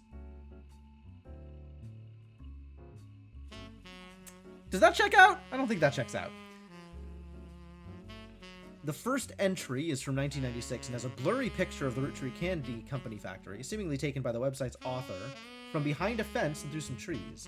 It seems that Operation RT-29 is real.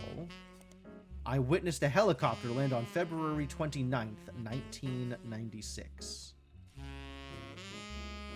Alright, this is a weird thing to know about, and also includes a random date.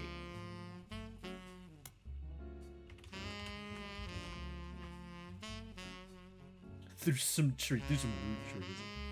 The website footer says all images and ideas by Thomas Overwood. Who is Thomas Overwood?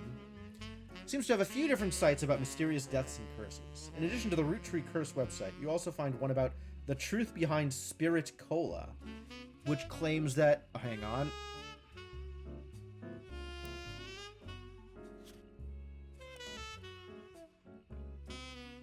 Which claims that Spirit really stands for Satan's Plague is returning in 2000. And that in the year 2000, anyone who has drunk Spirit Cola will die. Another website is Stock Markets and the Devil's Numbers, which claims that if you multiply any stock's price by 666, then also multiply the current year by that same stock's price, then add those two numbers together, and divide the entire total by the stock price, and finally subtract the current year, you'll always end up with 666. Well, yes. That's, yeah, no, that's always correct. That's correct. That is what happens when you put those numbers together in that order. Incredible. Incredible. Good. Math is evil? Math is evil. Alright, let's see if Spirit Cola is real. Spirit Cola is a carbonated drink only found in the southern US. It comes in various flavors, including lemon, lime, and cherry. None of this seems to have anything to do with the root trees. Okay. Great.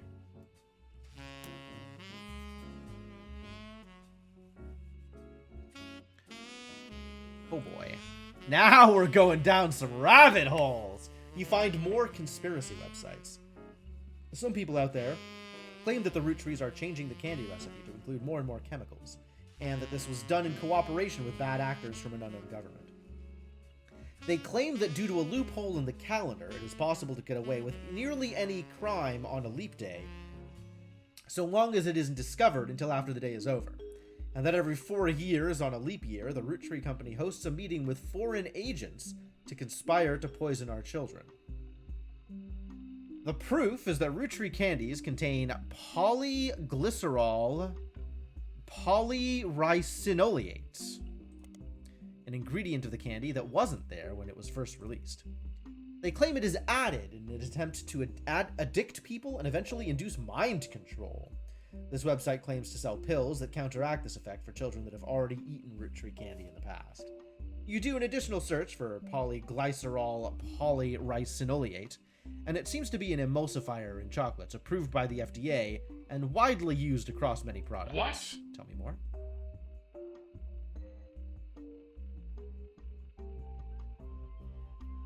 Oh, that takes me to the same website. Okay. Okay, great. Great. Love that.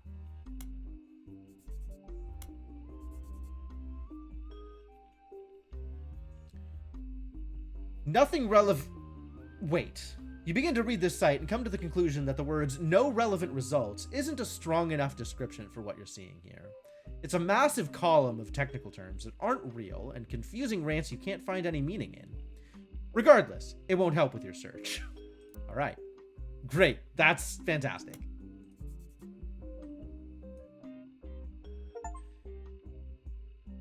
It's all connected! I got an achievement for looking into every conspiracy. Great. You find a few conspiracy websites that claim the Mayan ruby skull is a symbol of death. The alleged proof is a blurry photo of a reddish shape that is supposedly a cave painting from South America. According to legend, discovered beneath the painting were bones from hundreds of different people and animals. One site also mentions that the photographer who took the picture died when their boat capsized after crashing into a skull-shaped rock. Amongst the spinning skull gifs, you find no sources or verifiable details to back up any photos or claims. To you, the blurry photo looks more like an egg than a skull. Alright, great. Get out of here. New periodical added. Starlet. Great. The Maya weren't in South America, they were in Central America. Even better, even better. Starlet was a magazine that started with a colorization of film and went until around 1964. Generally, it was a tabloid with a focus on famous actors and actresses. It didn't much go into any other aspects of filmmaking or Hollywood news. Okay. We want to know about Gwyn Roottrees. Gwyn Roottrees was often in Starlet. Most mentions were around the time of her divorce in 1958 from Wild Bill Williams. I looked for Wild Bill Williams. There's no Williams here anywhere. Maybe it's a screen name.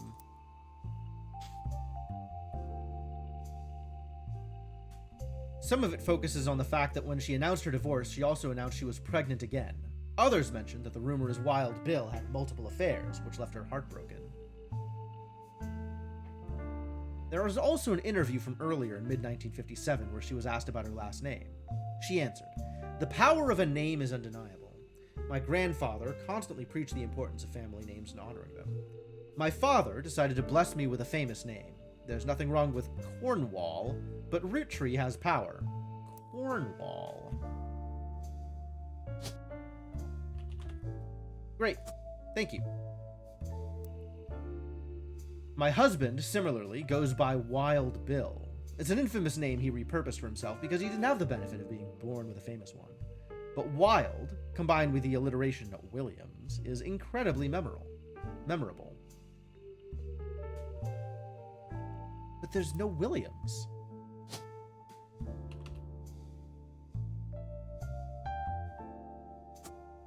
There's no Williams.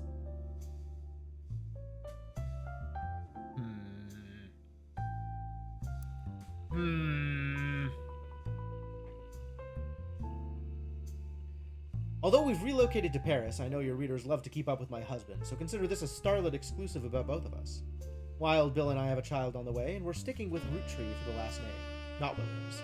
But we also plan to lean into alliteration. That's how we'll honor both of our family names for the next generation.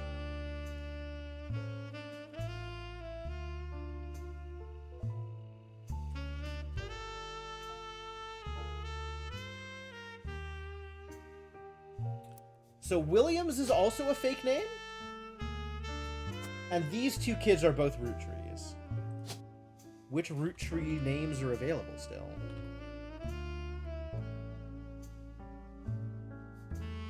Jack, Robert, and Ronald. Okay, so these are both RRs, Robert and Ronald.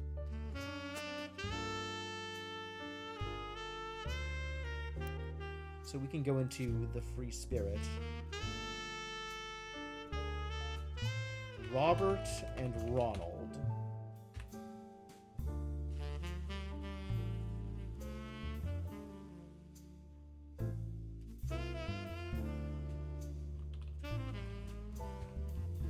Huh. Are these the only RRs? These are the only RRs. I wonder which one of them, the other, tried to get expelled from the family in that famous court case.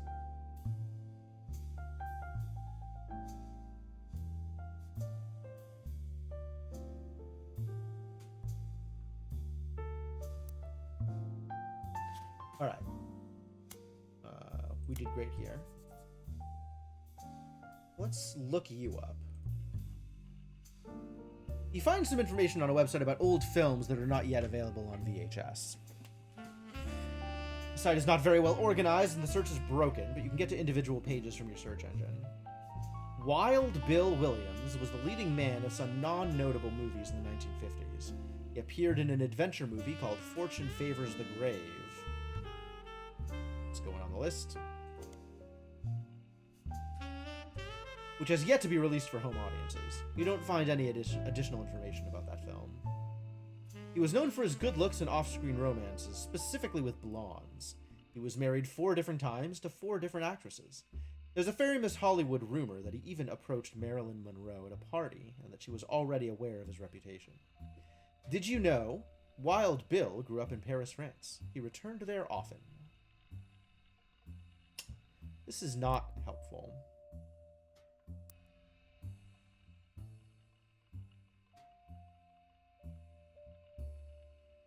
That's the same page. Too bad.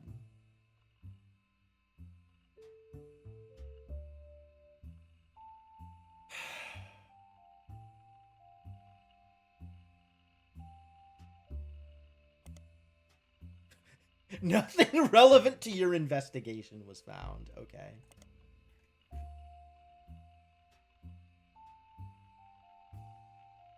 What if I just search for Wild Bill? Not enough.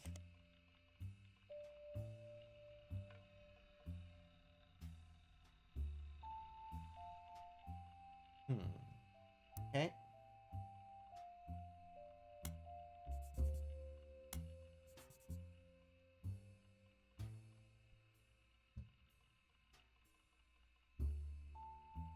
No.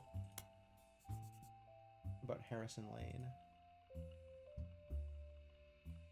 Harrison Lane was a television actor with a major role in Guys Like Us and some other films. What? Where was this from?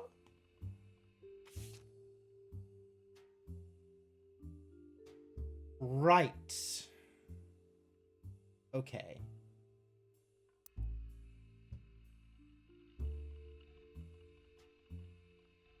His largest role before Guys Like Us was, hang on, Guys Like Us gets highlighted. And Western Frontiers gets highlighted. Due to the popularity of Guys Like Us, the studio brought Lane back to play the villain's twin brother, this time as a hero joining the protagonist. Whoa. Western Frontiers has no connection to the Roottrees. Harrison Lane seems to be a dead end. Did you know Harrison Lane married his high school sweetheart after they reunited at a movie premiere?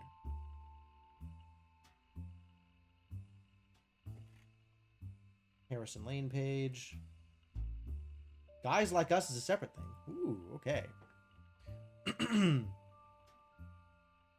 Guys Like Us is a 1953 film in which 2 secretaries cut their hair short and pose as businessmen to get ahead in life until one of them falls in love with their client and hilarity ensues. Starring Gwen Rootree, Leslie Florence, and Harrison Lane. The title is a play on words, as it can be read that the 2 women are men similar to other men, or that the men are fond of them. Aha! Trixie! Leslie Florence. Who's Leslie Florence?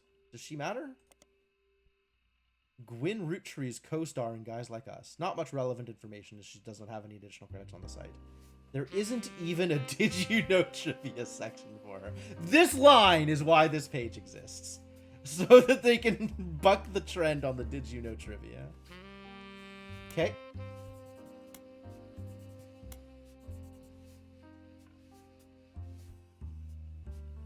I think I've already done this. Oh. Right, these are books. I can look them up. What about Romance in... Oh.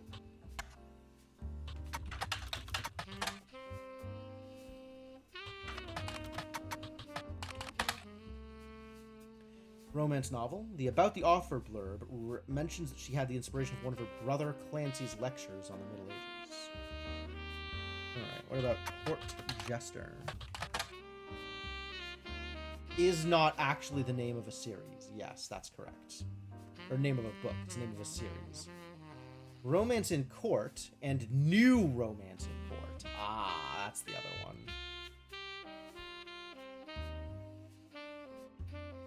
All 3 books in the series are about different romances, but told via the same narrator.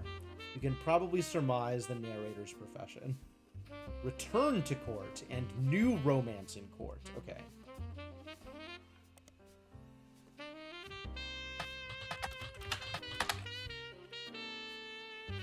The About the Author blurb mentions she had the inspiration of one of her brother Clancy's lectures. Lauren returns to the Middle Ages with the last chapter in the Court series. Once again, the same blurb. Cool. Okay, that's fully covered then. Which means I don't offhand have an immediate thing to pursue. So I guess we start on whichever one of these has the highest numbers and see if that can lead us to anything relevant.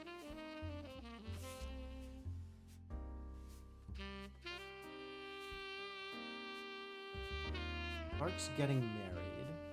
Musicians and artists and dancers and all sorts of nonsense.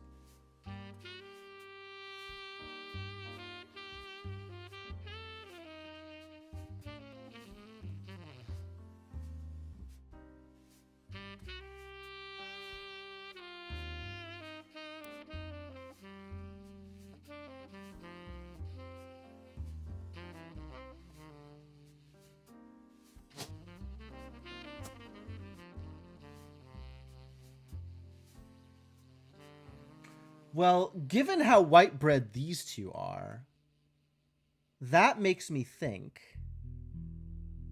that Edward is the one who brought home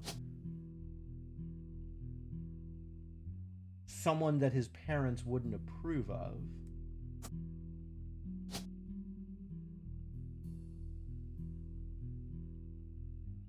Not Sophia. I don't think it's gonna be... I guess this is the right next generation. It could be November. November could be their kid.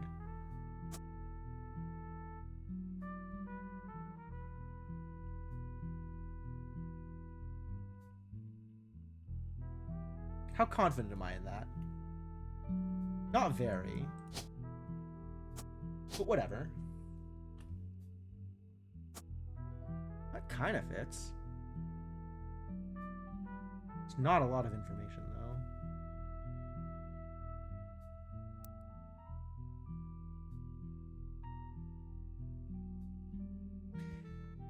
My first published book, Swashbuckle My Heart, is based on the pirate stories I used to invent with Jacob when we were walking in the woods after school. Oh, I didn't look Swashbuckle My Heart in the library.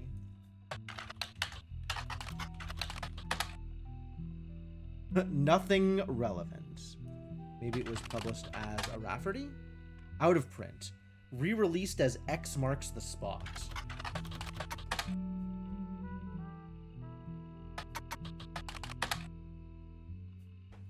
According to the back of the book, this is A Buried Treasure by Lauren Roottrees and from the author of the Court series. It also says to keep an eye out for Lauren Roottrees' next book, Revisiting the Diary, 10 years later. God, this is such a long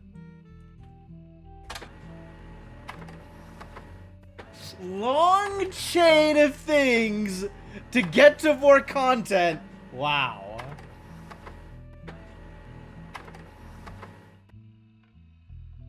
This was a version of Lauren Roottrees' diary, released in 1975. Unlike the original diary, it contains no pictures, but has many new passages that reflect on her thoughts 10 years later.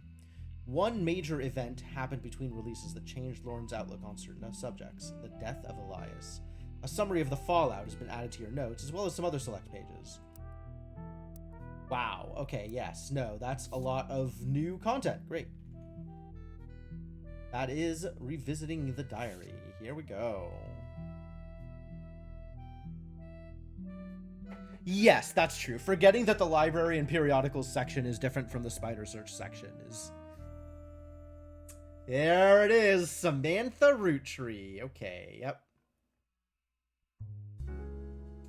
The new diary opens with an explosive incident that happened in the decade between the release and re-release of Lauren's diary. Alright, so then,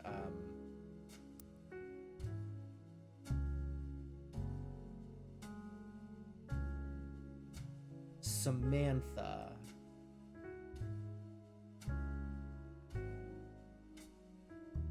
Hold. That is from this picture. This has to be Samantha. This has to be Sam.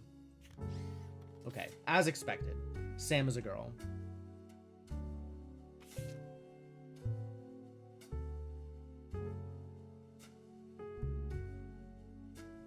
Although Sam and her children were not meant to receive monetary inheritance, he had a stipulation that she retained the rights to run the farm and any and all decisions related to it.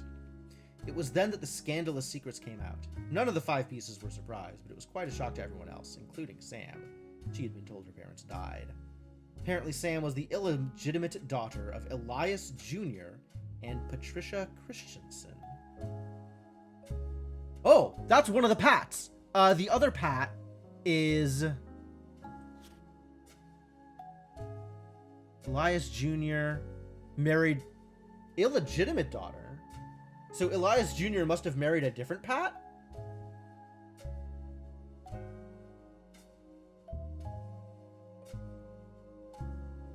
EC, yep.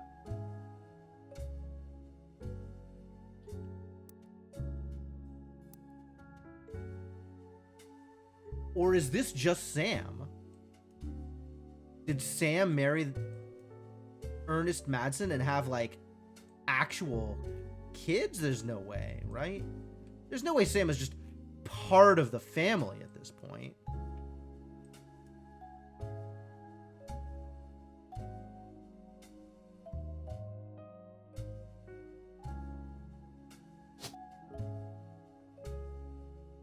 Like, this has to be Patricia Jones, right?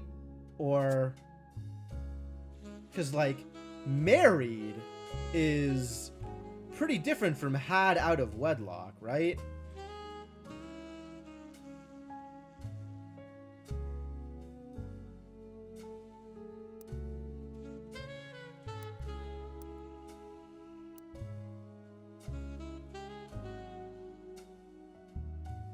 After the birth, her father refused to let her see Eli Jr. ever again. Her baby, Samantha, was sent to the Roottrees. Elias hid her away with a local farmhand known as EC. Patricia was married off to a much older man and sent away. That was the end of that, almost. None of the next gens had ever met or heard of Patricia until she unexpectedly reappeared, now going by Patsy. Oh, okay, they did finally remarry. So yes, this is Patricia Christensen. And this is Samantha Roottree, who had an occupation of some kind, probably.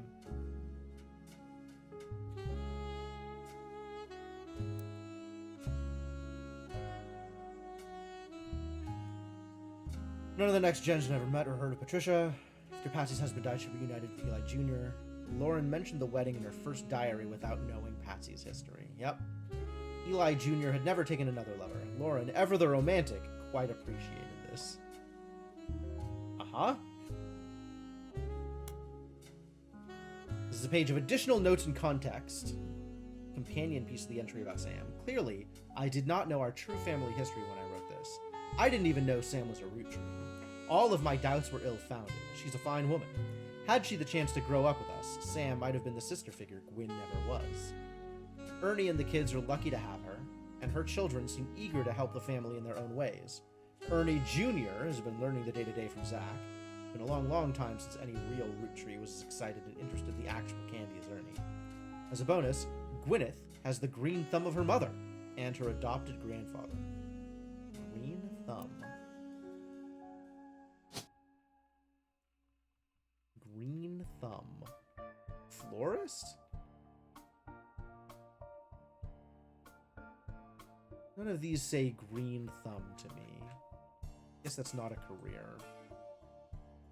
Too bad. What I'm most ashamed of is not figuring it all out myself. Sam's a spitting image of Patsy with her jet black hair and green eyes. She doesn't have the thick glasses Patsy did, of course, but I guess that skips a generation. Her children have that covered. Okay. Thick glasses. Here we go.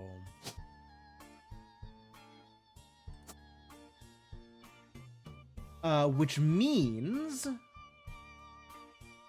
that Clark is the other one.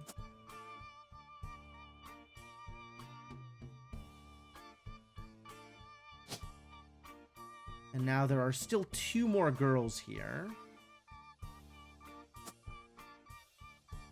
which are presumably the Morden girls. Caroline and Gwendolyn. And we don't have enough information there yet to put either of them down. Does one of them look older? Gosh, not really. Yeah, I don't know that I can actually say anything about where they go. All right, cool. Cool. It's hard to explain the look on Pop's face when they read that the farm's operations would pass to Samantha Rootree for as long as she was willing. I got flashbacks to when Zach was made president. Mother reframed it a bit to calm him down. Sam wouldn't receive any candy money, after all, and was essentially inheriting the right to rule over the peasants for eternity. You can't just call people peasants! That's so rude! Pop warned us away from that farm for years. I never met EC in person, but Pop once referred to him a confirmed bachelor, and I suspect that's why he kept us from there. Sam had to grow up in a house with him and his roommate, Mr. Miller. I'm not sure Sam will ever forgive Uncle Junior or Patsy for abandoning her to that life. If I were her, I might never forgive them either. But even so, she seems to blame more than just the 2 of them. She has no problems with us next gens, but she has a palpable hatred for the 5 Pieces and Elias and Gwyneth. Reading this back, I get deja vu. As I write this addendum, Clark's gotten married again. No Roottree has ever remarried. Sure, I lost Jacob, and Gwen divorced Wild Bill just before she had her second child. Not even I can blame her for that. I've seen what he gets up to in Starlet. But neither of us took a second husband. With the way the world is moving, I guess it was inevitable someone in this family would remarry. I just wish it wasn't my son. I can only wonder if Clark's apparent disrespect for marriage is due to the lack of a real father. Holy shit, Lauren. I did what I could, and Lord knows Eli C. stepped up and helped. More than I can say for Clancy or Edward. Eli C. practically raised Clark and Jim as brothers whenever he could. Eli's marriage seems fine. Jim's marriage seems solid as a rock. Pun intended. 'Cause her name's Diamond. So who knows what causes these things? I suspect that he's marrying Jane. Jane! Great!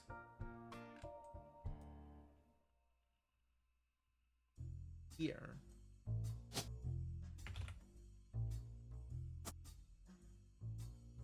Oh, no. Not that. That's not right. This is the Jane. Because we have the combined LaRue kids down here.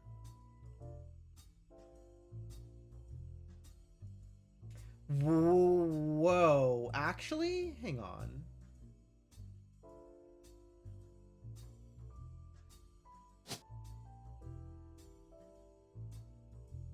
Should you be... What is this?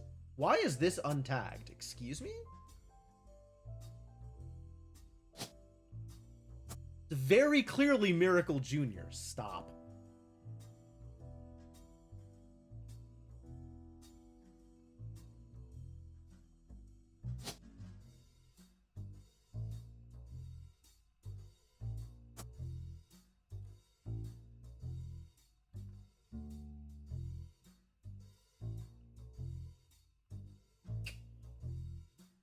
I think it has to be down here, but then I don't know who's in between, and it doesn't sound like that's what's going on here, right?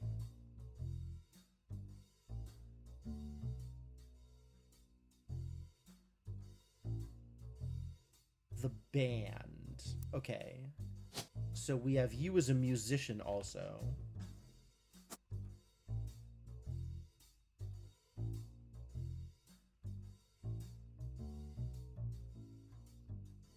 What do we think Clark's band is?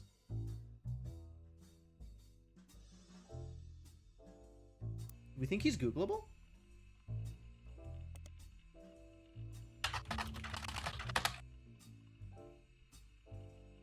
A few fan sites for the band Jim and Diamond seem to mention that he used to make music with Clark Rafferty. They mention an album called These Times. Oh my god.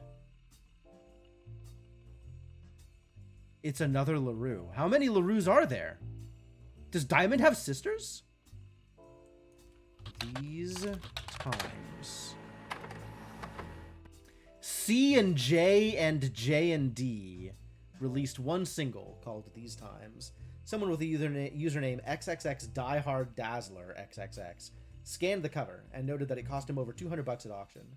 Apparently, this was Jim Roottrees and Diamond LaRue's first song together. Ooh. He also mentioned that it was performed with Jim's cousin and Diamond's sister. There we go. The other LaRue. One of 3 LaRues, apparently.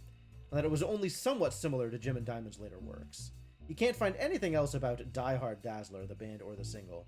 So all that's left to do is add the scan to your evidence. After a blazing fast 35-minute download. Blazing fast. The track is also available. Alright, we gotta go check this out. These Times is an old single from folk group C and J plus J and D. You have a scan of the album, as well as a recording of the title track, thanks to a collector of Jim and Roottrees memorabilia. The website should be Jim and Diamond, I think. The website also listed the song's credits as musics and lyrics by Clark Rafferty and Jim Roottrees, backup vocals by the LaRues. On it is a sticker that says folk-style songwriting, catchy. The lyrics of this song contains no clues. Oh yeah, but I want to hear it anyway.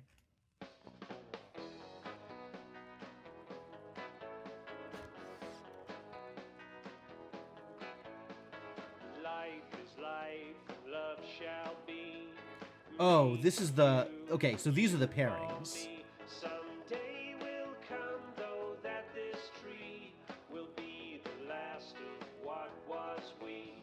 With passing years, all paths diverge. So which of these two is Jim, and which of these two is Clark?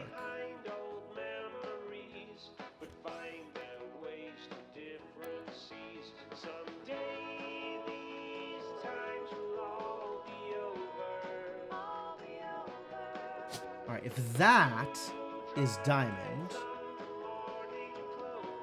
then this is probably Diamond. So this is probably James.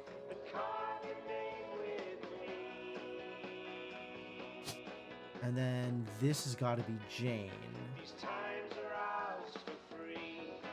And then these are going to be the 2 LaRue Roottrees kids. Which makes me really wonder about this. Because Danielle Frank's here. Like, this doesn't... there's still stuff to figure out here.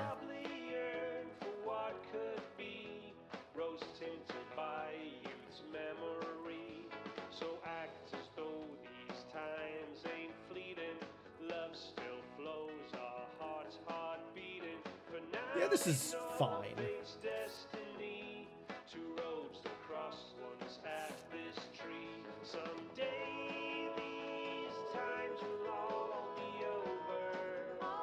Suspect that he's marrying Jane to keep her from running out of the band. Without her, he'd be the third wheel, and I imagine they wouldn't last long as a trio. But still, I don't think a marriage on such a shaky foundation like that can last. Lord knows I was right last time. Okay, that's actually implying that this is here.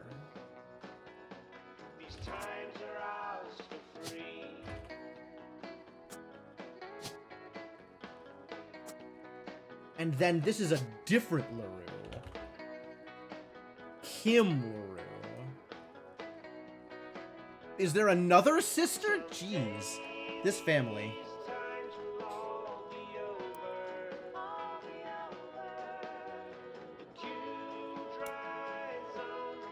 The biggest complaint I got after publishing my diary was how many similar names there are. And I get it! There are 4 Elis, for Pete's sake.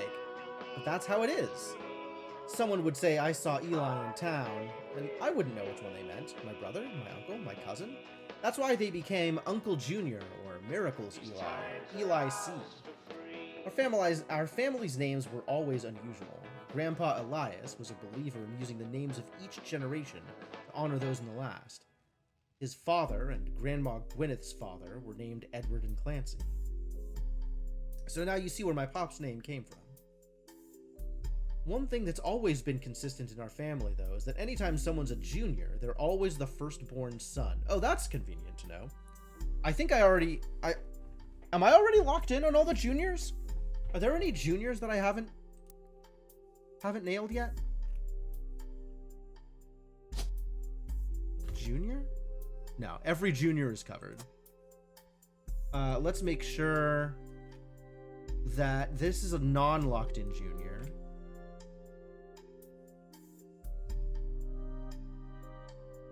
Where's the other not locked-in junior? Here. Okay, yeah, but those are all the firstborn sons. Although the actual firstborn in that family is a daughter, regardless. With the women, however, it all goes out the window. I think Gwendolyn got her name from some combination of Gwyneth and Caroline, who was Elias's mother. Women's names tend to get all mixed up as the generations went on. I guess that's because there's no female equivalent of junior. So if you're reading my diary and confused, you're not alone. Even the government had problems. I remember once receiving certified mail for an Edward Clancy Roottrees. I had to break the news that they got my father's name backwards.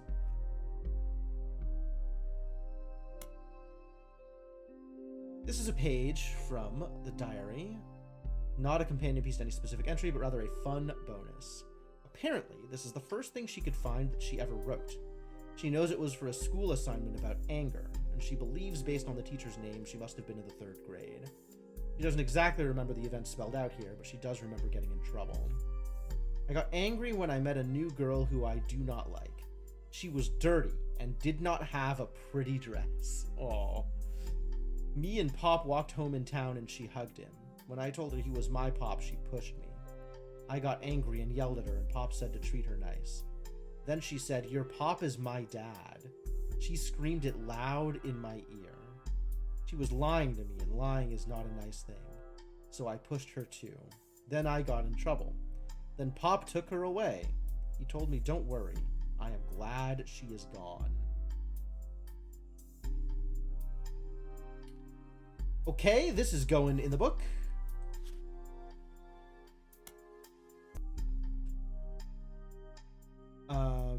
Sam's stuff I think we figured out. But EC we haven't.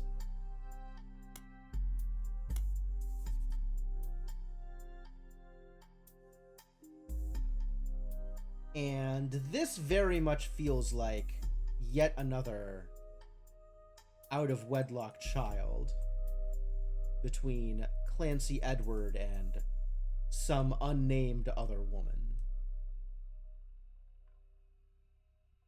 Boy, I sure do have a lot of unknown occupations here, don't I?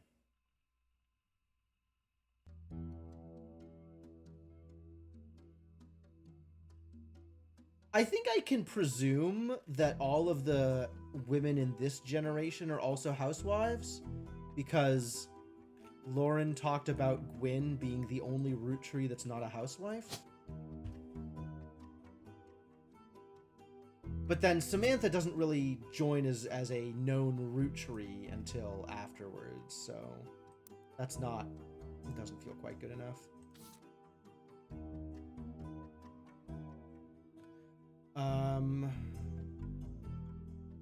Let's see, I am out of additional follow-ups.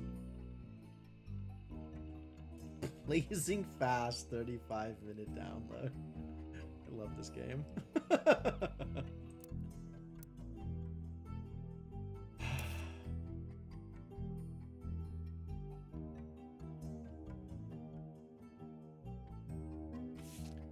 There is still 5 things that I should be figuring out based on this? Top 20 hit. Such a product of its time, doesn't get much play anymore.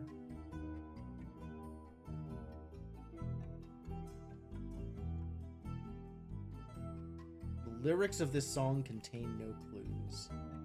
This is all locked in. How is there any more information to be gained here? Unless I, like, need to start searching the politics stuff.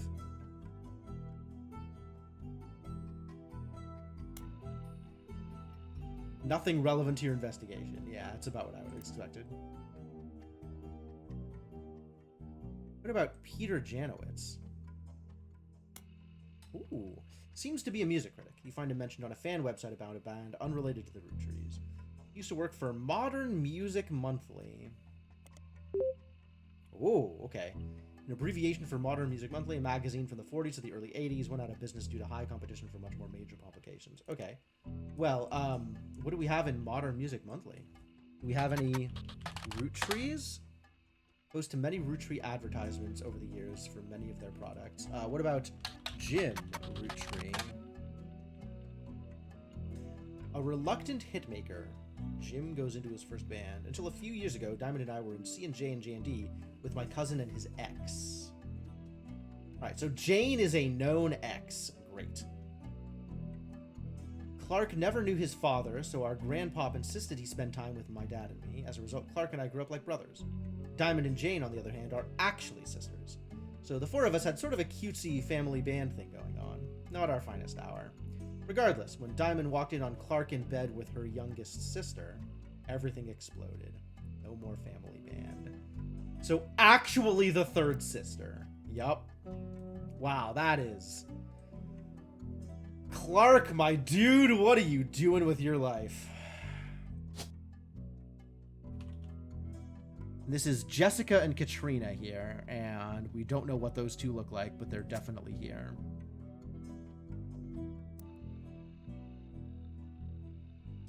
The only thing Clark and I had in common was music, but even then, we never agreed on what it should be. He was always more interested in catchy tunes, something you hum a week later. I've been told Roland is like that, but that wasn't my goal. When he called me up and said he liked it, I took it as a sign that I was going in the wrong direction musically.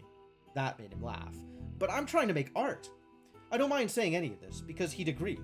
For most of the decade, he was a mess, but he's a lot happier now. He started Raffer Tunes.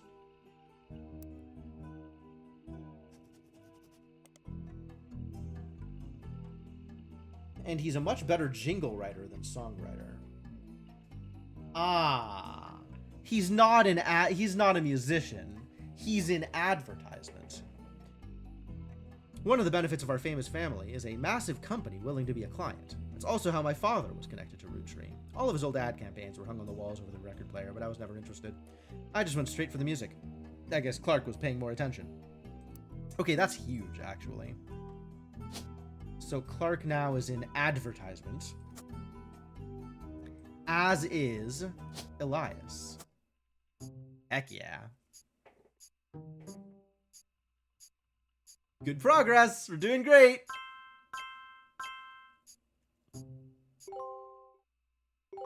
Jane LaRue and Kim LaRue and Linus Cornwall and Patricia and some of these pictures. Oh, heck yeah. Nailed them all. I'm so good at this. I nailed... Wait, what?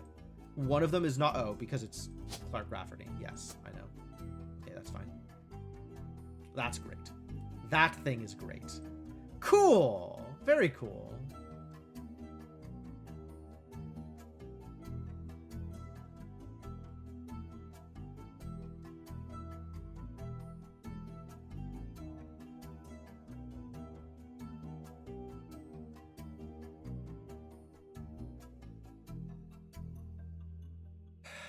All right. Does anything else ring an immediate bell in terms of I should know more about what they're doing? Not really.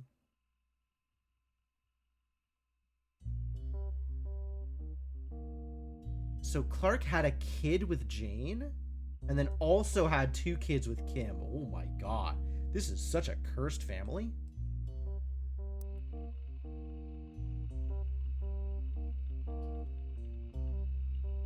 was paying more attention. Okay. The flowers they're holding up have their initials on them. Do they? Did I miss that?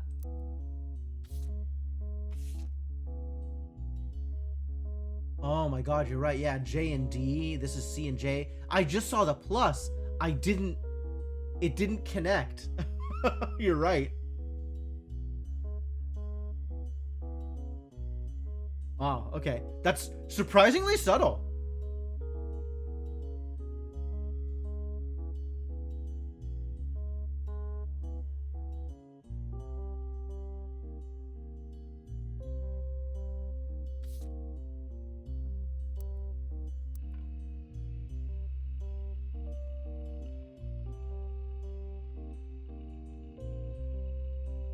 So let's look up Raffertunes then.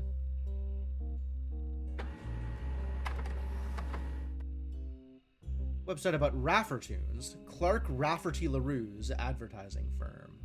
Clark Rafferty LaRue, huh? Fascinating. Oh, but we always use their birth name. Yes, of course. Yeah, no, good job. I certainly didn't. I managed to piece it together regardless, but on it there is an About page, and you find a picture labeled The Inspiration for the Famous Super Bowl Ad Campaign. Below that is more detail. Clark was in a department store getting a family portrait with his wife and children. When his wife was trying to get his youngest, Katrina, the youngest is Katrina, and this is the other LaRue, Jessica, who are presumably students? I don't know how old they are.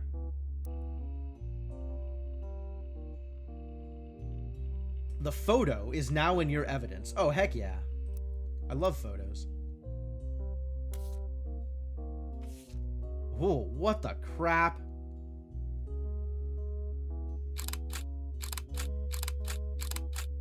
This guy is, he did not age well.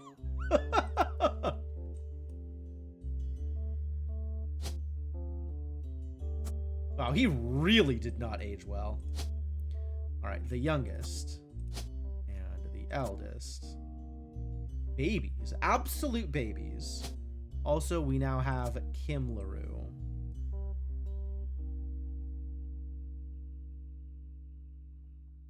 They're tiny, absolutely tiny. They've got to be students. There's no way they're anything else.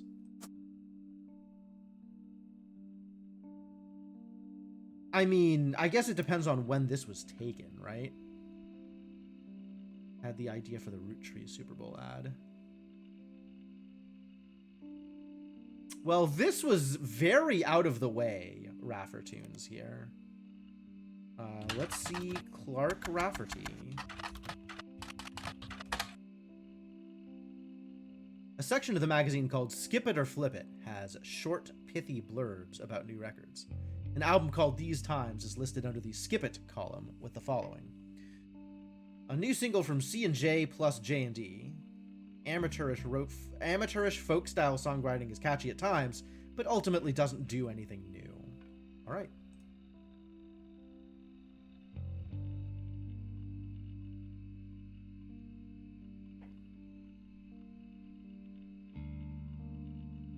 Defunct. Also defunct. Do we think we can find anything more in Butler County Times? Probably. Almost assuredly.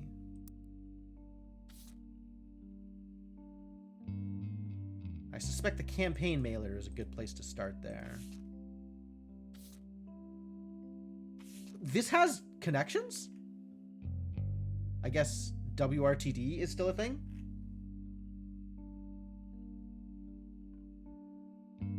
Maybe there's more to be picked up from WRTD's website? I'd believe that.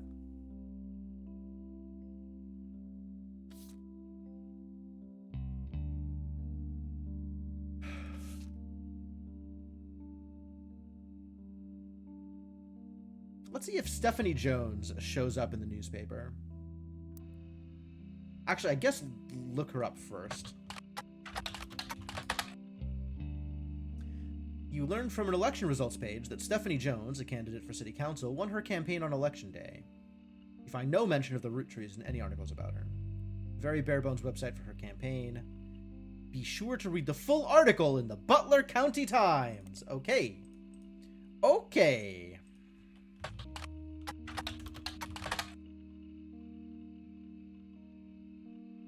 The most recent mention of Stephanie Jones is a small report detailing the election results from last month's election. Stephanie apparently won. Good job, Steph. Stephanie Jones, born Stephanie Landon. Aha. That makes sense. Born Stephanie Landon. So where is our Landon? We still think that's probably here? But, not positive.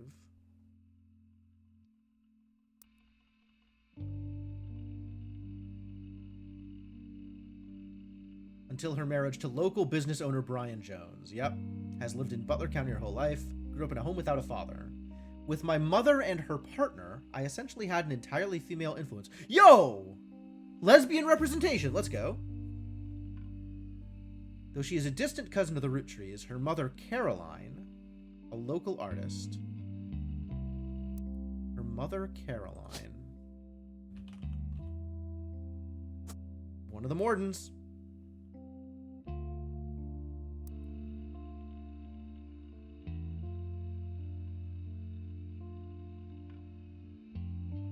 Often come out opposed to the corporation's policies. Okay, I guess, unlike my mother, I'm not a fighter. I want to bring love to the world. So this implies...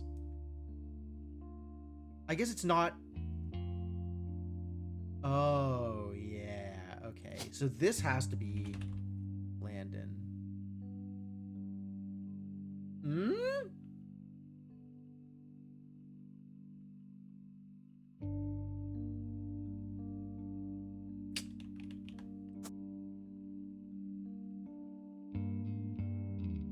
Guardian adoption. Okay, so this is... No, wait. This is weird. They've grown up in an unconventional family. Okay, so not in a divorced family. And not... I guess adopted. But... grown up with two mothers. But we don't know who the other mother is.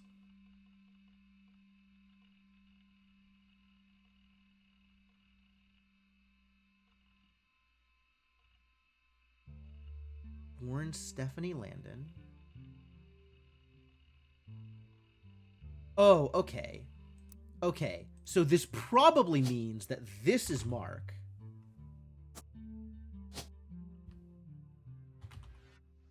This is Caroline. This is Steph. This is Brian.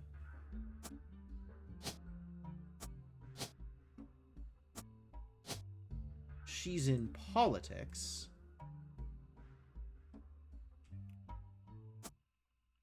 Hey, I got a thing right.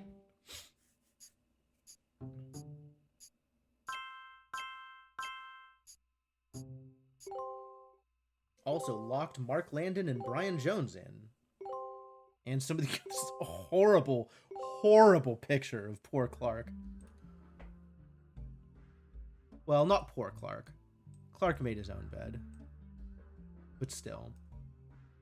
Okay, and then this is an unknown female.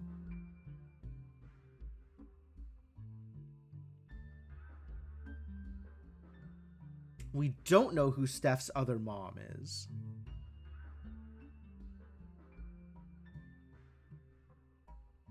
But there's a lot of choices.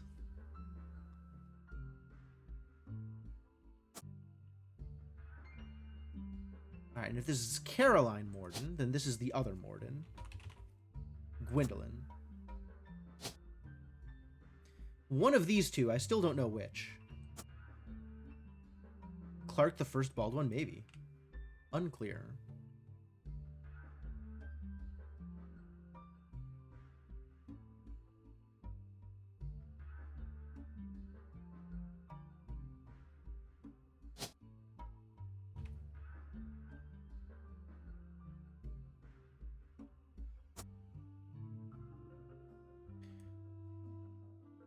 And we don't have like a group portrait of the younger ones here at this point.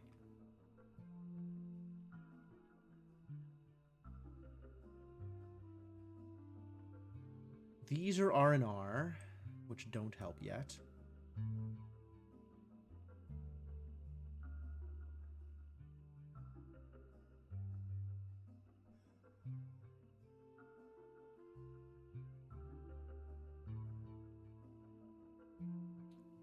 This could not have been that long. I bet Chris is also a student.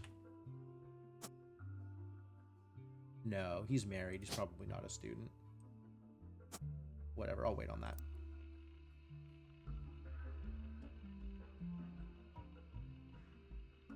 Stephanie grew up in a home without a father. My mother and her partner, I essentially had an entirely female influence. Though she's a distant cousin of the Roottrees, her mother, Caroline, a local artist, has often come out opposed to the corporation's policies regarding deforestation.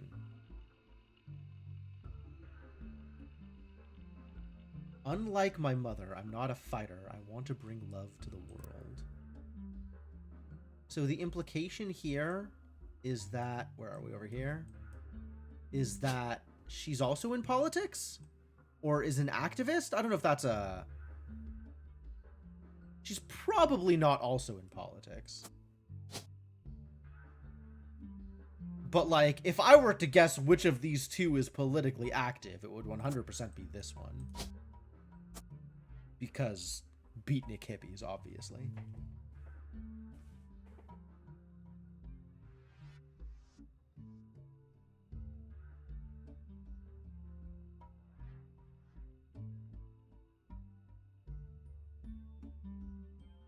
Okay. That's progress.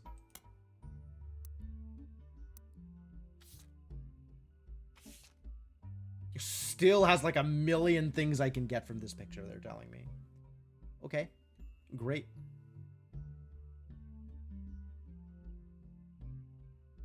He had a written note attached that seemed personal. CM. Okay, so this is Caroline. Don't let our conflicts spread to the next generation.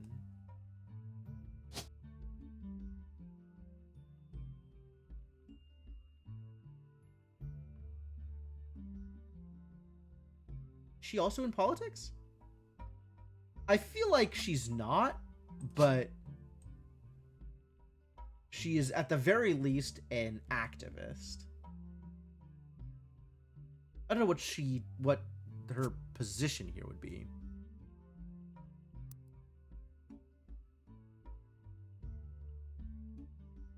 Use the publicity, yep.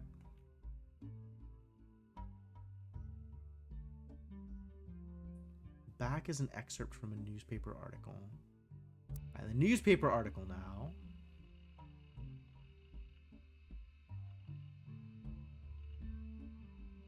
Grew up in a home without a father.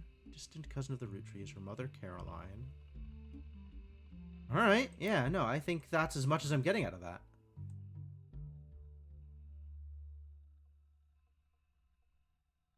I guess if I were to look at these two, this kind of feels like the older sibling? Hard to say, though.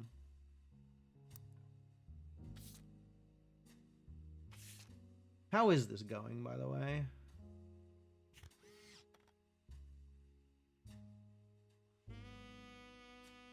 Yeah, I feel confident about a lot of these pictures. Well, not about these two. These two I'm still a little unsure. But, the occupations is where I keep getting, kind of stymied. Alright, what else do we have? Phone rings. Oh, this is definitely going to have some extra stuff. Root tree 5 pieces.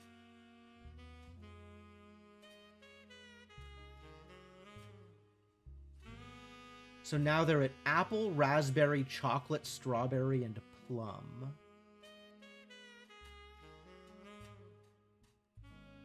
We haven't looked in Teen Blast, have we? We should probably look in Teen Blast. Is Teen Blast real?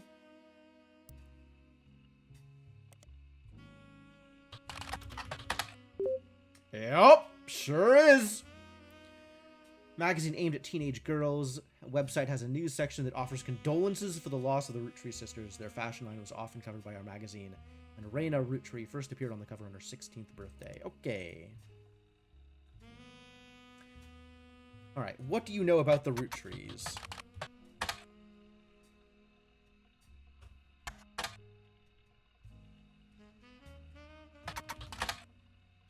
A lot of advertisements for Root clothes. Some of them mentioned Brenda. More often than not, her daughters are mentioned. Find a small bit of an ad from many years ago that says, be sure to look for our upcoming article about Raina's inspirations. All right. Let's look up Raina. Thank you.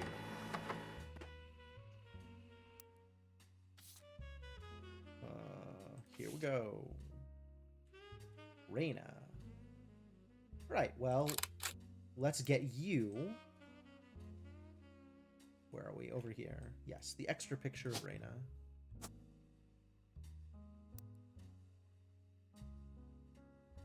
TMS. What's he up to? Teen Blast can tell you. Oh, this confirms who TMS is. That's nice. Brother Trouble.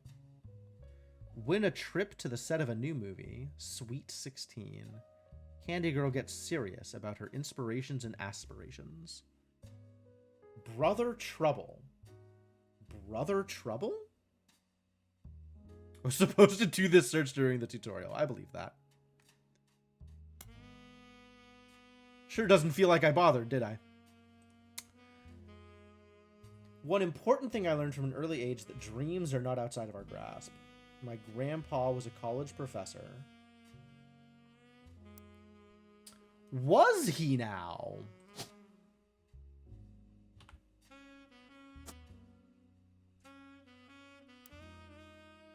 Who taught lectures about history. He always told me that history was full of people from famous families who wasted their fame and fortune by taking it for granted.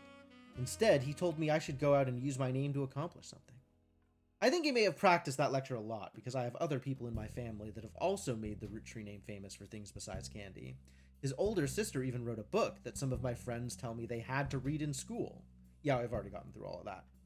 I took his advice and now I work with my mom designing clothing. I help decide what colors and patterns I want to model. Then she designs the clothes with a team of amazing men and women. Although my grandpa passed away earlier this year, Grandma Laura tells me he was really proud of what we've managed to accomplish. Grandma Laura, huh? Cool. More information.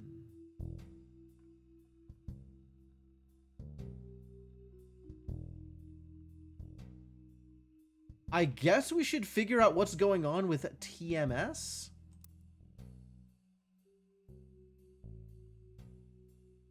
It's Brother Trouble. All right, we're looking up TMS first. Common abbreviation for early 90s teen heartthrob Tommy Mark Sheridan. Yep, confirmed. His first credited role as Thomas Sheridan was on a soap opera called Time Marches Onward. Whoops. Not ready to search that yet.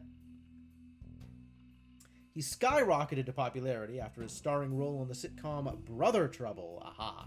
Since the end of Brother Trouble, he has often been on the cover of tabloids for his supposed drug use, and more recently his relationship with Raina Roottree. After a short engagement, they married in 1997, when she was only 19, and he was 23. Alright, Brother Trouble first. 1989 sitcom about two 16-year-old brothers the same age, one adopted, played by Tommy Mark Sheridan and Dustin Christopher Baker. Their single mother, played by stand-up Penelope Tessa Green, often had to navigate her job as a magazine columnist, as well as the troubles that come with raising two boys who were extremely competitive in sports, academics, and even romantic pursuit of their next-door neighbor, Roxy. The showrunner was small-screen director Ron Roottree. Oh. Whichever one of these is Ron Roottree, I guess. Ah, the one with the film thing logo. Director. Ron Rootree. So this is the other one, the younger one. The other R Rootree. This would be Robert.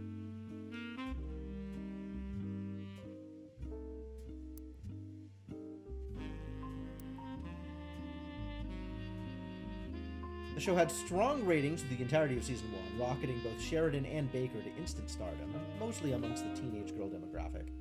However, it was cancelled in 1991, midway through the second season, due to a significant drop-off in ratings.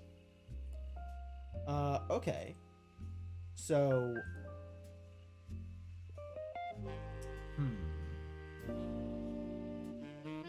Like, there's a bunch of things here that I want to try and search for.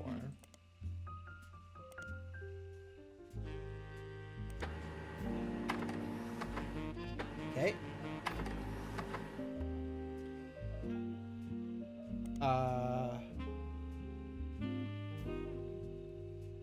Let's...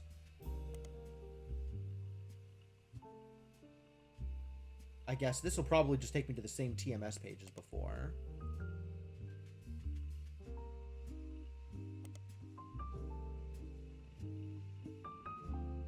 Okay. Now, Penelope Tessa Green is a retired comedian. There's a result for the Laugh Lounge, a club in Reno that claims Penelope got her stand-up start and first did her famously raunchy breast milk cheese routine in the 80s, before she was a TV star on Brother Trouble. The site claims she retired for the birth of her first child, but still makes yearly appearances for fundraisers, doing more family-friendly material. You find a picture labeled Joke-O-Lantern, 1997, as well as a different picture labeled Jack watching one of his mother's charity sets, 1994. So I know that there is a Tessa somewhere in our names.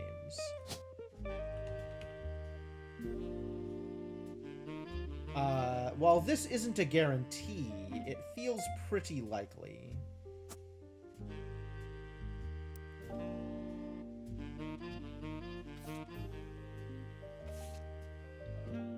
Found this on a website about a comedy club called the Laugh Lounge. It was captioned, Jack watching one of his mother's charity sets, 1994.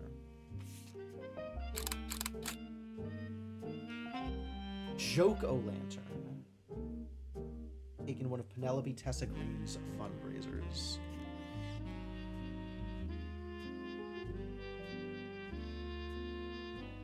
Do we think this is going to be Jack again?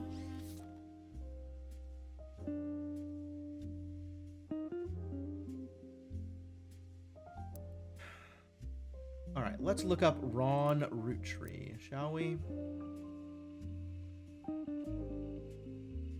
94 and 97. So this is the younger one. Or rather, Jack is the older one. And then this is the younger one.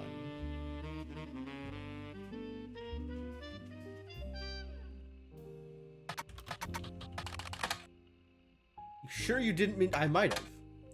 Ron Rootree is a small screen director and the head of RR Productions. Oh, really? He directed episodes of a few other shows before showrunning and creating a one-season hit Brother Trouble. Defunct production company responsible for Brother Trouble. You find a comment on a Usenet board stating that Brother Trouble ended up being an ironic name, considering the rumors about RR Productions' Ron and Robbie Rootree. Okay. So, okay, yeah, this checks out. All of this checks out. We know there's some drama because of the whatever it was, the legal case. I'll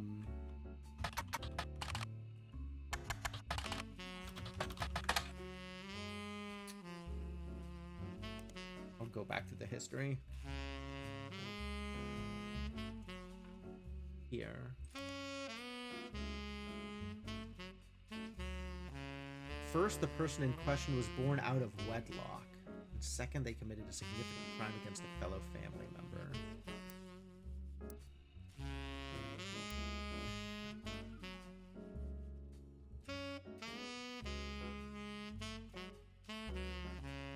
Okay. Wow. Heinous.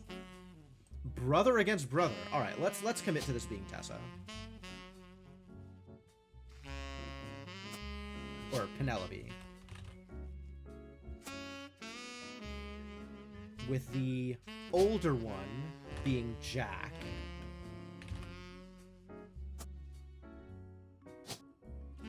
And the younger one... Yeah, you are a best student. There we go.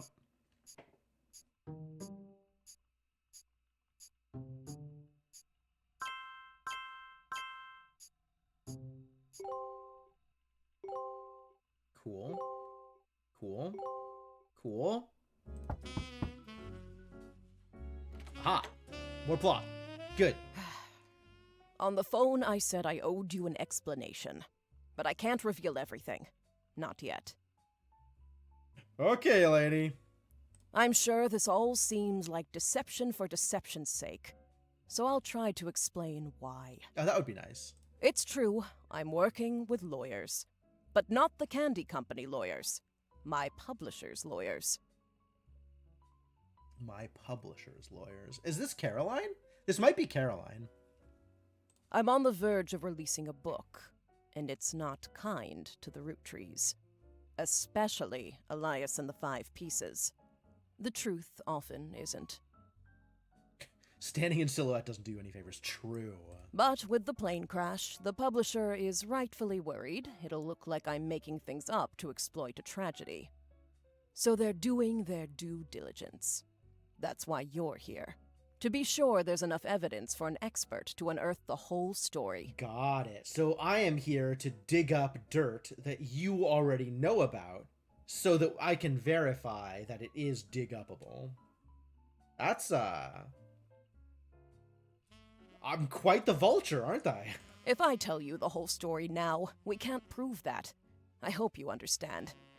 That said, I can say that the work you're doing is very personal to me. Yeah, alright. To my story, one spot on the tree is more important than the rest. You've likely noticed it. It's locked for now. I'll return one final time, after you fill it in. Alright. Also, there are fewer root trees left. In a sense, that makes it easier. Use process of elimination. Thanks for the hints. It's also harder to verify when you're right. You'll need 4 blood relatives before they lock from here on out. Oh, curses. I don't have any more evidence for you, but trust your intuition. If something has a high number, it's not a mistake. Yes, by my intuition, you mean the hint system. Okay, sure. You're getting closer and closer to the truth. I look forward to seeing you soon. Well...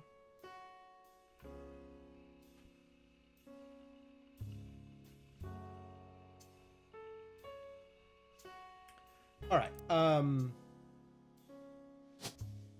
yeah, how many root trees are left, actually?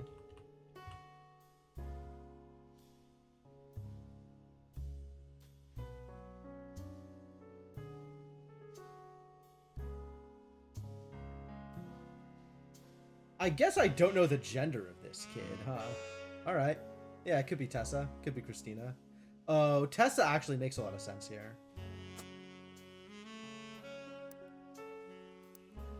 Yeah, it's now 11:40 in game time. Uh-huh. So in 5 more minutes, which I think only happens when I lock the next set of 4, the news will go off again. Because the news goes off every 45.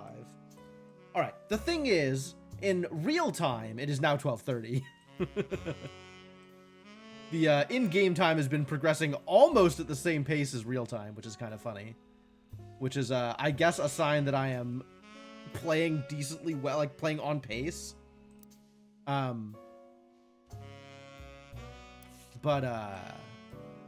I'm having a good time. I'm very much looking forward to figuring the rest of this out, and it's gonna have to be not tonight because it is late.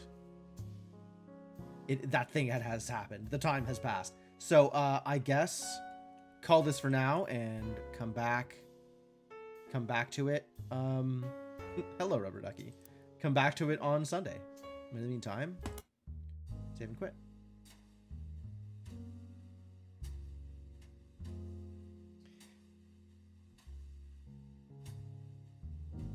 I do still need to find this article in game. Presumably I can. It's literally right here.